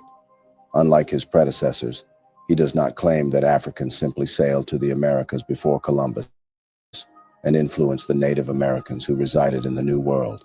He states instead that the Native Americans themselves were Black Africans who first reached the New World at least 56,000 years ago, citing skulls and skeletons, footprints in lava, campsites, genetic markers, linguistics, paintings, carvings, architecture and Egyptian writing, artifacts and structures. Dr. Imhotep shows that there were 2 major groups that populated ancient America. The first were Black Africans, who began sailing to the New World tens of thousands of years ago. They were short people who appear to have been the ancestors of modern pygmies. According to Dr. Imhotep, the second group to reach the Americas in ancient times were the Mongolians, who first arrived about 3000 BC. They traveled from Asia across the Bering Strait, down through Canada, and into North America. There they met Africans who had preceded them. Some Mongolians mixed with the indigenous African. Others conquered or exterminated the Black people. The Black and Mongolian mixture resulted in what we know today as the Red Indian. In other words, the Indian on the original American nickel, the Indian of our school textbooks, and the Indian of Hollywood fame do not represent the original Native American. They were indeed early Americans, but they were descendants of indigenous Africans, that is, the first Americans and invading Mongolians. The earliest and most pervasive evidence of their presence are the strange structures called Native American mounds. Built by Black Africans, these structures still survive in 41 states of North America. One such mound, the Cahokia of Illinois, is almost as large as the Great Pyramids of Egypt. Further evidence, recognized by Dr. Imhotep and largely ignored by archaeologists, includes Egyptian artifacts that have been found across North America, from the Micmac and Algonquin writings on the East Coast to the artifacts in Egyptian place and names in the Grand Canyon. Additionally, when you consider all the above evidence with the fact that ancient Africans were masters at shipbuilding, it is no brainer that they more than likely made it to the Americas from West and North Africa long before Columbus did. Shipbuilding and sailing have a history of over 20,000 years in the Sahara.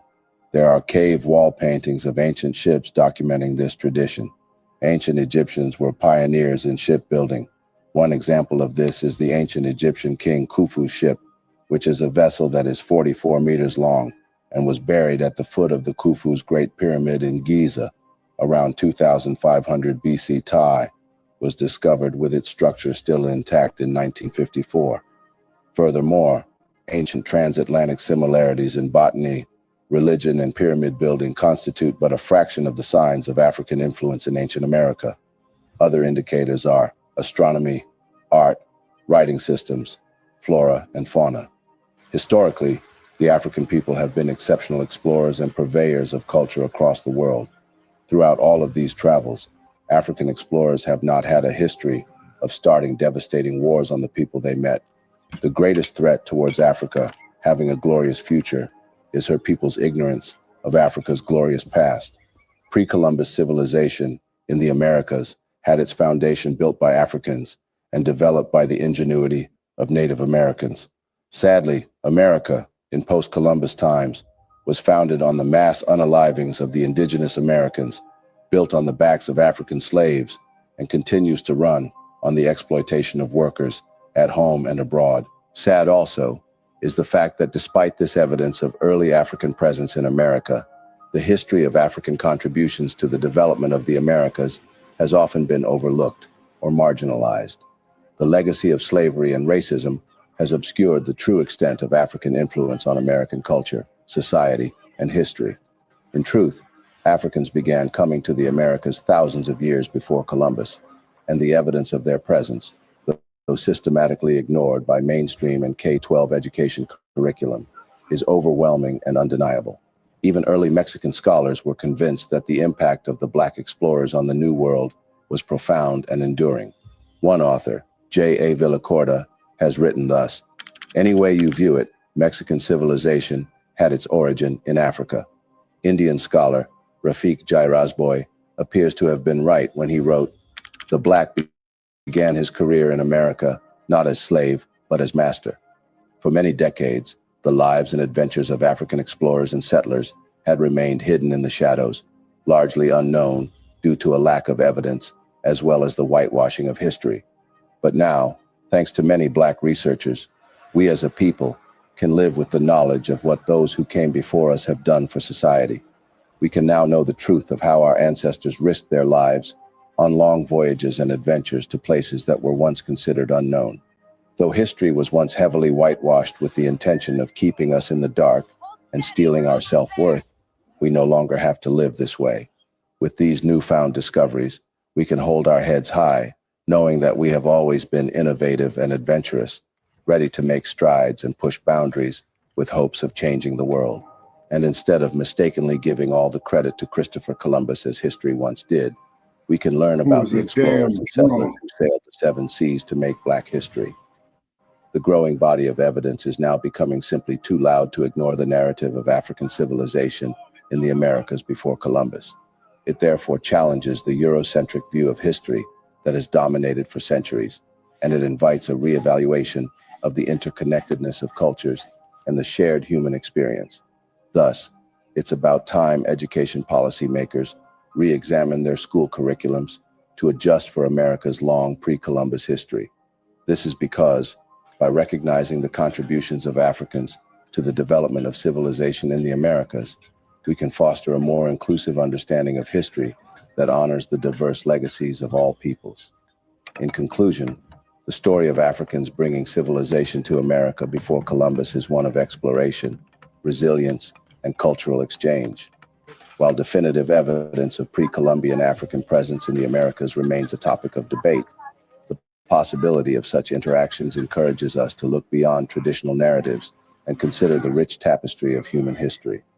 By acknowledging and exploring this rich and complex history, we can gain a deeper understanding of the diverse and interconnected roots of American society. It is crucial to continue researching and sharing these untold stories to honor the contributions and resilience of Black communities throughout history. And as we continue to uncover the complexities of our past, it is essential to acknowledge and celebrate the contributions of all cultures in shaping the world we know today. That brings us to the end of yet another informative video segment. Do not forget to support our endeavor. Man, like and subscribe to Front Line Blacc News. Trick, we ain't promoting you motherfuckers. You gotta pay us, period. Shabaka, I'm sharing their content. All right, like I've been saying, Shabaka, we were already here. Well, like I've said all along, man, we gave the world navigation. We gave the world mathematics. These stinking ass motherfucking Caucasians only gave the world barbarism, filth, and disease. That's and true. That is a fact. And that is a fact. Also, so when it comes to these Caucasoids, Shabaka, to hell with the Caucasoid. This before the Caucasoid came anywhere in the picture. We had already circumnavigated the globe already. So you and I agreed on that, man, 5 years ago. though, like we've been saying, Shabaka, we've been here already. We didn't get here just because of transatlantic slave trade. We've been here. We've been here for thousands. Well, like I said, bruh, it don't make no difference to me. Okay, for the simple fact is, I cannot take no goddamn cold. Now, if we've been here, we've been here, but I'm not gonna sit there and hate on African people and love these other groups more than ourselves. Ain't no hating on no African groups, Shabaka. We're just acknowledging that we were already here, and plus the climate wasn't always the same, Shabaka. It wasn't always cold here. It wasn't always cold here, Shabaka. It just wasn't. Well, man, that mile-high city of yours, man, that motherfucker's like the North Pole when I went there. No, Shabaka, it wasn't always cold here. The climate wasn't always the same. What's cracking, cuz? Thank you for joining us. It wasn't always the same, just like the Sahara wasn't always a desert, Shabaka. The climate wasn't always the Sahara. Yes, the Sahara wasn't always a desert. But one thing, though, that I am glad to say, that my namesake, that's out of ancient Mali, out of Timbuktu, where all the universities was. So these Caucasoids should be down on their knees worshiping us. Yeah, they should. No, that's what they should, because every place that they took, they funky, stinking, nasty, unbathed, stinking asses, they brought about disease. Exactly. It gets hot in Denver, Shabaka. What are you talking about? Yeah, I know. I've been there to Denver. You guys will sit up there, man, and have all 4 seasons in one day on all 4 corners. Ron Lyle told me that. Snow on one corner, rain on another one, sleet on another one, and sunshine on another one, and I would not have believed that shit had I not witnessed. I used to set my watch in the summer months, man, when I was back there. It starts raining about 4 o'clock. Lo and behold, 4 o'clock come, here come the damn rain. Yep, that's what we have. With them GMO ponies. Quit hating on the Broncos, Shabaka. Your Gators ain't going nowhere. Just face facts. They're gonna be in the basement where they belong. No, it's still preseason, and I told you I wrote the motherfucking Raiders. They're going into the regular preseason's over. I wrote the Raiders organization that if they lose to the Ponies, I'm done with them because I can't keep supporting bums. In the Broncos, Shabaka. GMO Ponies. You hate that we're gonna run the division for the next 10 years. But you running the AFC West for the next 10 years. But there's one team you and I both got a mutual hatred for, and that there is the Kansas City Chiefs. Yeah, they're not gonna do shit either. The hell with the Queens. Yeah, I think KC is done, man. You know what I'm saying? Yeah, I think KC is done. But anyway, so like I said, on the continent here in the continent of North America, South America too, is that yeah, you're right, Jay Militant. Yeah, little Archie Manning did get shut down. Peyton Manning. Yeah. And then it's like I said, these other groups need to be down on their goddamn knees worshiping us. Yep, in a perfect world, it's the same. No, I understand that, Brother Che. No, it ain't. So this is why they hate us. This is why they have policy enforcers.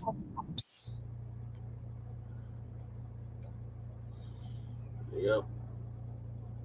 And then that lying ass Brandon Johnson out of Chicago. I don't know who's worse, man. Brandon Johnson or that bald-headed motherfucker Eric Adams. Yeah, they're Brandon both Johnson. Yeah, both these motherfuckers is bad news. Sambo, bad news. Kamala Harris. Oh, I'm not gonna do nothing just for black people. No. Uncle Tom Bradley. Now I gotta play it.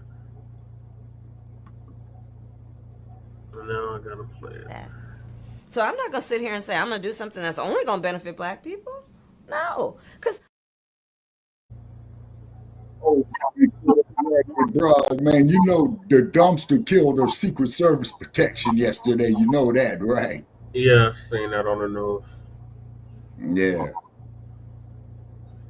But one thing I will say about the dumpster, okay, he said, you colored folks built this damn place. So, to quote you, They colored folks. They just say colored folks. He said Black Americans. Yeah, well, have them cut the damn check. So what's the check up to now?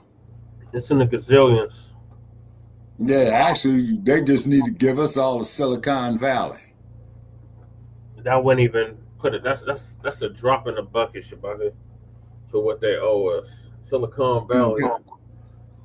That's starting at 100 trillion. Yeah. Well, you know, that happened so long ago. Why don't you people just forget it? Tell that to little Ruby Ridges. Tell that to Viola Luiso. Tell that to the Holocaust. No, that's just it. What I'm saying, Jay Militant, because the reparations money is going to be submerged into the American economy anyway. Right. Exactly. Yeah. See, so Jay Militant is right with that. You see, that is a fact. So they need to come correct and cut the goddamn check. Yeah. Mm-hmm. Well, you black people are so prejudiced. We didn't have nothing to do with it, yeah, but your fucking economy benefited greatly off of it, even to this damn day. And they still got from it. Yeah, man. And then too, and I got into an argument, man, with this idiot man today. Well, that was so long ago, and I said, stupid motherfucker. It wasn't so long ago. It really was. Yeah, let's do some basic. Yeah, now let's do some basic math right here. So these bastards, man, okay, you get a nigga, man, okay, you pay $100 for old broke down motherfucker like Shabaka.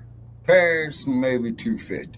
Okay, but a black woman, oh, she $5,000-$6,000 because the raping, slave trading pedophile is gonna go violate her. They say so. We got cotton that's being picked, tobacco that's being. Yeah, Jay Militant, the housing market can be fixed through reparations. That is a fact. Okay. And then, so therefore, so they invested in these two niggas. You see what I'm saying? They generated wealth, kept reinvesting it, right?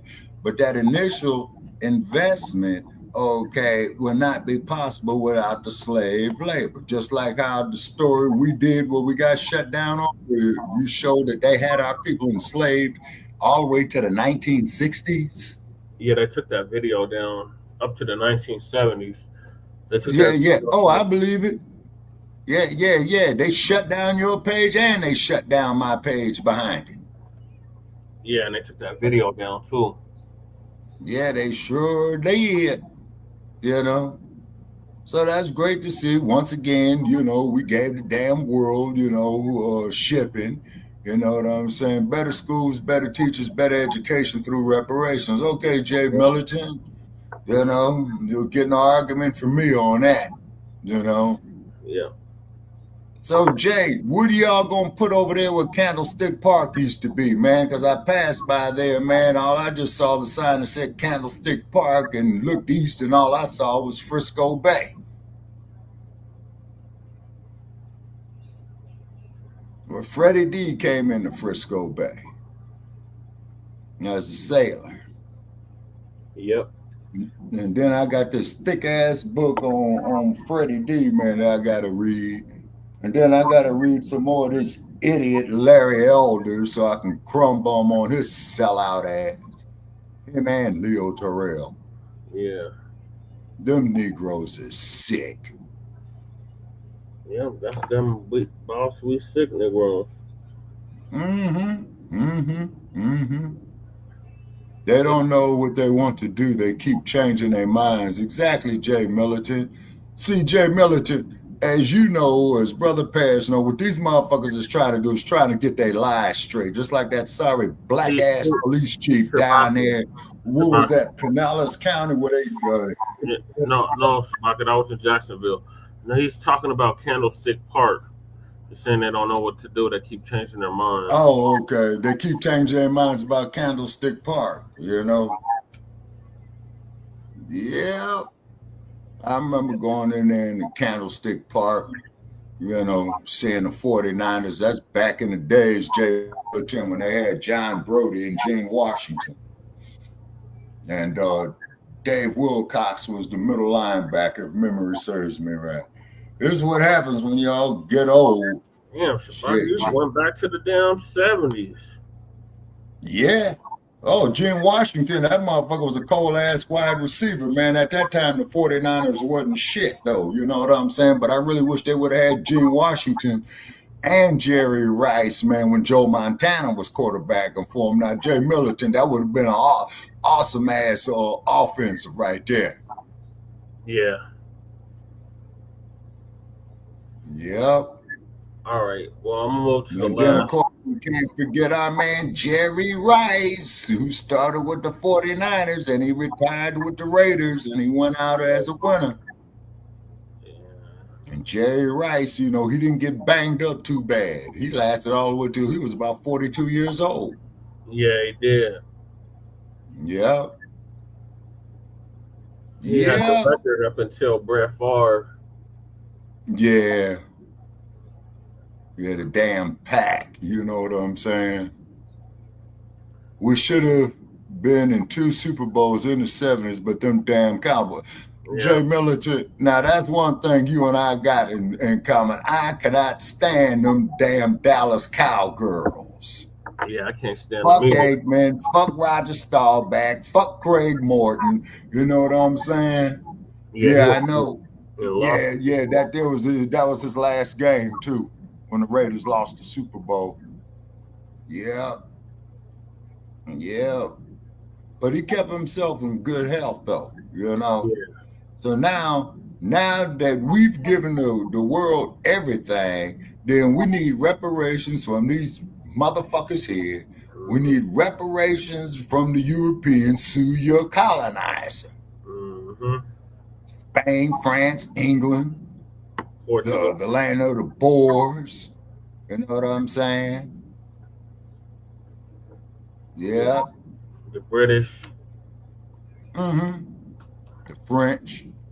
Yeah, and that's why I appreciate Traore, what he's doing, man, because a couple of days ago, man, you know, the French try to go up there, man, and try to get some of that gold. And Traore said, man, this goddamn gold ain't going no goddamn where. It ain't going to you French, it ain't going to you British, and the damn sure ain't going to the USFA. That shit gonna stay right here. So therefore, Brother Che, you know, because you and Traore are in the same age group, when y'all get up there in my age group, man, it might be a shift. You know what I'm saying? Yeah, we can only hope about it. All right, I'm going to move to another topic, which is kind of infuriating, and that is FBA teams are used as Ghanaian labor. In Ghana, or is in Guyana in South America? In Ghana.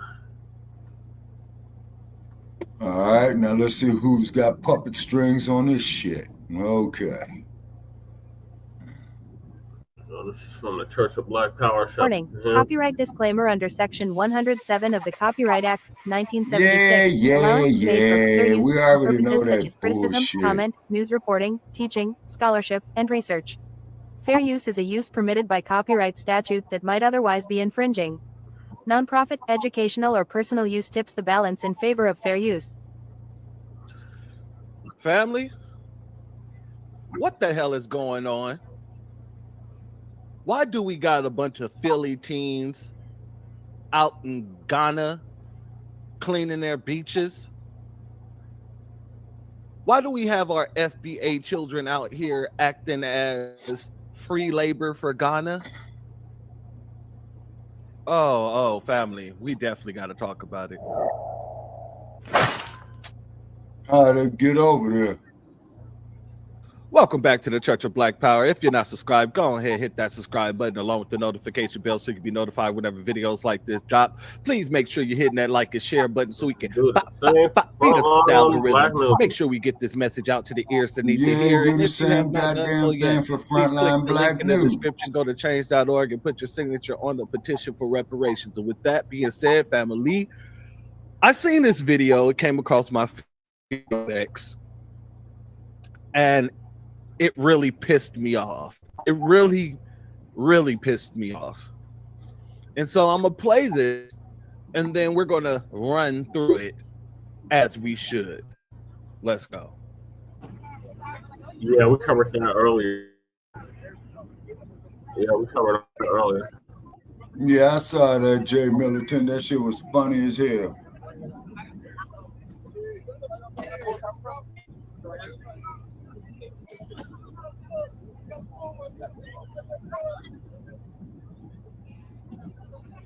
It's the same blood that is running through our veins. Whenever you feel like coming back, please come back. My grandfather always told me one thing. If you don't know where you are going, know where you are coming from. Know where you're coming from. So wherever they have been to you over there, know that you have a home. Know how you have Wakanda, you have Africa. Motherland is still waiting and calling for you.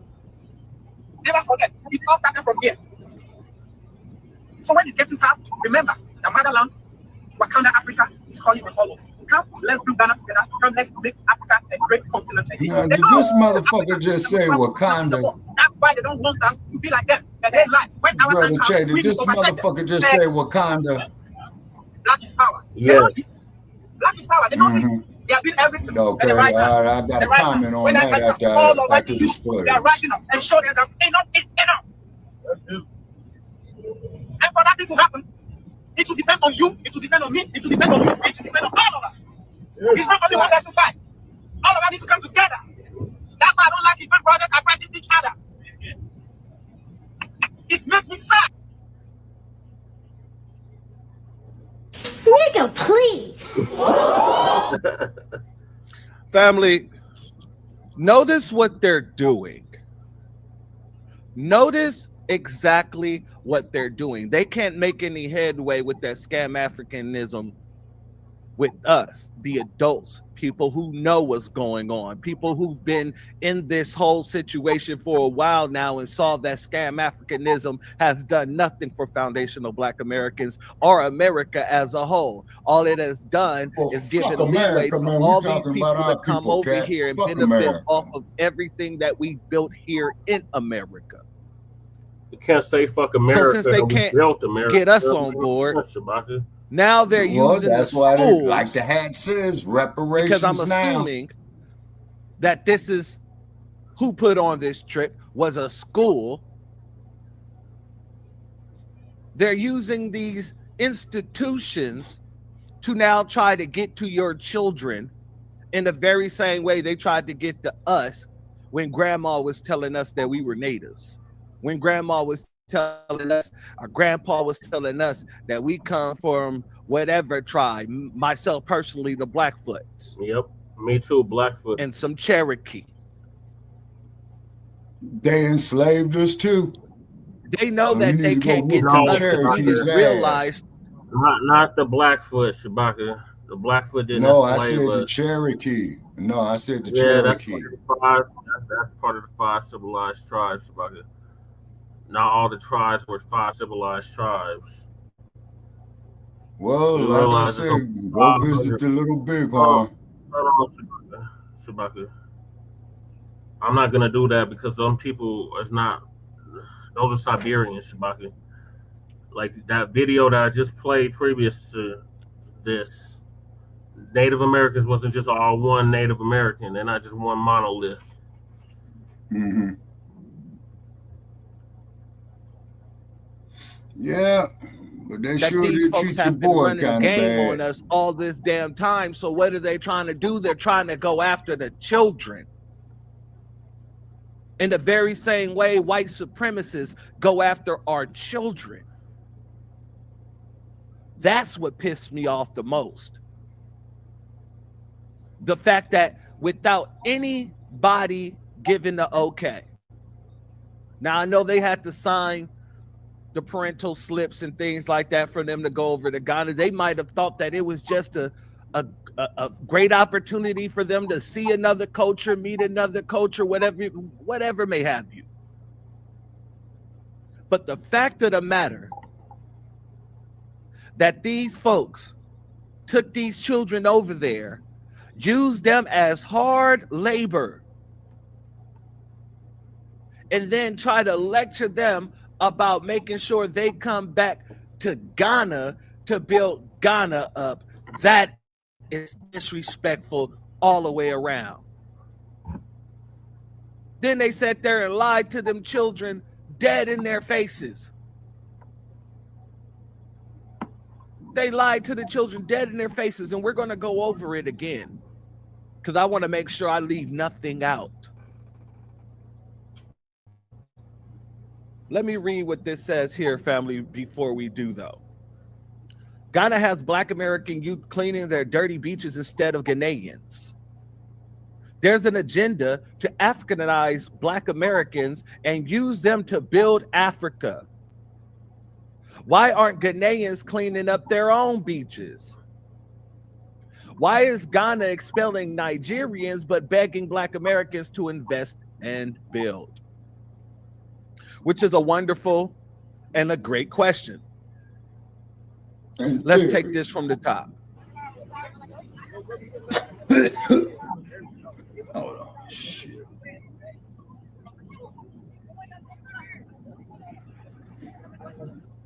First and foremost, family. When have you taken your children on a vacation, and then when you got to where you're going, you said, yeah, before y'all do anything, you're going to go clean this beach. Hell no. You're going to go clean this park that's filthy. Never, not never. We don't do that because we don't offer our children up as hard labor. Right. If they didn't do something wrong to warrant that hard labor, we don't just offer our children up for that.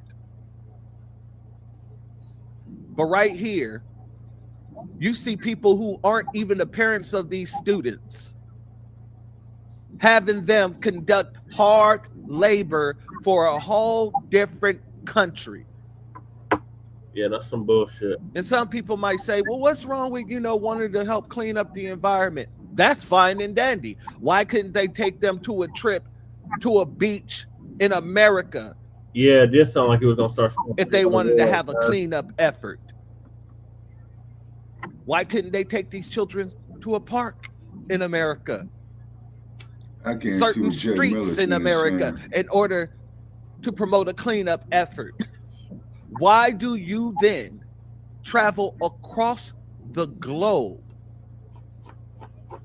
to a continent that these children are not from, as most of them probably never been, and then when they get there, you forcing them to clean up the beaches of the people who aren't even cleaning their own damn beaches?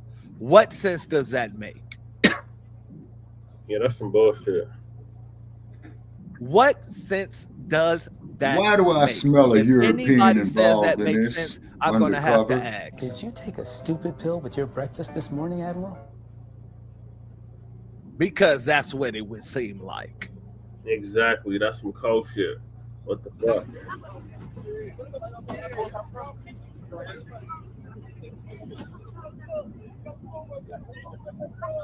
Who knows? Maybe Langley engineered this shit. It's the same blood that is running through our veins.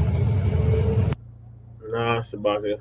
He said it's the same blood running through their veins. This is, I want to make sure that we get all the information that they're trying to indoctrinate the children with, because it's the same stuff that they were trying to do with us. He said that it's the same blood running through our veins. It wasn't the same blood when you guys helped sell off the 368,000 Africans who was sold over to the Americas.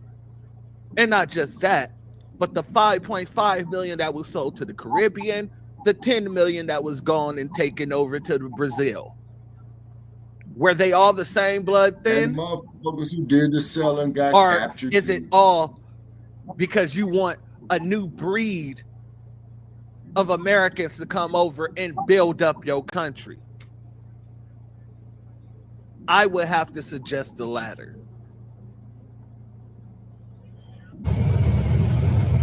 Whenever you feel like coming back, please come back. My grandfather always told me one thing. If you don't know where you are going, know where you are coming from. Family, this oxymoron just said, if you don't know where you're going, know where you're coming from. Let me be very clear with you. None of those kids come from Ghana. They come from America. So that means all those children who may believe they come from Ghana will go over there and get taken advantage of, just like all the other people that went over to Ghana who were Black American during the year of the return, or the so-called year of the return.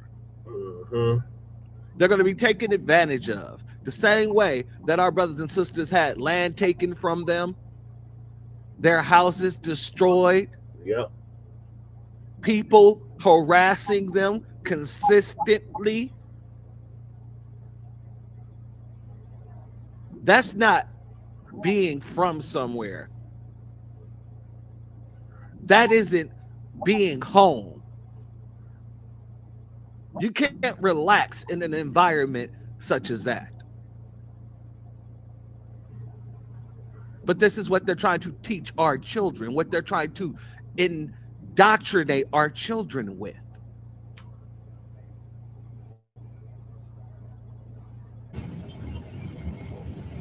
Know where you are coming from.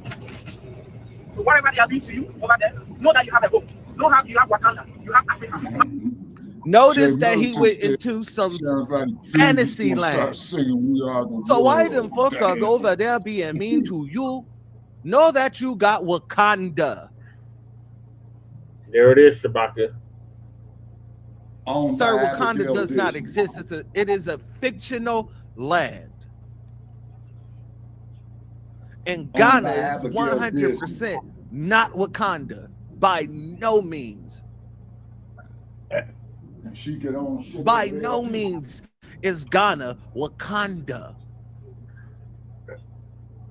You guys don't even have running water. You guys are taking showers outside of your house and you don't even have drainage. You don't have any plumbing, nothing. You guys are taking buckets of water and taking it to a 90-degree angle brick wall, taking off your clothes and washing yourself down. Exactly. That's a wild script. Okay, what did Jay Militant say? Because this motherfucker be going half. Said that's why Wakanda will say that.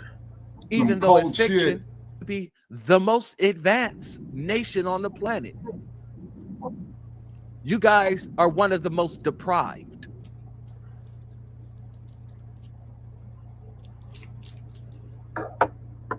Other land, he's still waiting and calling to me. Never forget, it all started from here.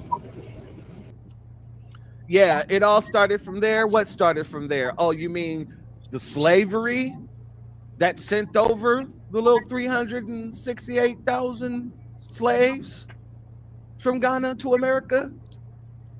5.5 million to the Caribbean, 10 million to Brazil. Yeah, that's where it started for those people, not for foundational Black Americans, especially those whose lineage tied back before the founding of these Americas and the colonization. and neo-colonialization of the indigenous people. No, this is before neo-colonialism, Shabaka. Colonialism came before neo-colonialism. Family, these folks are trying their hardest. They are trying their hardest. But now, since they said they can't get you, they're going to try to go to your next generation.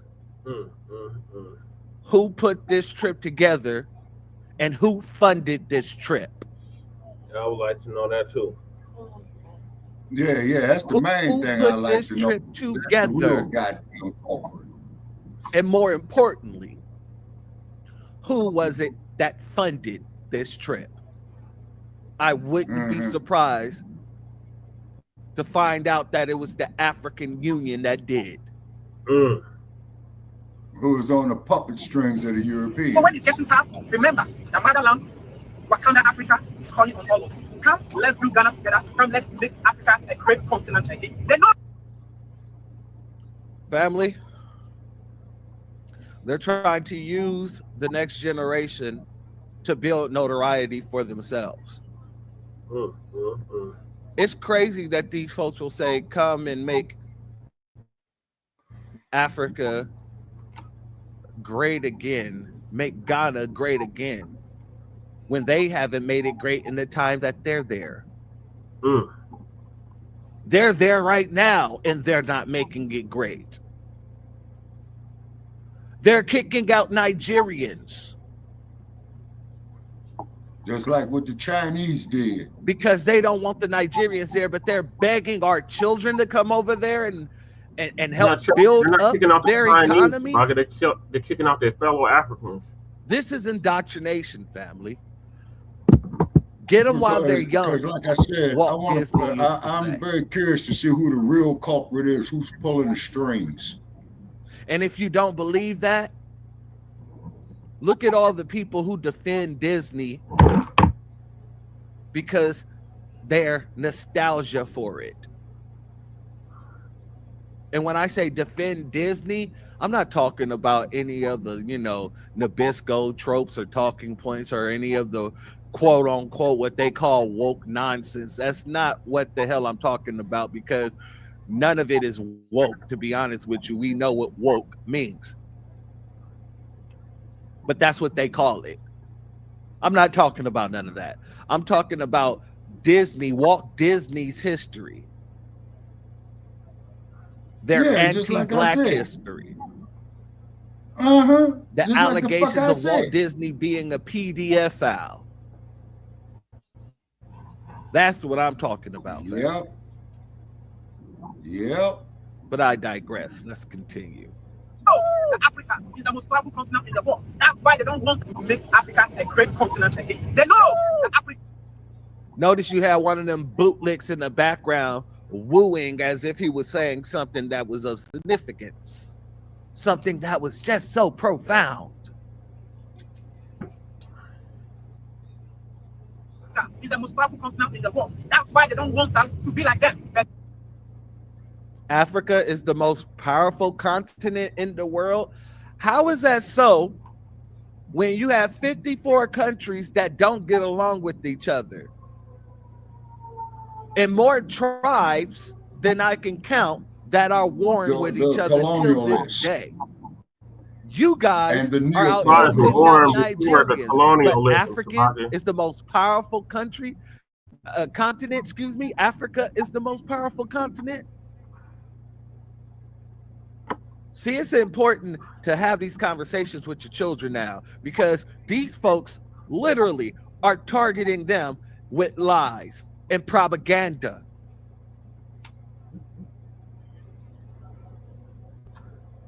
That's why it's called neo-colonialism. Black is power. They know this. They keep saying black is power, black is this, black is that. But these folks did not even go by being black until they either reached America or our talking points reached outside of America. But yeah, everything is black, black, black, blackity, black, black now, right? Yep, just like I was talking about with the they know this. They are doing everything at the right time. The right time. When that time comes, all of us in unity, we are rising up and show them that enough is enough. He said they're Yeah, I rising sure up. like to They're see that rising up motherfucker to take his show the black world that ass over enough there is to Los enough. Angeles. Why aren't you rising I up really against your would. government? Why aren't you rising up against the corruption in your government, sir? Neo-colonialism, Why aren't you sir. rising up He's from Los in Angeles, order Bacc. to fight all the colonizers in Africa right now and push them out? The brother that's speaking right now, Church of Black Power, he's from Los But you Angeles. give this passionate speech to a Where bunch in of Los children Angeles? who really don't understand or know geopolitics. Okay, I'm very familiar with Watts. They might not have 30 Central ever Avenue and known what knowing was Fred going on in Sanford Ghana ain't sitting on the corner with his junkyard. or in Africa as a whole. So he's already done that, Shabaka. So that's no longer way. And for that thing to happen, it will depend on you, it will depend on me, it will depend on you, it will depend on all of us. It's not only one person's fight. See, man, somebody need to chin check that motherfucker. First of all, and I wish somebody would have been teaching their children. Somebody should have been able to stand up and say, why does another country depend on me? Why do you need me to build up your country in this your country? Right. Why should it depend on all of us when you have all of you and y'all not doing the job? Y'all couldn't even clean your own damn beaches. Right. We have to travel out here from America to clean up a beach that does not belong to America. Why the hell should we have to do any of this? Right. But I'm sure if one of them stood up and said that, one of them bootlicking ass teachers would have turned around and said something to them as if they were saying something incorrect. That's why it's important for us to put this passion, this fire, this love for self, this love for who you are and your ancestral information into our children and make sure that they know that you don't owe anybody, especially outside of America, a damn thing. We don't owe Everyone America inside shit. of America owes you. Well, I agree with him on that. All of us need to come together. That's why I don't like it when brothers are fighting each other. But yet Ghanaians are all over the internet disrespecting foundational Black Americans. But yet Ghanaians are all within Ghana taking advantage of, running out, and stealing the land of foundational Black Americans. Yep. And using the government to do so. But you don't like to see us fight.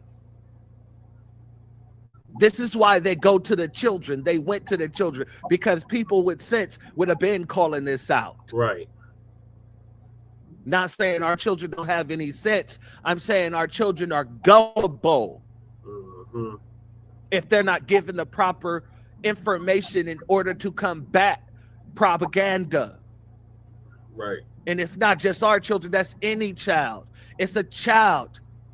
For a reason, a child is gullible regardless. Unless they're taught not to be gullible. Right. Got a chance. Because if they were taught not to be gullible, A couple of them back in the day. then somebody on that bus would have stood up when he said it's all our responsibility. Yeah, the brother that's Somebody speaking would have from said, Georgetown. huh? And then he would have said it's all our responsibility to build up Ghana. Somebody would have stood up and said,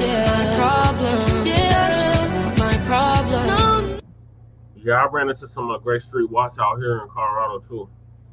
We got some out here. It makes me sad. I don't know what that last part said, but family, as you can see, this is an infuriating situation.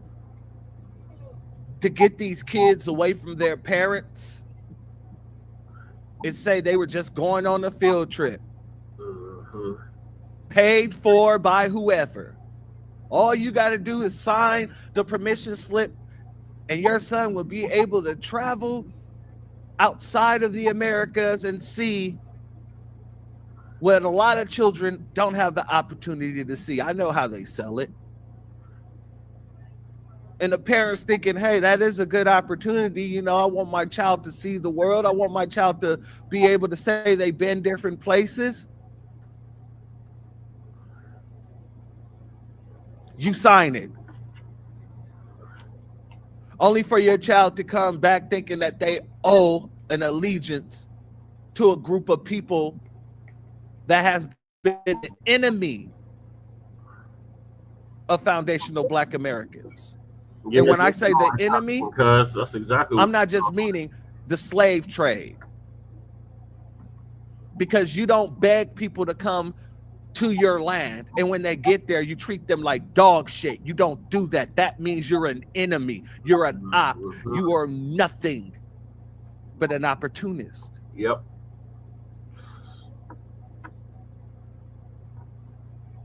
If I was to hear that from my child, I would be furious. And not only would I be furious, I would be going up to that damn school and I would be giving them a goddamn earful. Like you said, it was probably Afrikaan. But that's that's exactly what I'm getting to, brother Check. And who put up Afrikaan? About your child Sambo being used as manual labor in a whole goddamn different continent.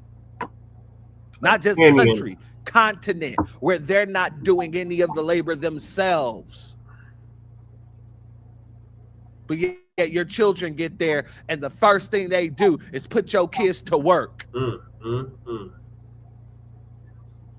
It's one thing if you sending them on a humanitarian trip, where they're going to be building houses and things like that. You expect them to learn something, or learn a trade, learn how to do this for themselves. Family, they already know how to pick up trash for themselves. Right.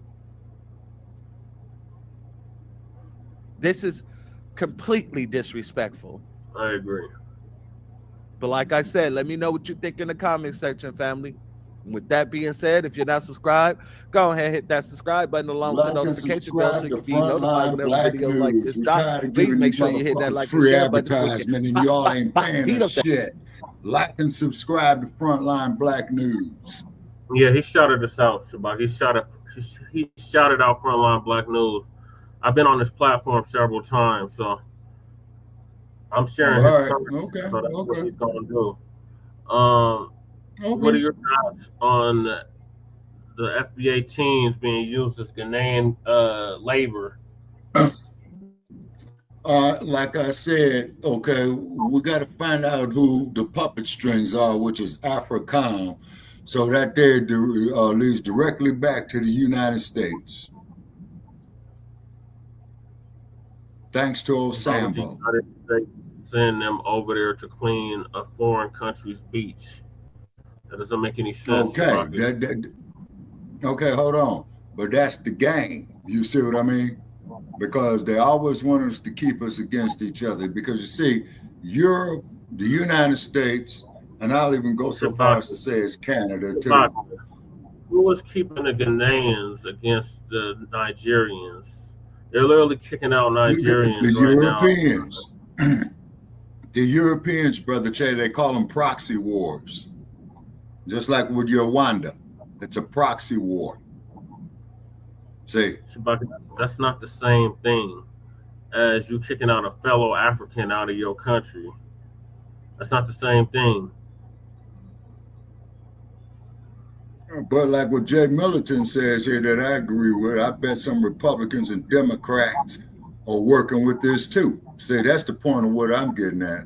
Oh, Leo Deoda's in the house. Hey, Leonard, how you doing? One salute. Okay, so, Jay Militant, I agree with Jay Militant right here. Yeah, that's modern day these slavery. Goddamn reptilians and these Democrats. That's modern day slavery. And like the brother was saying, they wasn't there for no punishment. They were there under the pretense that they were visiting a foreign country, not there to work.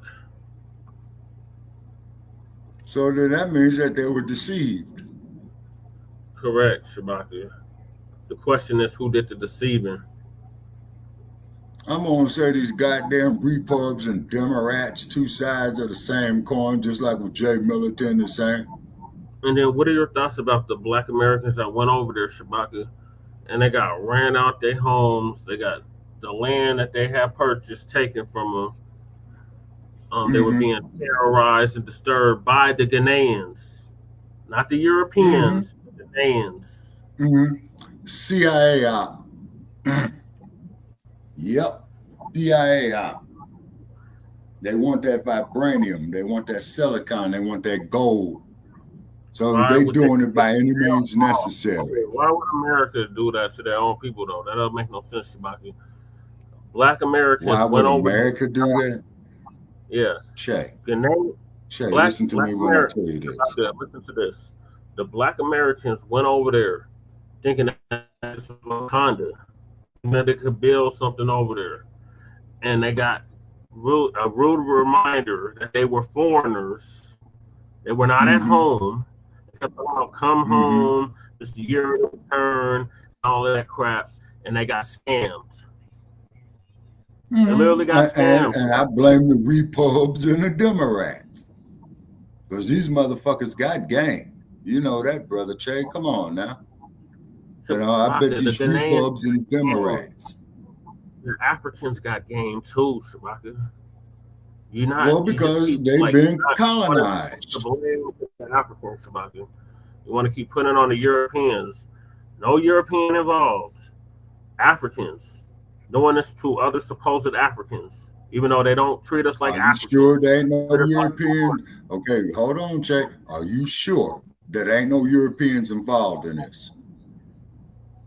I'm positive, Shabaka. All right, how are you positive? How am I positive? Who runs the Ghanaian government? Who's in the position of power in Ghana? Is it a European or is it an African? No. Answer the question. Okay. Who is the president? Oh, it's the European. The European. Because they got these motherfuckers on puppet strings. So it's damn sure the European. Plus that U.S. government had to give them, what do they call it? That State Department shit to travel over there, right? They're behind the scenes, Shabaka, but who is actually in the government right now? Or do they look like me? Or do they look like a European? No, it's Europeans in the goddamn government in the U.S., man. Not the U.S., Shabaka, Ghana. In Ghana.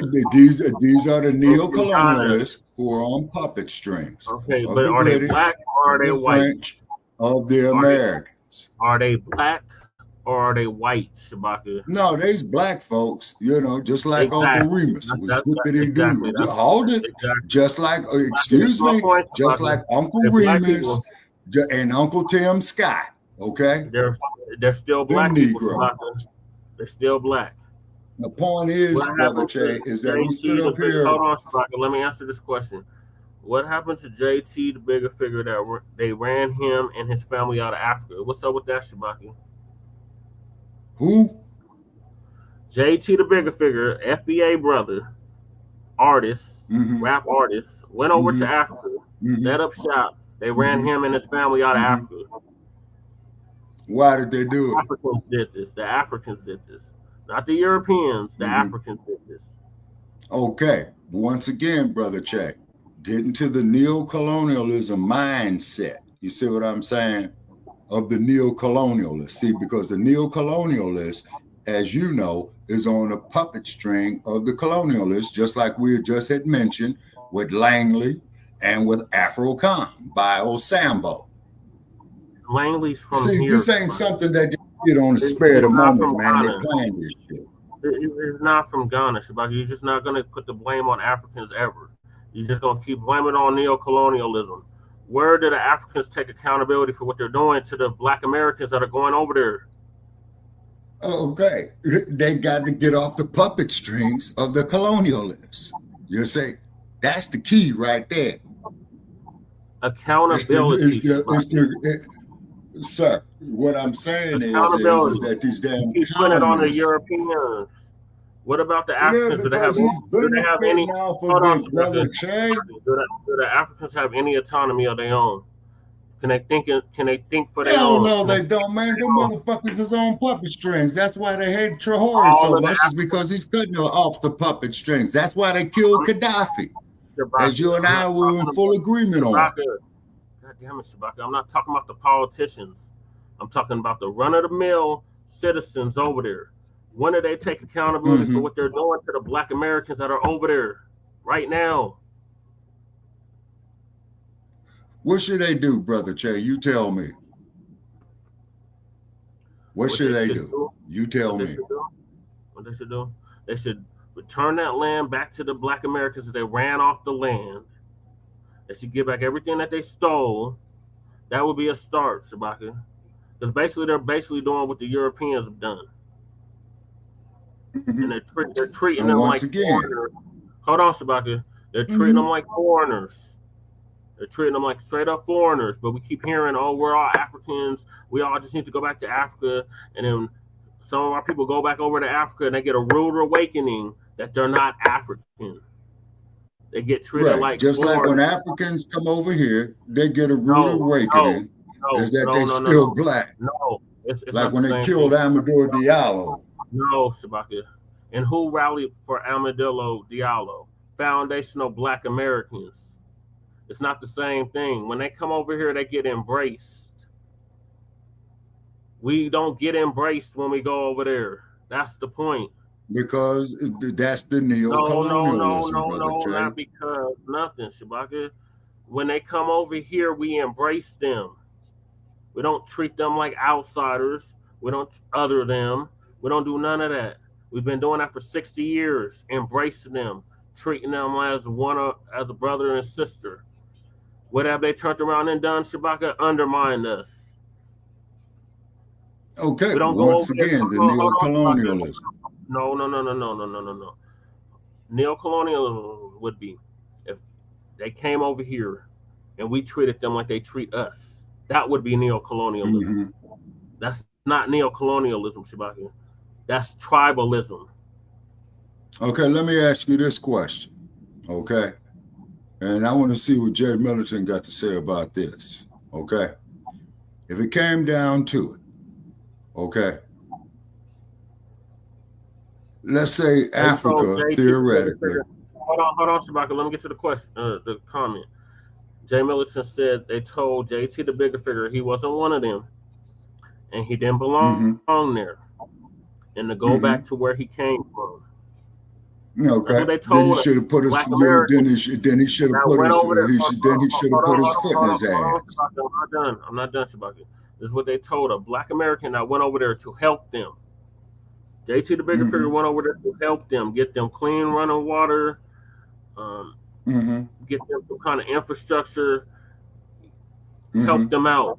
And that was the thanks he got. They told him he wasn't one of them, and he didn't belong there. That sounds like tribalism, Shabaka. That sounds like, oh, you're not part of my tribe. Hold on. That sounds like you're not part of my tribe. I don't want you here. You need to go back to your own tribe. That's basically what they told him. They were then he should have put his foot in the ass. And they treat us like a lick.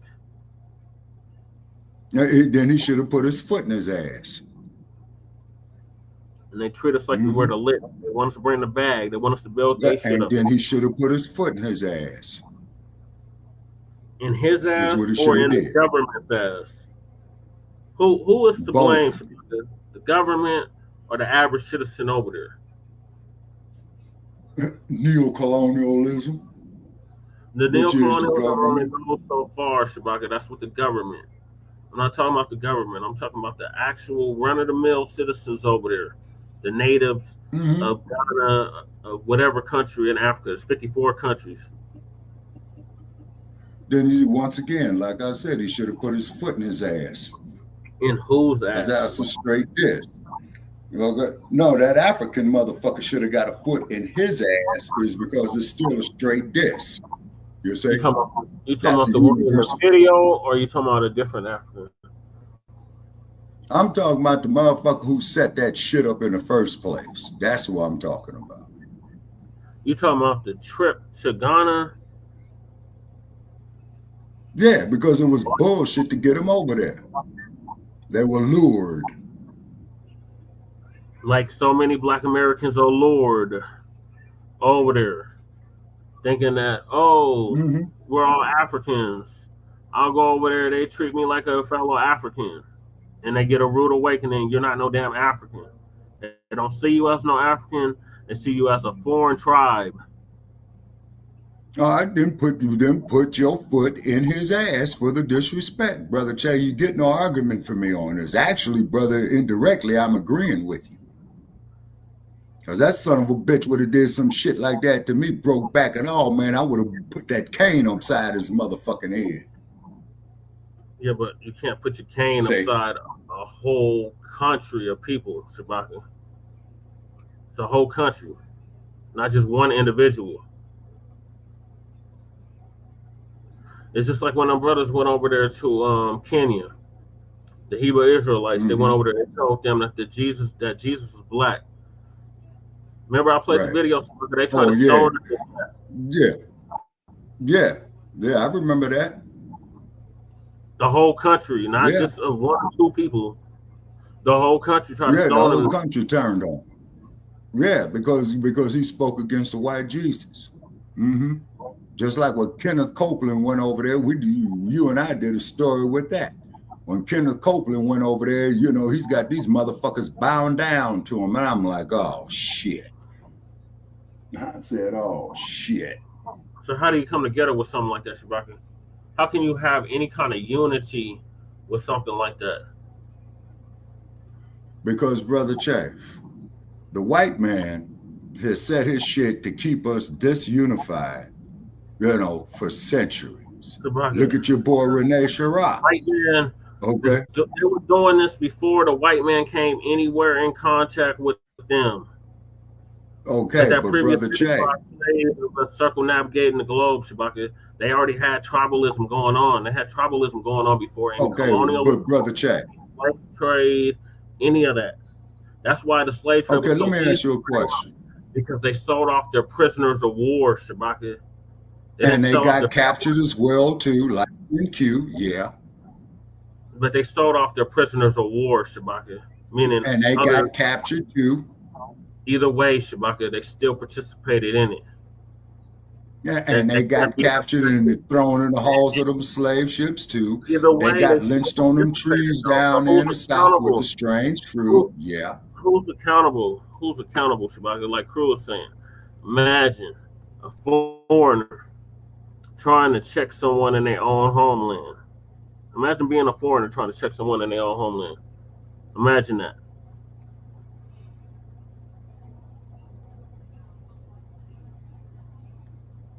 You're not going to get nowhere. Like I said before, the one thing that the white man has always done was his ability to divide and conquer. That was his thing, divide and conquer. Hypothetically, no white man involved. No white man anywhere in the picture. It's African on African. And who capitalized off of that? And who capitalized off of that? They weren't even in the picture, Shabaka. You keep putting it on the European. The European wasn't even in the picture.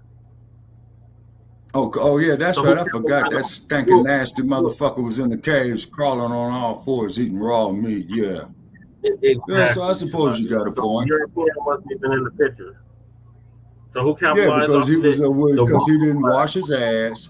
He was filth. Okay, which you are correct about. Hold on, you asked a question, Shabaka. You said who capitalized off of it? The ruling class, the monarchy. That's who benefited off of it. Now, who's the ruling class? The kings and queens of whatever kingdom, Shabaka. There were no countries back then, so it was kingdoms. Like the Dahomey, like the Ashanti, like the Maui, kingdom. Songhai, kingdoms. Okay, now let me make sure I understand this correctly. All right, like what Crew was saying here, backstabbing line scammers to the prior European setting foot on that shithole continent. Okay. Well, America is a shithole continent. You know what I'm saying? We had to show these stinking ass Europeans how to wash their funky asses. Come on, man. America is not no shithole continent, Shabaka. You can't even logically state that. No, it's not. How is it a shithole? How is it a shithole Chicago? Go through parts of Los Angeles. Go through parts of Denver. Shabaka, that was created. That wasn't natural. It's not a natural occurrence. That was created. Okay, well, bro. Hold on, Shabaka. No. The white supremacists create economic deprivation. That was something that was created. That's not something that's natural. This country, this continent is plentiful with resources, Shabaka. Why do you think the European was trying to get over here so bad? Because they had resources that they needed back in Europe.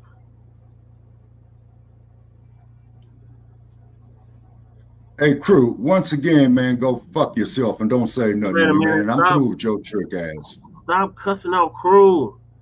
I don't even know fuck crew, man. We was born in the image of God while praising white Jesus. Make it make sense. I know.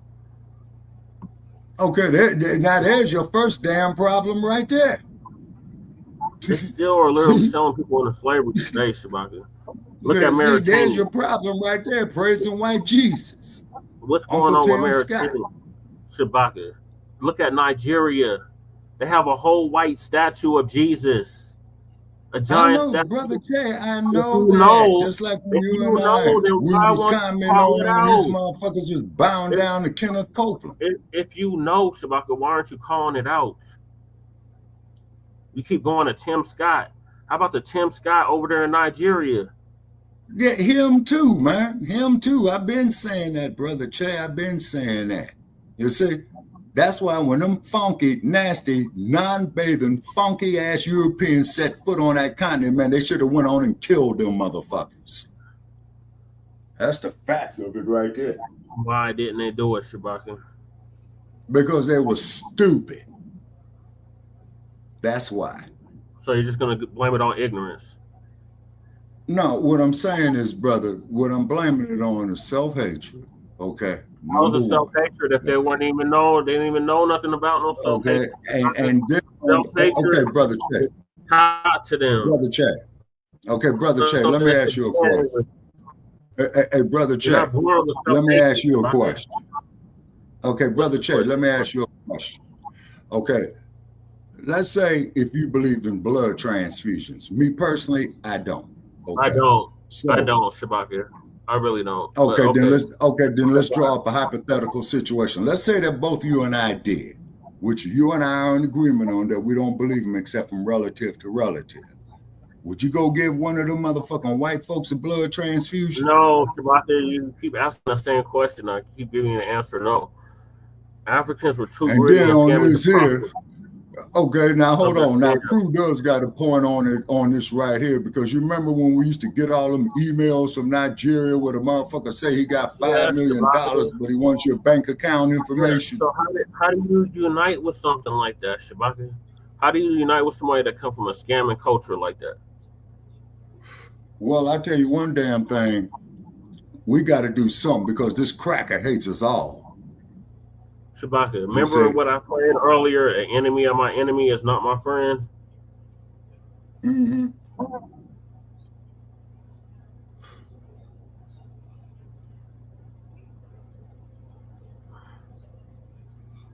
Yeah. So, Crew, let me ask you a question. I'll ask Crew. So, if it came down to it, Crew, okay, all right, and you over there with white folks, or better yet, if it came down here to say that these black folks around the world are going to invade America, are you going to kill black folks to preserve white folks? Like white folks are already dying out. But let's see what Crew says. No, bro, please answer my question. You're deflecting. I'm asking you a direct question. I'm not deflecting, Shabaka. You've been deflecting. But I'm going to see what Crew says. I'm not deflecting. Which is going to ask the question to Crew. You didn't ask the question. It's because with this clown that you got up there now, the Trumpster, okay? What No, about the seriously. dumpster? What is he doing to specifically Okay. harm us? What is the dumpster doing to What's the specifically harm us? dumpsters doing specifically to harm us? Yes. What is he doing, Shabaka? The RWS. Okay, that's nothing new, Shabaka. What is he specifically doing, though? Doing. Well, Action. right now, Action. he's sending in the military into Chicago because he's saying is that black folks want to ease the crime in Chicago. Okay, how They're going to give harming us, okay, they're going to give us the ultimate deportation, kicking us off the planet, homie. We can't be deported, Shabaka. The ultimate deportation. No. There's black folks that's asking No, for they're going to use the police department to exterminate us, Jay. Shabaka. That's fear mongering, and we're not following it. We're not following for. No, man, that ain't fear mongering. That Yes, is it fact, is, homie. Shabaka. That's what the Democrats do. How is Don't it do what fear the mongering, Democrats Trey? do. That's what the Democrats do, Shabaka. Remember Biden when he said he gonna put you back in chains? Remember all that, Shabaka? Remember? Okay, but brother Chad, I quit voting. Like Biden, Shabaka. That's what Biden was doing. No, I ain't, man, fuck Biden, man. Biden said, y'all better vote for me, or otherwise you're gonna put you back in chains. We're still not in chains. Shit, Biden said. You remember when we fell out laughing when Biden said, "If you don't vote for him, you ain't black." Yeah, he said that too. Mm-hmm. Trump never said no shit like that. Why would they kill them when they wanted to do business with them? Right.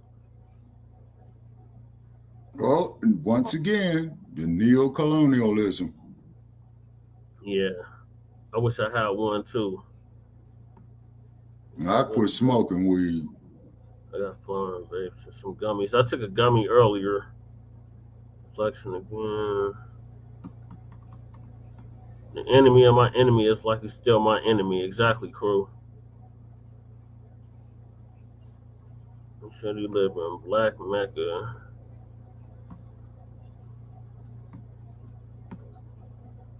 Oh. Well, anyway, man, check this out, bro. I'm gonna bid you all a good night, man. I'm out. Okay, have a good night, Shabaka. All right, thanks for having me. Okay.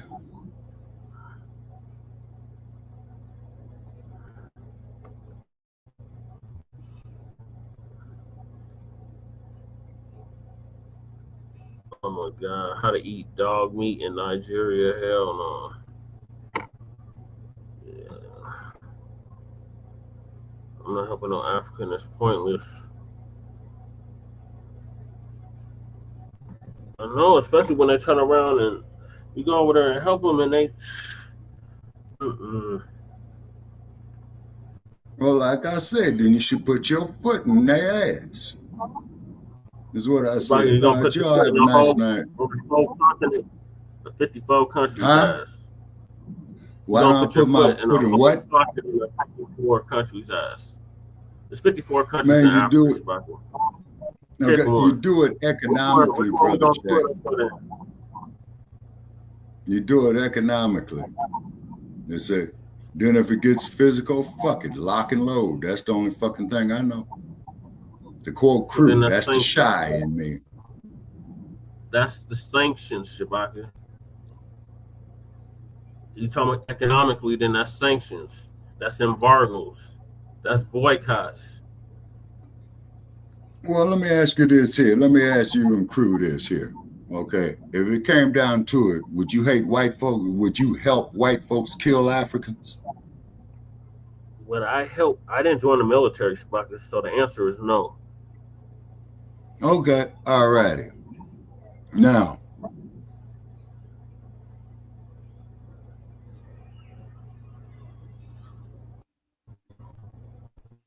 JT, the bigger figure, just wanted to build them some toilets and some record companies and got ran out.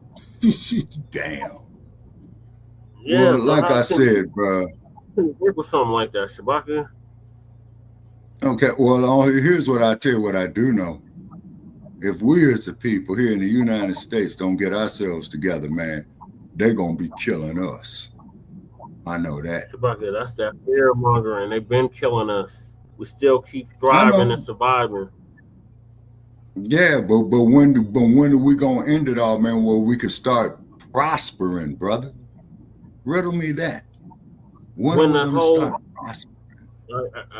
When we're gonna start prospering? When the rest of the diaspora decides to get on code.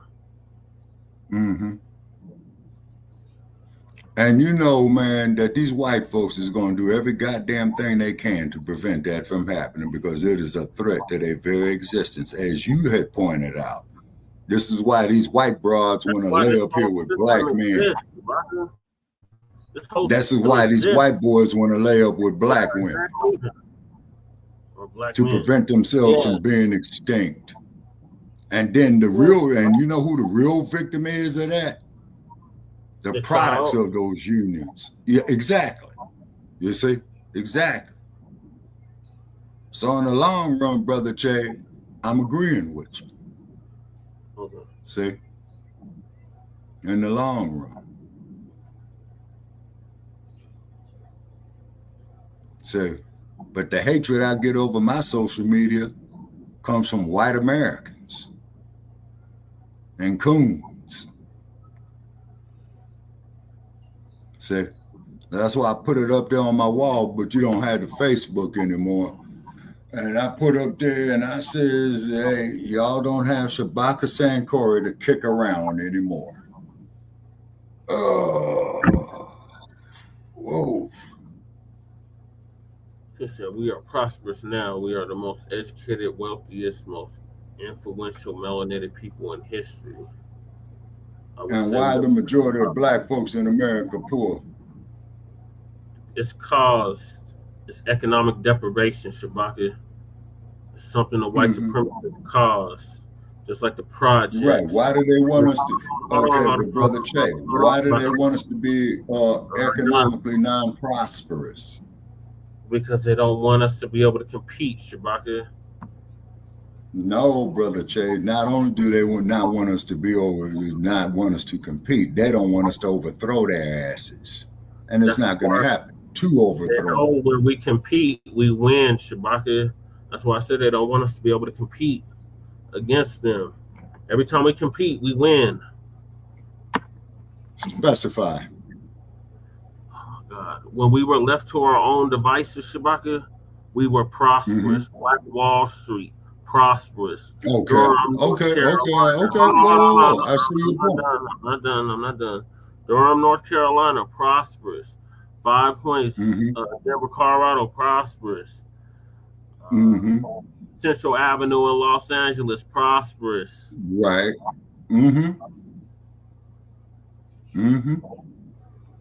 Yeah. The what is it called? The Bottoms in Detroit, prosperous. I never been to Motown. And we did that. Black businesses you had in Chicago. That was under Jim Crow. We were prosperous.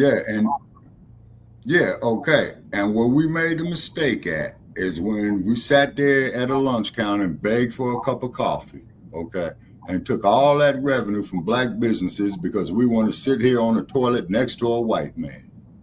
Like Malcolm said, we want to sit up there and sit at a lunch counter. You see what I'm saying? The point was Black Wall Street, Chicago. Wait a minute, South Suburbs. Okay, Black Mecca, also known as Black Mecca, wealthiest black folk in the country, prosperous now. Okay, then we need to reinvest it. Reinvest that wealth. Make Black LA prosperous. You know, make the Black Wall Street prosperous. Make Black what's that there? Where them ponies is at with them GMO ponies that you on the Broncos, goddammit. The best horses GMO. The best horses, all natural, organic, no GMO. GMO pony. Modified about them. Genetically modified ponies. No. At all. Best horses. And it's going to give us horsepower to run all over you scrubs that's in the bottom of the hull of the ship where you belong. Damn, man, we pirates, man.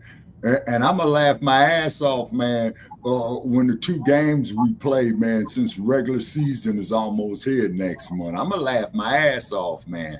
You know, They're okay, Jay Militant. I'm familiar with Hunter's Point. I'm familiar with the Fillmore District. Yeah, I'm familiar with Compton and South Central Los Angeles. Yep. Okay, but hold on, OJ Militant. But you see, now up there in Frisco, man, we got a stronghold, but we don't have the stronghold no more, man, in Compton and LA, man. You know what I'm saying? All them Negroes ran out there to the suburbs in San Bernardino County and stuff like that, thinking that they were going to find their land of milk and honey. You see? They got ran Lancaster. out. The essays was firebombing black families' homes. Yeah. And then they got the audacity to sit up there, man, and tell us we don't deserve reparations. So like Phil Scott said, like you said, like I said, like Jay Militant said, just like what Cruz said, you know what I'm saying? Hey, man, they got to go hold their own nuts, man. We can't do it no more. We cannot. Yep.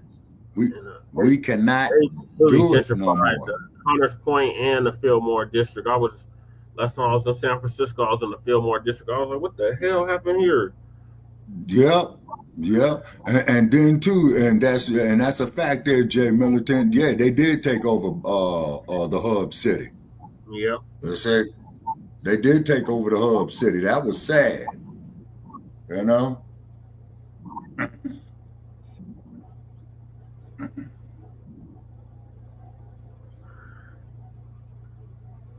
Who are you referring to, niggas?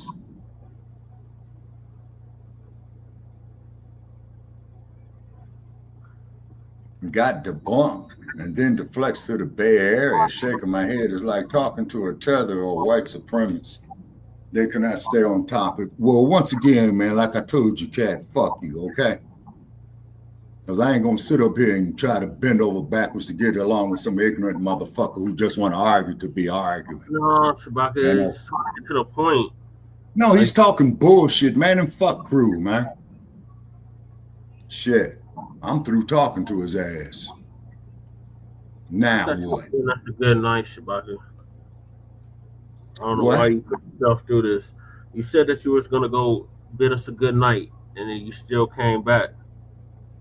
Yeah, so I am going to bid you all a good night. All right. Okay, I'm out. All right.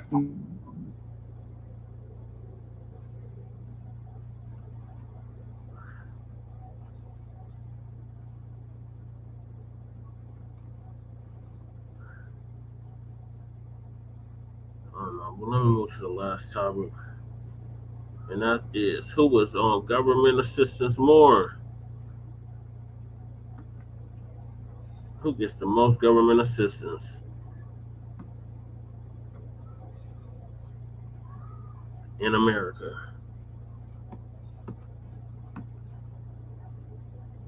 It's not us. Anybody guess who it is?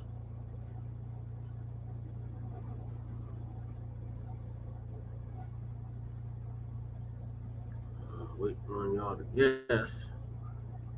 I'm gonna go to the next clip.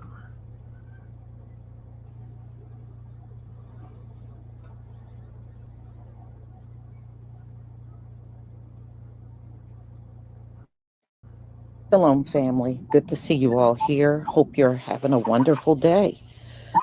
Well, you know, there are people that still insist that it is our community that gets the most welfare, which really, logically, when you think about it, makes most no sense. Government assistance in America, Crew. What's that? That's Lisa Cabrera. Or what's that? She does. Peckerwoods. Is that another way of saying Peckerwoods? If it is, then you got it on the nail. You hit it right on the nail, Leonard.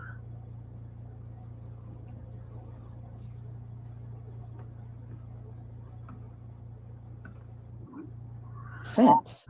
If you're claiming we are 13% of the population, and the majority of that 13% is not on welfare, there's no way we could be collecting the most. I mean, if you really think about what's being said, it would make more sense for the people that keeps denying it for them to be on it. It's allegedly more of you.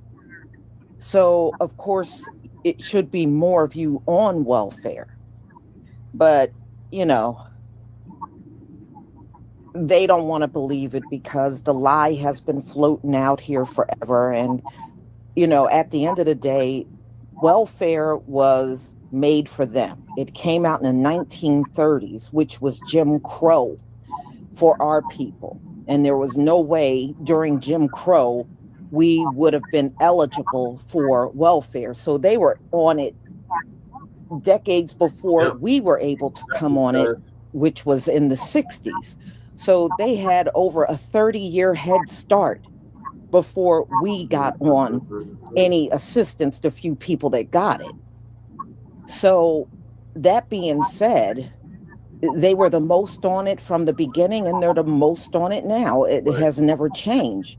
But it's almost like everything negative within that group, they try to project it all onto us. And that's with virtually everything. So y'all, I'm going to share my screen so we can get started. Yep.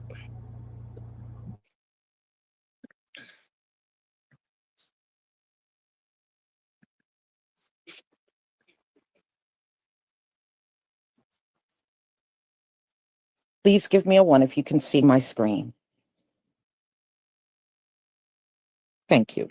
Thank you, dark-skinned brother. I deeply appreciate your support. They're being exposed every day, my warrior sister, and we're seeing it firsthand. Yes. And you know what else, dark-skinned brother? Not only that, their own people are now confessing it.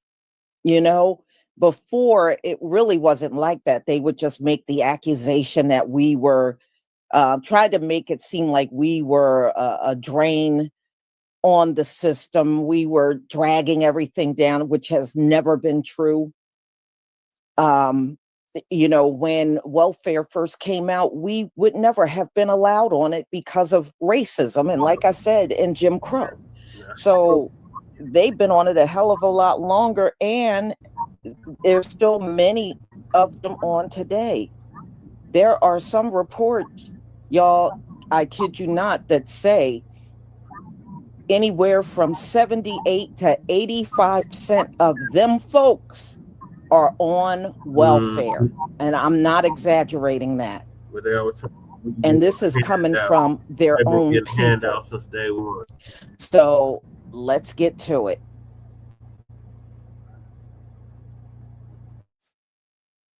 So say I have a house.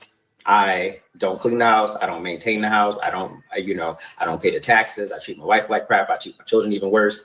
And then I go to a man's house who's doing the same exact thing. And I decide I'm going to ridicule and blame him and point the finger at him and point out all of his problems and then offer solutions for that problem. But I'm not applying that in my own home. Do you not see the problem with that? This is a classic deflection tactic that I have seen used in my own, growing up in my own house, with my own family. And it is tired at this point. It's not solutionary behavior. It doesn't produce any fruit. It doesn't produce any results for the community. The point of that voiceover was to point out the problems so that we can start solving them. So the point is that Black people are throwing all of this money into these industries that are not producing a recoup in the community. That is a problem. That is a big detriment to the community. Welfare wasn't even mentioned. But at 13.4% of the population, if Black people are at that small of a population, but within that population, almost half of it is on some sort of social programs, that is problematic. Let's be solutionary. Hi, this is Attorney Davis responding to your comment. And as I mentioned before in the original video, yes, statistically speaking, white people are the biggest beneficiary of welfare programs. And I just want to drop some knowledge on you. Not on you specifically, but on the original comment, the person that posted it. All right, so a little bit about me is that prior to becoming an attorney, my trade actually is economics. I'm an economist by trade and education-wise. In fact, I was going to work on Wall Street, becoming an attorney, but I wound up becoming an attorney. Now that that's out the way, let's get to the raw statistics. All right, so white people are the biggest beneficiaries of welfare. White people make up just about a little bit over 40% of welfare, being recipients of welfare. Another 25.7% is made up by African Americans. Approximately 10.3 are Hispanic. 2. So first, the face of poverty in reality looks very different than some people's perception. Well, let me put a finer point on it. They think poverty is Black and Latino and Hispanic people in this country, but poverty also includes a lot of white people in America. Good afternoon, America. The old saying still applies today. You just can't fix fucking stupid. Okay. There are more white people in America than Black people. So therefore, based on numbers alone, there will be more poor fucking white people. So therefore, they would need more welfare from the government. Here's a fucking idea for you. I pray and hope the government starts issuing out fucking common sense. And I hope you be the first goddamn recipient, because you are a goddamn idiot. Jesus, a fucking monkey could understand this shit. By numbers alone. Yes, more white people receive welfare, you dumb fuck. How don't you get that? White people, you know I love y'all to death, but I got to get something straight with y'all right now. It's been brought to my attention several times, that for whatever reason, y'all think that Black people are the ones that's been using all the welfare benefits. No, sweetie. Out of all the demographics in the world, white people are the ones who have been using welfare the most. And by the way, it's been that way for years. It's not Black people, it's white people. Y'all are the ones that's on welfare. Believe it or not. Like, as of now, I think it's probably like 36% or something like that of white people on welfare to like 26% or 25% of Black people. And there's nothing wrong with that. Ain't nothing wrong with that. But just get your facts straight. I know it's hard to believe and I know it's hard to receive, but it's y'all that are getting all the benefits. It's y'all that's on welfare. It's not the Black folks. It's not the Hispanic folks. It's no other culture other than y'all. And again, that's okay. But accept that. It's okay. It's okay. Along with, you know what I'm saying, everything else that y'all have, y'all also have the most people on welfare. So sleep on that tonight. Oh, and I almost forgot. Love you. For no particular reason, I would just like to remind everyone that lying or spreading misinformation about welfare or the people who are on welfare is rooted in anti-Blackness and misogynoir. Yes, I'm fully aware that there are loads of white people who are on welfare. However, anyone who does their research into the history of how welfare has been portrayed in the media, especially during the Reagan administration, knows I'm right. That spreading misinformation or lying about welfare or the people who are on welfare is absolutely rooted in anti-Blackness and misogynoir. I do not care how much melanin you personally have. If you are lying or spreading misinformation about welfare, you are participating in misogynoir and anti-Blackness. Great face, cuz. Thank you. Have a lovely New Year. So I posted about white folks on food stamps, and one thing I kept seeing was that welfare was created for white people. I knew that it was created during the New Deal, so I did some more research because I didn't really know the whole story, and I thank you guys for responding and helping me learn stuff. So during the Great Depression is when we saw the beginning of things like Social Security, unemployment insurance. But here's the kicker.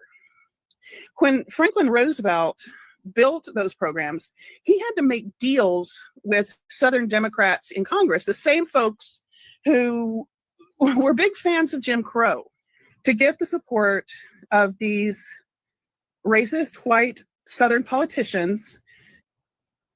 The programs were designed to exclude farm workers, domestic workers, jobs held overwhelmingly by Black, Latino, and Indigenous people. So right from the start, Black and brown families were pushed out of benefits so that white people could get them. Then we move forward to the 1960s, and there's this war on poverty. It finally opened up welfare programs more broadly, and that's when food stamps became permanent. Well, permanent, we don't know what Trump's going to do to them, but they lasted a long time. And guess what? The minute more Black and brown families started accessing this help, the politics shifted. Welfare got a new image and a new target. By the 1980s and 90s, with Ronald Reagan and his gang, they pushed the welfare queen myth. That's a racist dog whistle meant to turn public opinion against safety nets by blaming Black women for poverty that white policies created. That's the truth, you guys. So yes, welfare was built for white people. And when others finally got in the door, they tried to burn the house down. If you want to blame the right people, you got to get curious. People frequently claim that immigrants and poor Black families are living off the system. They're on welfare, they're mooching. But here is the truth. The majority of people on public assistance in the United States of America are white. You want me to do the percentage. The percentage of white people on welfare is about 39%. The percentage of Black people on welfare is about 33, 32%. Like I said in the video that you just saw, and you made a comment, welfare was created by white people for white people. Black people or any minority didn't get on welfare until the 1960s, maybe the late 1950s, 58, 59. So for almost 29 to 30 years, your race was mostly on welfare. You do the percentage of that. You explain why welfare was created for your race. Sound like you're making excuses. This is the same race as white man. They probably are more white people on welfare because they are more white people. But I thought white people always picking themselves up by the bootstraps and working hard. So if we known for being lazy, why are more white people on welfare than Black people? Doesn't make sense, do it? It really doesn't. You're so proud that y'all work hard and, you built this country. That's what your race is saying. So why more white people on welfare? Should y'all be out there working hard because you call Black people lazy? Doesn't make sense when you really think about it, huh? Per cap, it's crazy. This man is responding to a video that I stitched myself in. This white lady's talking about welfare. How it was created for white people for white people. So of course, typical white man, he's going to try to justify it by looking into the numbers because, all of a sudden we need to look at the numbers because that can't be true because he was taught all his life because he's over 50 like me, but unfortunately he looked over 60. But the whole thing is he doesn't like the way it sounds. He can't accept that more white people are on welfare. So he's going to look into it. I don't know what he's saying. He's saying 7% of white people on welfare. Are you really serious? But he can't. But notice he didn't address that welfare was created for white people, and Black people didn't get onto it till about the 1960s. He skipped over all of that because he can't talk about that because then his point is mute. Why you ain't speak about that? In that same video, she goes into it, how the government started welfare for white people. And Black people didn't get into it until the 1960s. Don't want to talk about that because it doesn't fit your point. I understand. You're just a typical white old man that believes in certain things that when it's in your favor, it's good. When it's in not your favor, I'm going to look for somehow I could deflect and make sure the numbers still can favor me. Man, shut the fuck up. Don't you dare run from being a racist. Don't you dare run from being a racist. Talking about something that it wasn't a slight to my skin color. Absolutely fucking was. It absolutely fucking was. Come on now, stop fucking playing with me. Be honest. You're a fucking racist. You know, I went through your page, Double Dog. How dare you say that to another vet? How dare you say that to another vet? Yeah, I don't know where that 33% is coming from. I hope they don't fuck with our benefits, bro. And 25%. I think they are, though. They've all been trying. It's hard as hell to get a fucking VA appointment. Fucking VA appointments is all the way up till August, even September. Crazy as fuck, right? It's gonna get worse. It's going to get fucking worse. Give out and give away. Anyways, peace out, Devil Dog. Don't eat too many crayons. In America, there's a misconception about who is on welfare. Now, let me just say this. There is no one program in the United States that constitutes welfare. There are many social programs in the United States that are part of what the United States calls the social safety net, which is really not much of a safety net at all when you consider the meager benefits that people receive. So what I've decided to do is look quickly at the statistics from the last census. Now, this holds true going back, but actually in the last 20 years, it has increased. The number of people receiving public benefits of some sort or another has increased amongst one particular demographic, and that is amongst white people. 20 years ago, 61% of all the people receiving public benefits of some kind in the United States were white people. Today, or as of 2022, or as the last census, 76.2% of all the people receiving some form of public benefit were white people. And the rest were people of color, 13%, people of Asian extraction, 6%, give or take, and people of Hispanic, somewhere down in the middle there. So let's just talk about what constitutes public benefits. So I'm going to read this list here.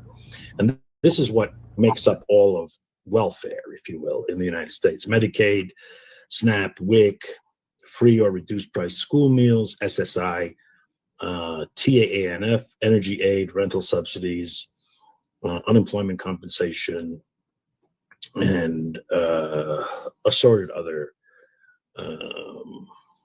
programs.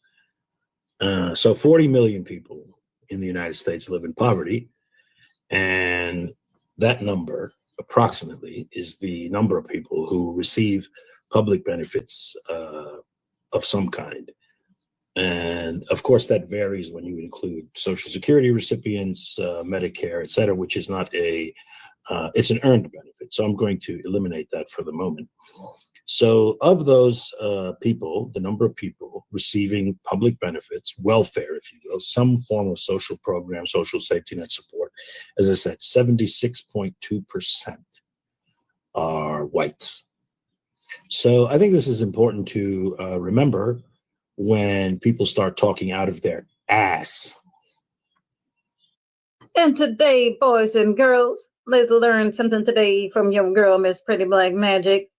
I'm sitting up here watching this interesting show called Lupine on Netflix. You might want to check it out. But every time I cut on my motherfucking phone, computer, TV, social media, what do I keep saying? All these white folks, and you got some black folks too, and they keep hollering about, I can't wait for them to cut the SNAP benefits. I can't wait for them to cut the Medicaid. You black bitches are sitting around getting fat, eating that government cheese, and you gonna have to get out there and get to work because y'all getting fat off that government cheese. You getting too many Twinkies and ding dongs and potato chips and Takis and 2 and 3 liter sodas because you fat black bitches need to be drinking and eating healthy things, and we gonna stop all of that.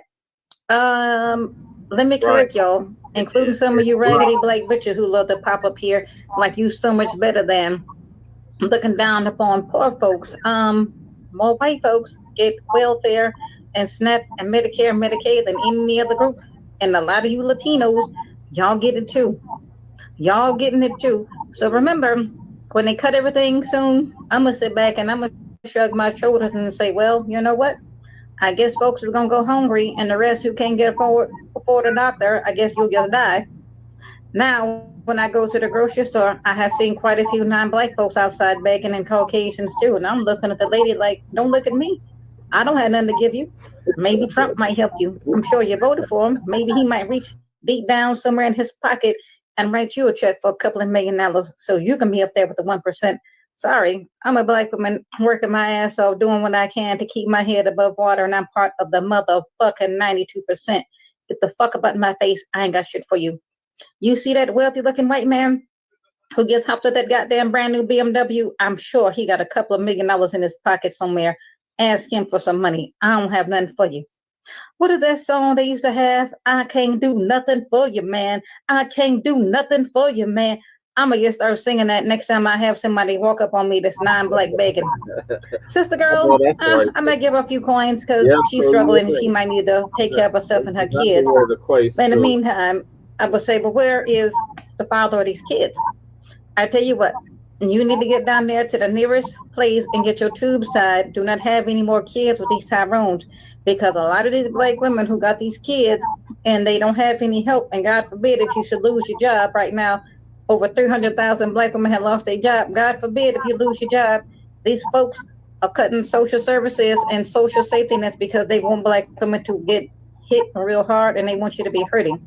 But in the meantime, lots of white folks and Latinos and other groups, they're going to get hit real hard too. So it's going to go like this. Either we're all going to be comfortable or we're going to all be uncomfortable, but it's not going to be both. So it says here, while talking about white people on welfare, it's important to consider both the numbers of people receiving assistance and the prevalence of stereotypes related to welfare recipients. Yes, white people have been saying for a very long time, a good, at least 60 years or so, all Black women are a bunch of welfare queens, and we just sitting around and having 10 babies for the taxpayers to take care of. Y'all remember that movie Claudine? Yeah. And the man was asking her, "Oh, how old are you? You got 6 kids and you're 36? How'd you wind up with all those kids?" Well, you know what's ignorant Black bitches are pushing out them babies for the taxpayers to take care of, grinding out them babies, something like that. You know what the fuck I'm talking about. You done seen Claudine enough times. Yeah. So they have been putting that lie out about Black women for a long time. But you know this, you don't never see no movie about no Caucasian woman or a Latin woman struggling and barely making on welfare. So when they put out those movies, the goal is to get them to see you in a negative light. And just about every Black woman I have ever met in my life, I don't care if they had 1 child or 2 or 3, they working their asses off and they working 2 or 3 jobs. Right. And even if they qualify to get food stamps, they're getting what, $20, $30 a month? So you getting fat off the hog, $25, $30 a month. But yet, Trump just gave breaks to all these millionaires and billionaires, and you mad about somebody getting a few little welfare dollars? But a lot of you Caucasian folks is getting it. You get it more than any other group, because if you think Black people are really benefiting from all this money that they're getting, you know, that $10,000 check that you're getting in welfare, that $10,000 imaginary check that you're getting on welfare, just the thought of that just makes their blood boil. Those lazy Black bitches are sitting around getting fat off that government cheese. They're getting all that welfare. Because that's how a lot of y'all think. That white supremacy got y'all's brains all turned around. Exactly. So all they do is, why don't you ever include yourself in this equation when they looking down upon people getting welfare? That's why I never look down upon people that get it, or poor folks or single mothers, because I see so many of them working and doing the best they can to try to better themselves, improve themselves. Yeah, I have met women who came down with breast cancer and wasn't able to work. Husband walked off and left. Guess what they had to get? Welfare. It's not that they were lazy.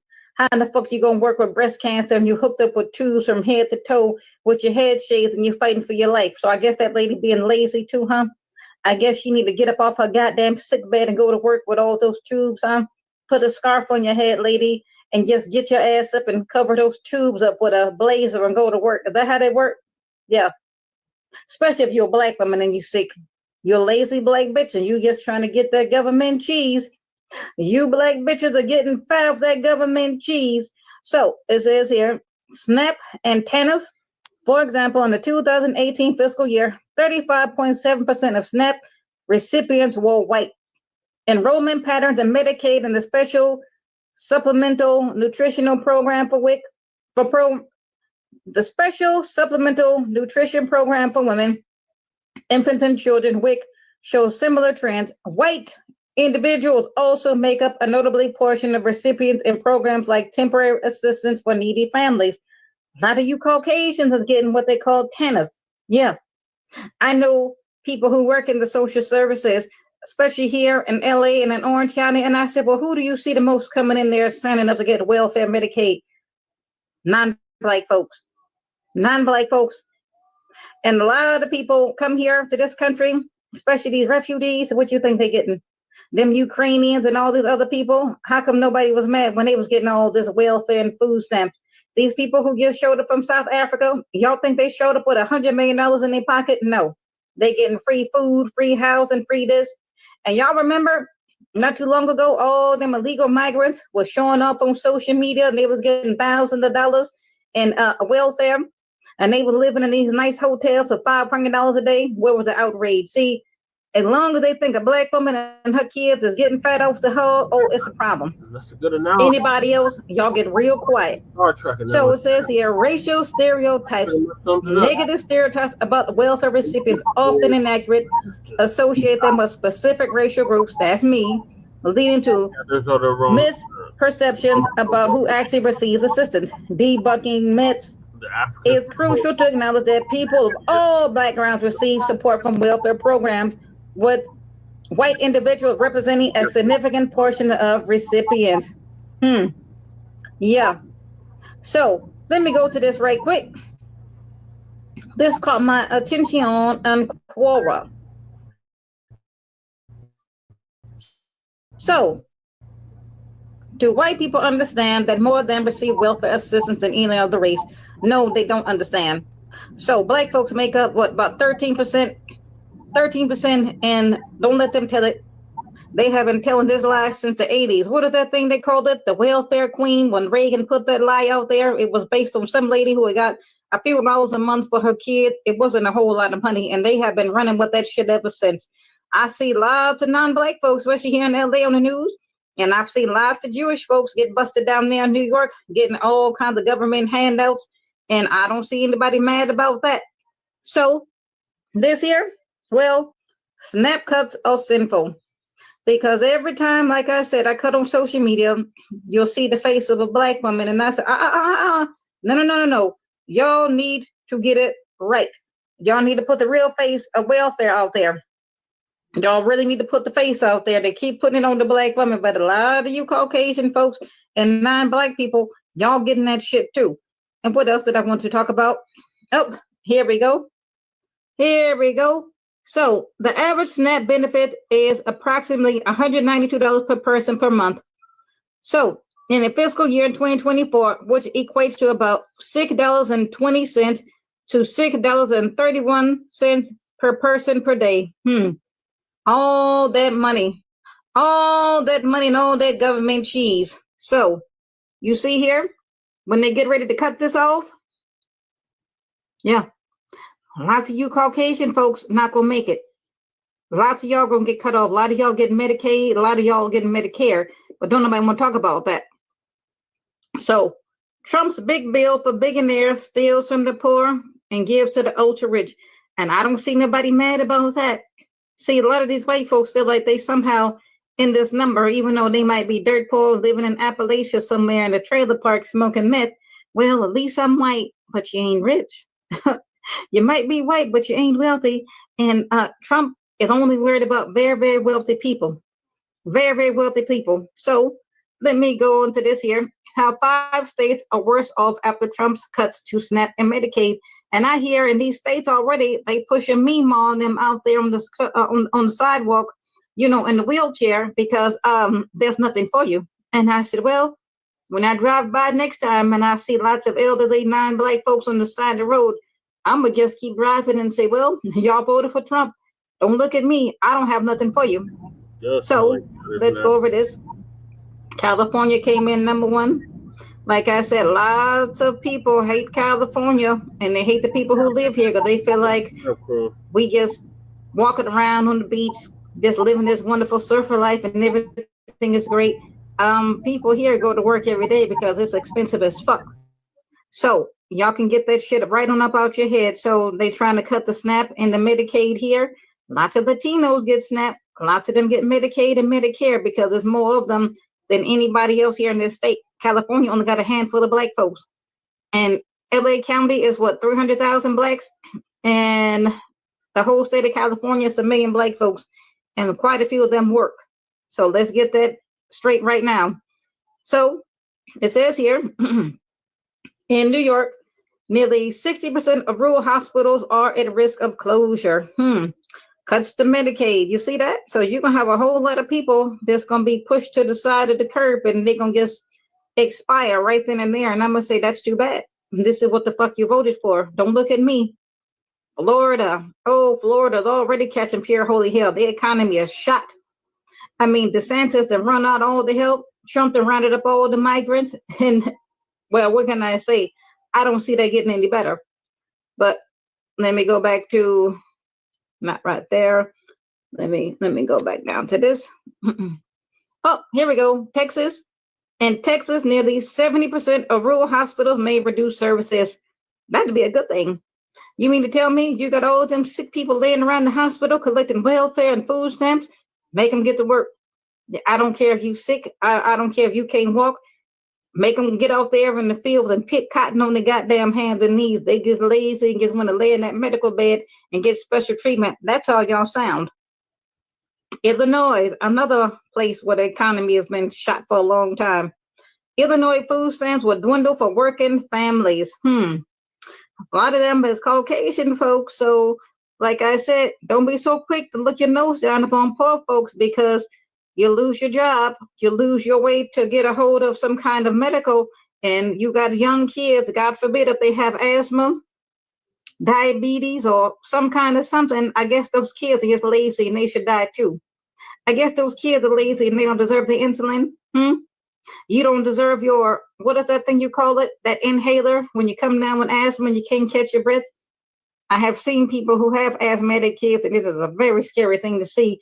A 5-year-old that can't catch his breath, and you got to dial 911, and they stay in the hospital, miss quite a bit of school because their lungs are so inflamed. So I guess that little boy deserves to expire too, huh? If he gets lazy, his mama lazy, and they don't deserve no Medicaid. That's what y'all sound like. So Trump's big bill for billionaires steals from the poor and gives to the ultra rich, but ain't nobody mad. Yeah, like I said, them folks think black women are just sitting around cranking out them babies, getting fed off their government cheese. That's what y'all believe. So if these black women were smart, if I was you, I wouldn't feed, fuck, fight Tyrone, nor would I give birth to none of his babies. Because, well, when the hard times come real soon, he can't help you. He gonna look at you like you crazy. Like, well, who told you to have my kids? Yeah, Tyrone can't help you with a goddamn thing. So there you have it. Ain't nobody mad at these folks here, but you mad because you feel like some fat, black, lazy bitch getting fat up off the welfare government cheese. Ain't that something? But ain't nobody mad about this shit right here. Let that sink in. Government assistance was made for white people. The fact that the programs are made in like 1935, like in the 1930s, says it all right there, given the fact that black people were not even considered people under the law at that time. But I've really been doing some more research and reading, and I read an article, and they were talking about how like up until like the 60s or 70s, black people really could not qualify for government assistance. And that is absolutely disheartening, being that now it hasn't even been 100 years later that black people are now the face of all racial stereotypes regarding government assistance in Section 8. Meanwhile, these same programs were never even made for us. Meanwhile, black people had to jump through hoops to get qualified. Meanwhile, people talk about black fathers not being in the home, and these same government institutions were not wanting the men to be there. Like, what the fuck? Finally, you get to see the true America. The stipulation has always been that black people are lazy, that black people are on welfare. Well, guess what? A lot of poor white people in the red states are now crying that they're not getting the EBT money from the EBT cards. Why? Because they are on welfare. They have 7 and 8 kids. Now the truth is coming out since Trump has slashed funding for the EBT and the SNAP programs. You see how many white people now are on welfare. So all this mythical stuff about black people being on welfare, oh, it's the blacks, it's the blacks, it's the blacks. Now you're seeing the real America, that it's not only black people on welfare, that there are a lot of white people on welfare also. There are a lot of white people, a lot of poor people living in those red states, and those red states that voted for Trump are now getting hit hard. 85% of welfare and food stamp moochers are white, live in southern red states, and vote for Republicans. Go figure. And those same Republicans are trying to take that away from you. And you voted for it. Can't blame the Democrats. This is what you voted for.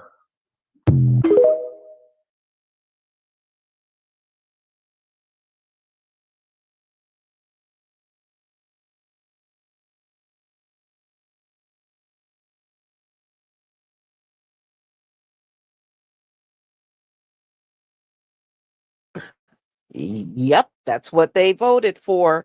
And you know what? To this very day, they still do everything they can to make it seem like we are collecting all the benefits. And it's the biggest lie ever told. It is the absolute biggest one ever told. And they're right. They use their media and all kinds of propaganda to throw our faces on anything negative. And it just goes to show you who the real lazy one is, right? And they talk all that lazy stuff. You got all these folks up in these red states getting nothing but benefits all over the place. So, yeah, see, y'all sit back and watch Donald Trump. And when all this stuff really goes into effect in a big way, you just wait and see who's going to be crying the most online. It's just like when we were on lockdown. Who did you see run to the internet to cry about who's going to help us? I can't go to my job now. Who's going to? It was them. They were all over, and we all noticed it. They came all over social media whining about the government need to come and help. The government need to come and help. I thought y'all said y'all don't need the government. Isn't that what y'all ran around saying all this time? You don't need the government. But they were the first ones crying for government help, y'all, during the lockdown. The first ones crying for it. Yeah. So, yeah, and they still try to point at us, and it's never been us, y'all. Just understand that. We have never been the biggest recipients. They have been the biggest ones since it's been in existence. Okay? And, to this very day, if you go online, you can see their comments about us getting all the welfare, we're draining the system and all that. According to y'all, we're only 13% of the population. Then there should not be enough of us to drain the system. That's how I see it. It can't be enough of us to drain your system. It's not, we're just this tiny little speck in the country. All right, y'all. Dark Skin Brother, thank you for the super sticker. Dark Skin Brother, thank you for your super chat. Thank you for another super chat. I remember growing up, my mom and dad had to work. We didn't have the luxury of getting food stamps. Exactly.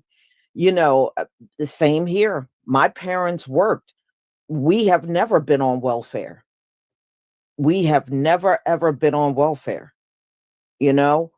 but I've had friends that had to go on it, especially, parents divorcing or a parent dying and, a mother left with the children or the father walks off, because I've had friends that father just got up and left and never came back, and the mother had to go on welfare. I don't see nothing wrong with it if you need the help. That's what it's there for. Shawnette, true believer of the Most High, thank you for the super sticker. Dark skinned brother, thank you again for your super chat. Them same white people crying, been blocking our people from those benefits forever now. They losing those benefits, they crying. We gonna be all right no matter what happens. Yeah, you ain't never lie. Yep. And the thing is, they're going to be the biggest ones hurt by all these cuts that Donald Trump is making towards the, SNAP benefits and the Medicaid and the Section 8. Because, Donald Trump now don't want anybody on Section 8 no longer than 2 years. You're allowed to be on it for 2 years. And then after that, you get cut off. Because according to Donald Trump, 2 years is enough time for you to get yourself together and get on your own feet, on 2 feet. So that's what's going to happen to Section 8. You can't be on it no more than 24 months after that. You're cut. That's how they want to make it. They don't care. Donald Trump, he got his rich buddies and his rich donors. Those are the only people he cares about. He don't care about nobody else out here. He ain't trying to help you maintain your food stamps or your Section 8 or Medicaid. He's trying to cut that away. All right. And the biggest ones that are going to hurt, y'all keep your eyes on this, because a lot of these things are going to go into effect in 2026. And you're going to see them out here crying the most. You just watch. When 2026 get here, we're going to be doing live streams of them crying all over the live stream about losing their Medicaid, losing their food stamps, losing their Section 8. You watch. It's going to be them more affected by it. And it's going to be a lot of these people, these MAGAs up in these red states. Those are your biggest welfare recipients, just like they are the biggest ones working for the federal government. Look at how many of them were on the social media platforms screaming about when Elon was still there, how they lost their jobs. They got their, and a lot of them were MAGA that lost their jobs and they worked for the federal government. And another thing that's happening that I might get around to soon. You remember when Donald Trump was raiding farms, and then he said, oh, we do need those farm workers, and they weren't going to raid the farms because the farmers needed their workers. Well, they stopped for a little while. Do you know they done started that mess back up? They done started it back up. They're going back to the farms and raiding the farms again. After Donald Trump said they were going to back off and not do it. Well, that didn't last long. They're out there doing it again. So of course, the farmers are mad again at Donald Trump. You can't believe a 34 convicted felon, and you can't believe he's going to actually tell you the truth about something, because he won't. At the end of the day, Donald Trump don't care about these white farmers. And see, they're learning the hard way. He don't care about them at all. He doesn't care about them losing their farms, their crops burning up. That's what I can't get over. I thought y'all weren't lazy. I thought y'all work hard. How come y'all sitting around watching your crops dry up? Get off there, get up and pull yourself up by the bootstraps and get out there and do your own farm work. Remember, you're not the lazy one. No, they got them farms, y'all, them big farms with hundreds of acres, and won't even go out there and do none of the work, even if it's a dire situation. They'll sit there and just watch their crops rot. Or there was one farmer, he burnt up his crops because he said he couldn't take care of it. So he set his crops on fire. That's lazy. Isn't that lazy? I'm just saying, y'all.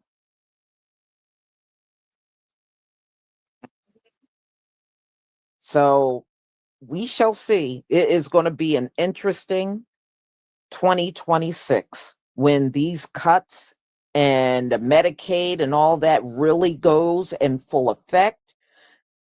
Boy, these people are going to be crying their behinds off, y'all. You think they're crying now? You ain't seen nothing yet. Wait until next year for real. Let's see here. Monica Gregory, thank you for the Cash App. And Yazwil Yehuda, thank you for your Cash App. I deeply appreciate your support from my channel. Thank you so much. And y'all, I have a dark-skinned brother. Thank you again for a Cash App. Let me see what that says. That went kind of fast. Exactly. I've seen videos of whole fields rotten. Ain't no way I would let my stuff rot if I gotta pick it my damn self. Exactly. They're not even trying, dark-skinned brother, they're not even trying to save their crops. They're sitting and crying and just watching it rot, right? But I thought y'all do everything and know how to do everything. Then you should know how to save your crops. Okay, what's the point in boasting that you do everything and you've done everything, and then when the time for you to rise to the occasion, you failed to do it? Why can't you get your family and your friends and everybody you know to come and gather and start saving your crop? Y'all won't even do that. They'll just sit there and watch the stuff dry up in the ground. And that's why I said, who's the real lazy one now? And you know what? A lot of people noticed that online too. They were like, y'all would watch your crops die, watch your livestock die before you get out there and take care of it. See, they done give, you know what they did, y'all, also? They done given these cows so many hormones to produce milk. The cows literally got to be milked every 8 hours. And you know that's not normal. That is not a normal cycle for a cow. But they pump them up with so many hormones and all kinds of things that those cows literally got to be milked every 8 hours. That is absolutely ridiculous. So, because there was one, he was on live, not live, but he had a video. I said, well, they raided my farm. Who's going to take care of the livestock? I said, what? You go take care of your livestock. Aren't they your farm animals? What do you mean, who going to do it? Yeah, and a lot of people were chattering about that. They were like, oh, and these are the same ones trying to call other people lazy? Yeah, they really are. They really are, y'all. Unbelievable, huh? So, y'all, I'm going to go ahead and conclude. And hopefully I will see y'all at 4:45. I have another live stream coming up, and I hope to see you all there. Please enjoy the rest of your afternoon. Shalom, family.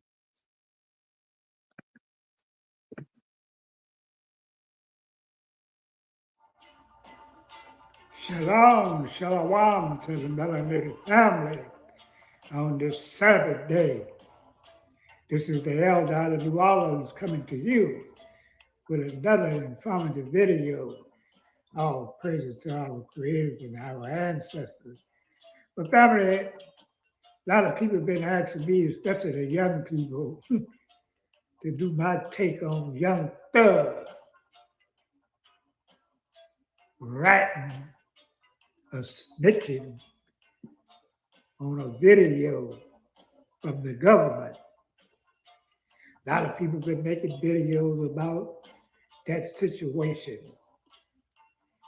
But really, why I'm making this video is Charleston White had his 2 cents to say about it. Everybody claiming Charleston White was exposing him. Everybody was doing that. Charleston White is a rat himself. That's what a lot of people ain't saying. He was a rat. That's right. When y'all did that white man back in the day when you was a teenager, and they took this white man out, and Charleston White ratted on everybody, told them where the gun was, this, that, and the other. There ain't nobody talking about that. You was a rat too, Charleston White. You was a rat. You ratted on, and one of the brothers still in jail. That's right. Charleston White is a rat too. And they got a lot of rats that'll tell Mr. Charlie what's going on when they face it in likely prison. That's right. Charleston White is a rat just like Young Thug is. And they caught him on videotape talking with the feds, telling everything.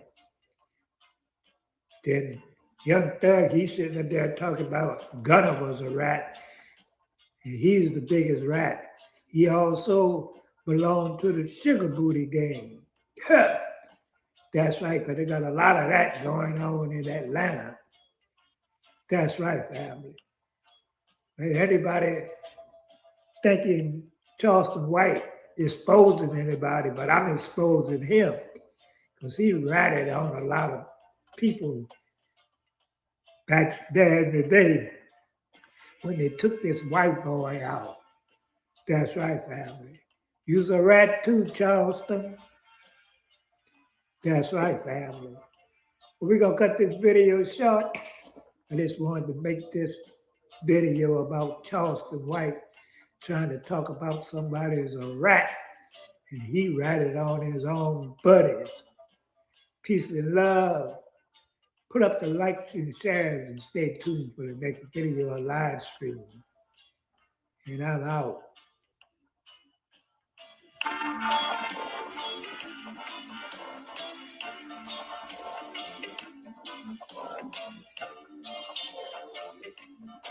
Shalom to the melanated family on this Saturday. Peace and love.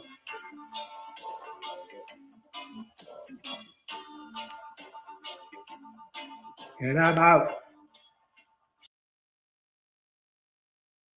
December 25th, 1875, a day meant for celebration,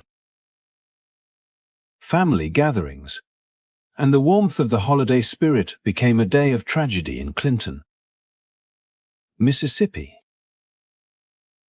Charles Caldwell, a man whose courage had quietly shaped the lives of those around him, was brutally taken from the world. Lured by someone he trusted, he fell victim to a violent mob, shot in the back of the head in a shocking act that reverberated across the state and captured the nation's attention. His death was not just the loss of a single life. It was a stark reminder of the dangers faced by those who dared to challenge injustice in a society struggling to embrace equality. Caldwell was no ordinary man. Born into the harsh reality of slavery in the 1830s, he had risen against immense odds to become a symbol of resilience, leadership, and hope for his community. While many stories of the era focus on generals and public figures adorned with medals, Caldwell's battlefield was different.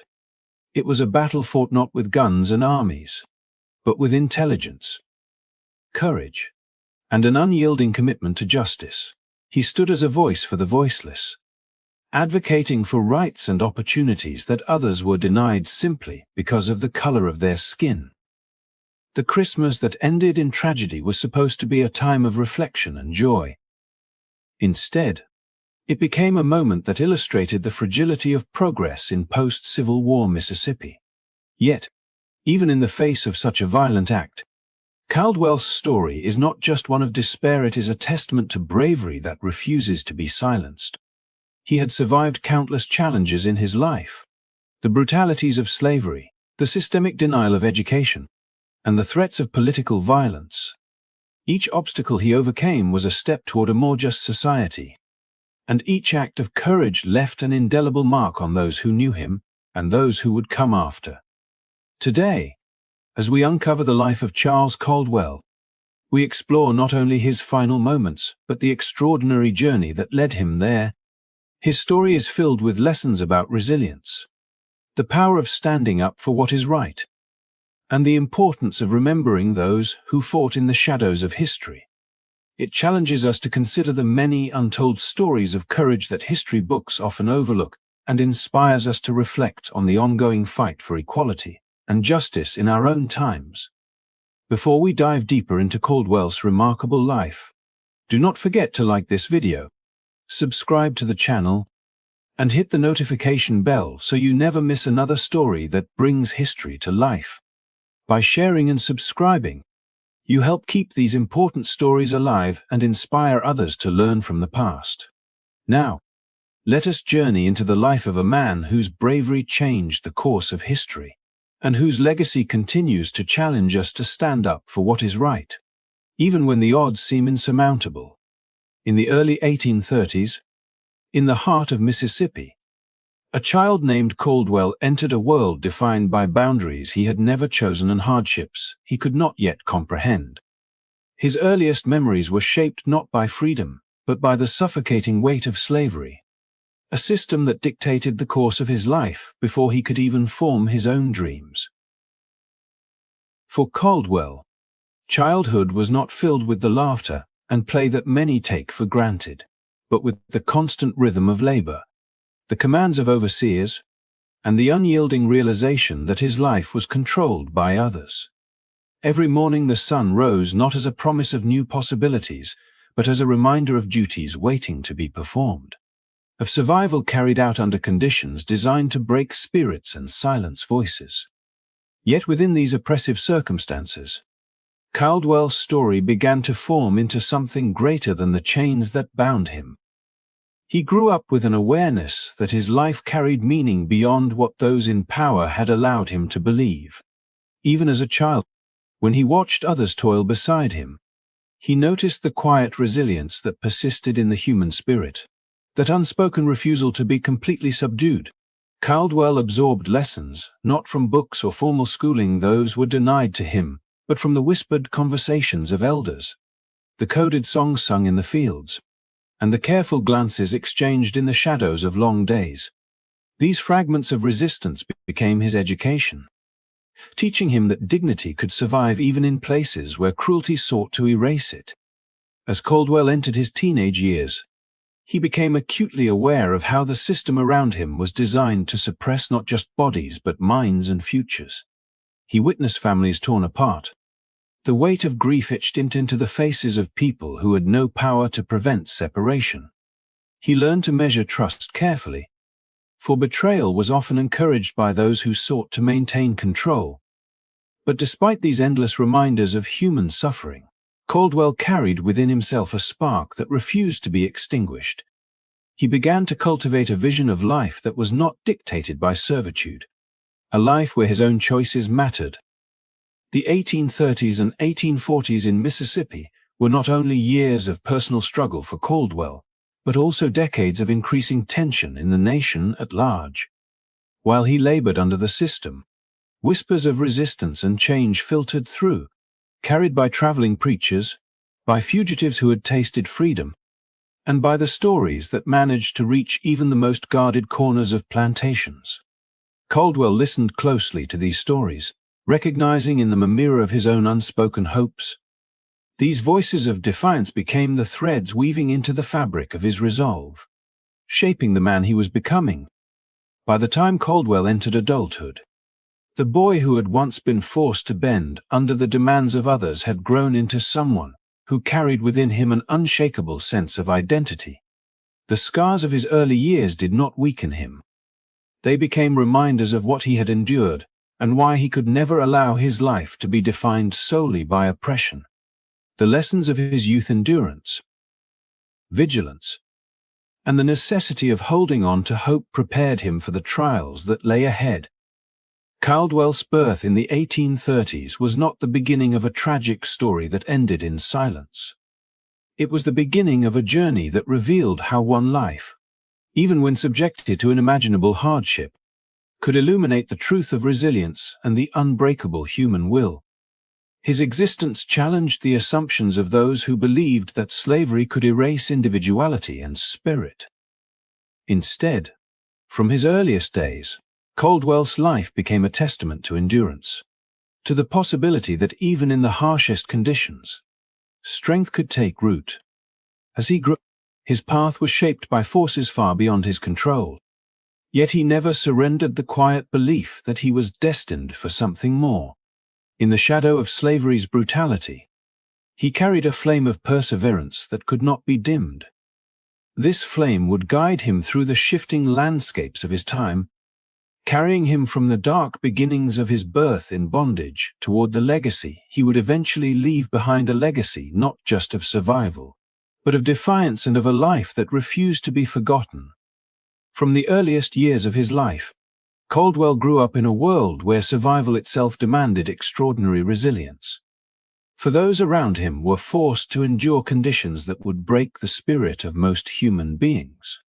Each day was marked by exhausting labor under an unforgiving sun. The kind of work that stretched from dawn until well past the point when the body should have been allowed to rest. And yet there was no relief because the cycle of toil seemed endless. The men, women, and children who lived in these conditions were expected to extract every ounce of strength from their bodies, not because it brought them prosperity, but because others claimed ownership over their time, their energy, and their very existence. To face such unrelenting demands, while knowing that there was no escape from the harsh rhythm of each day, required a depth of endurance that few outside this world could fully comprehend. Food, which should have been a source of nourishment and comfort, was scarcely provided in amounts sufficient.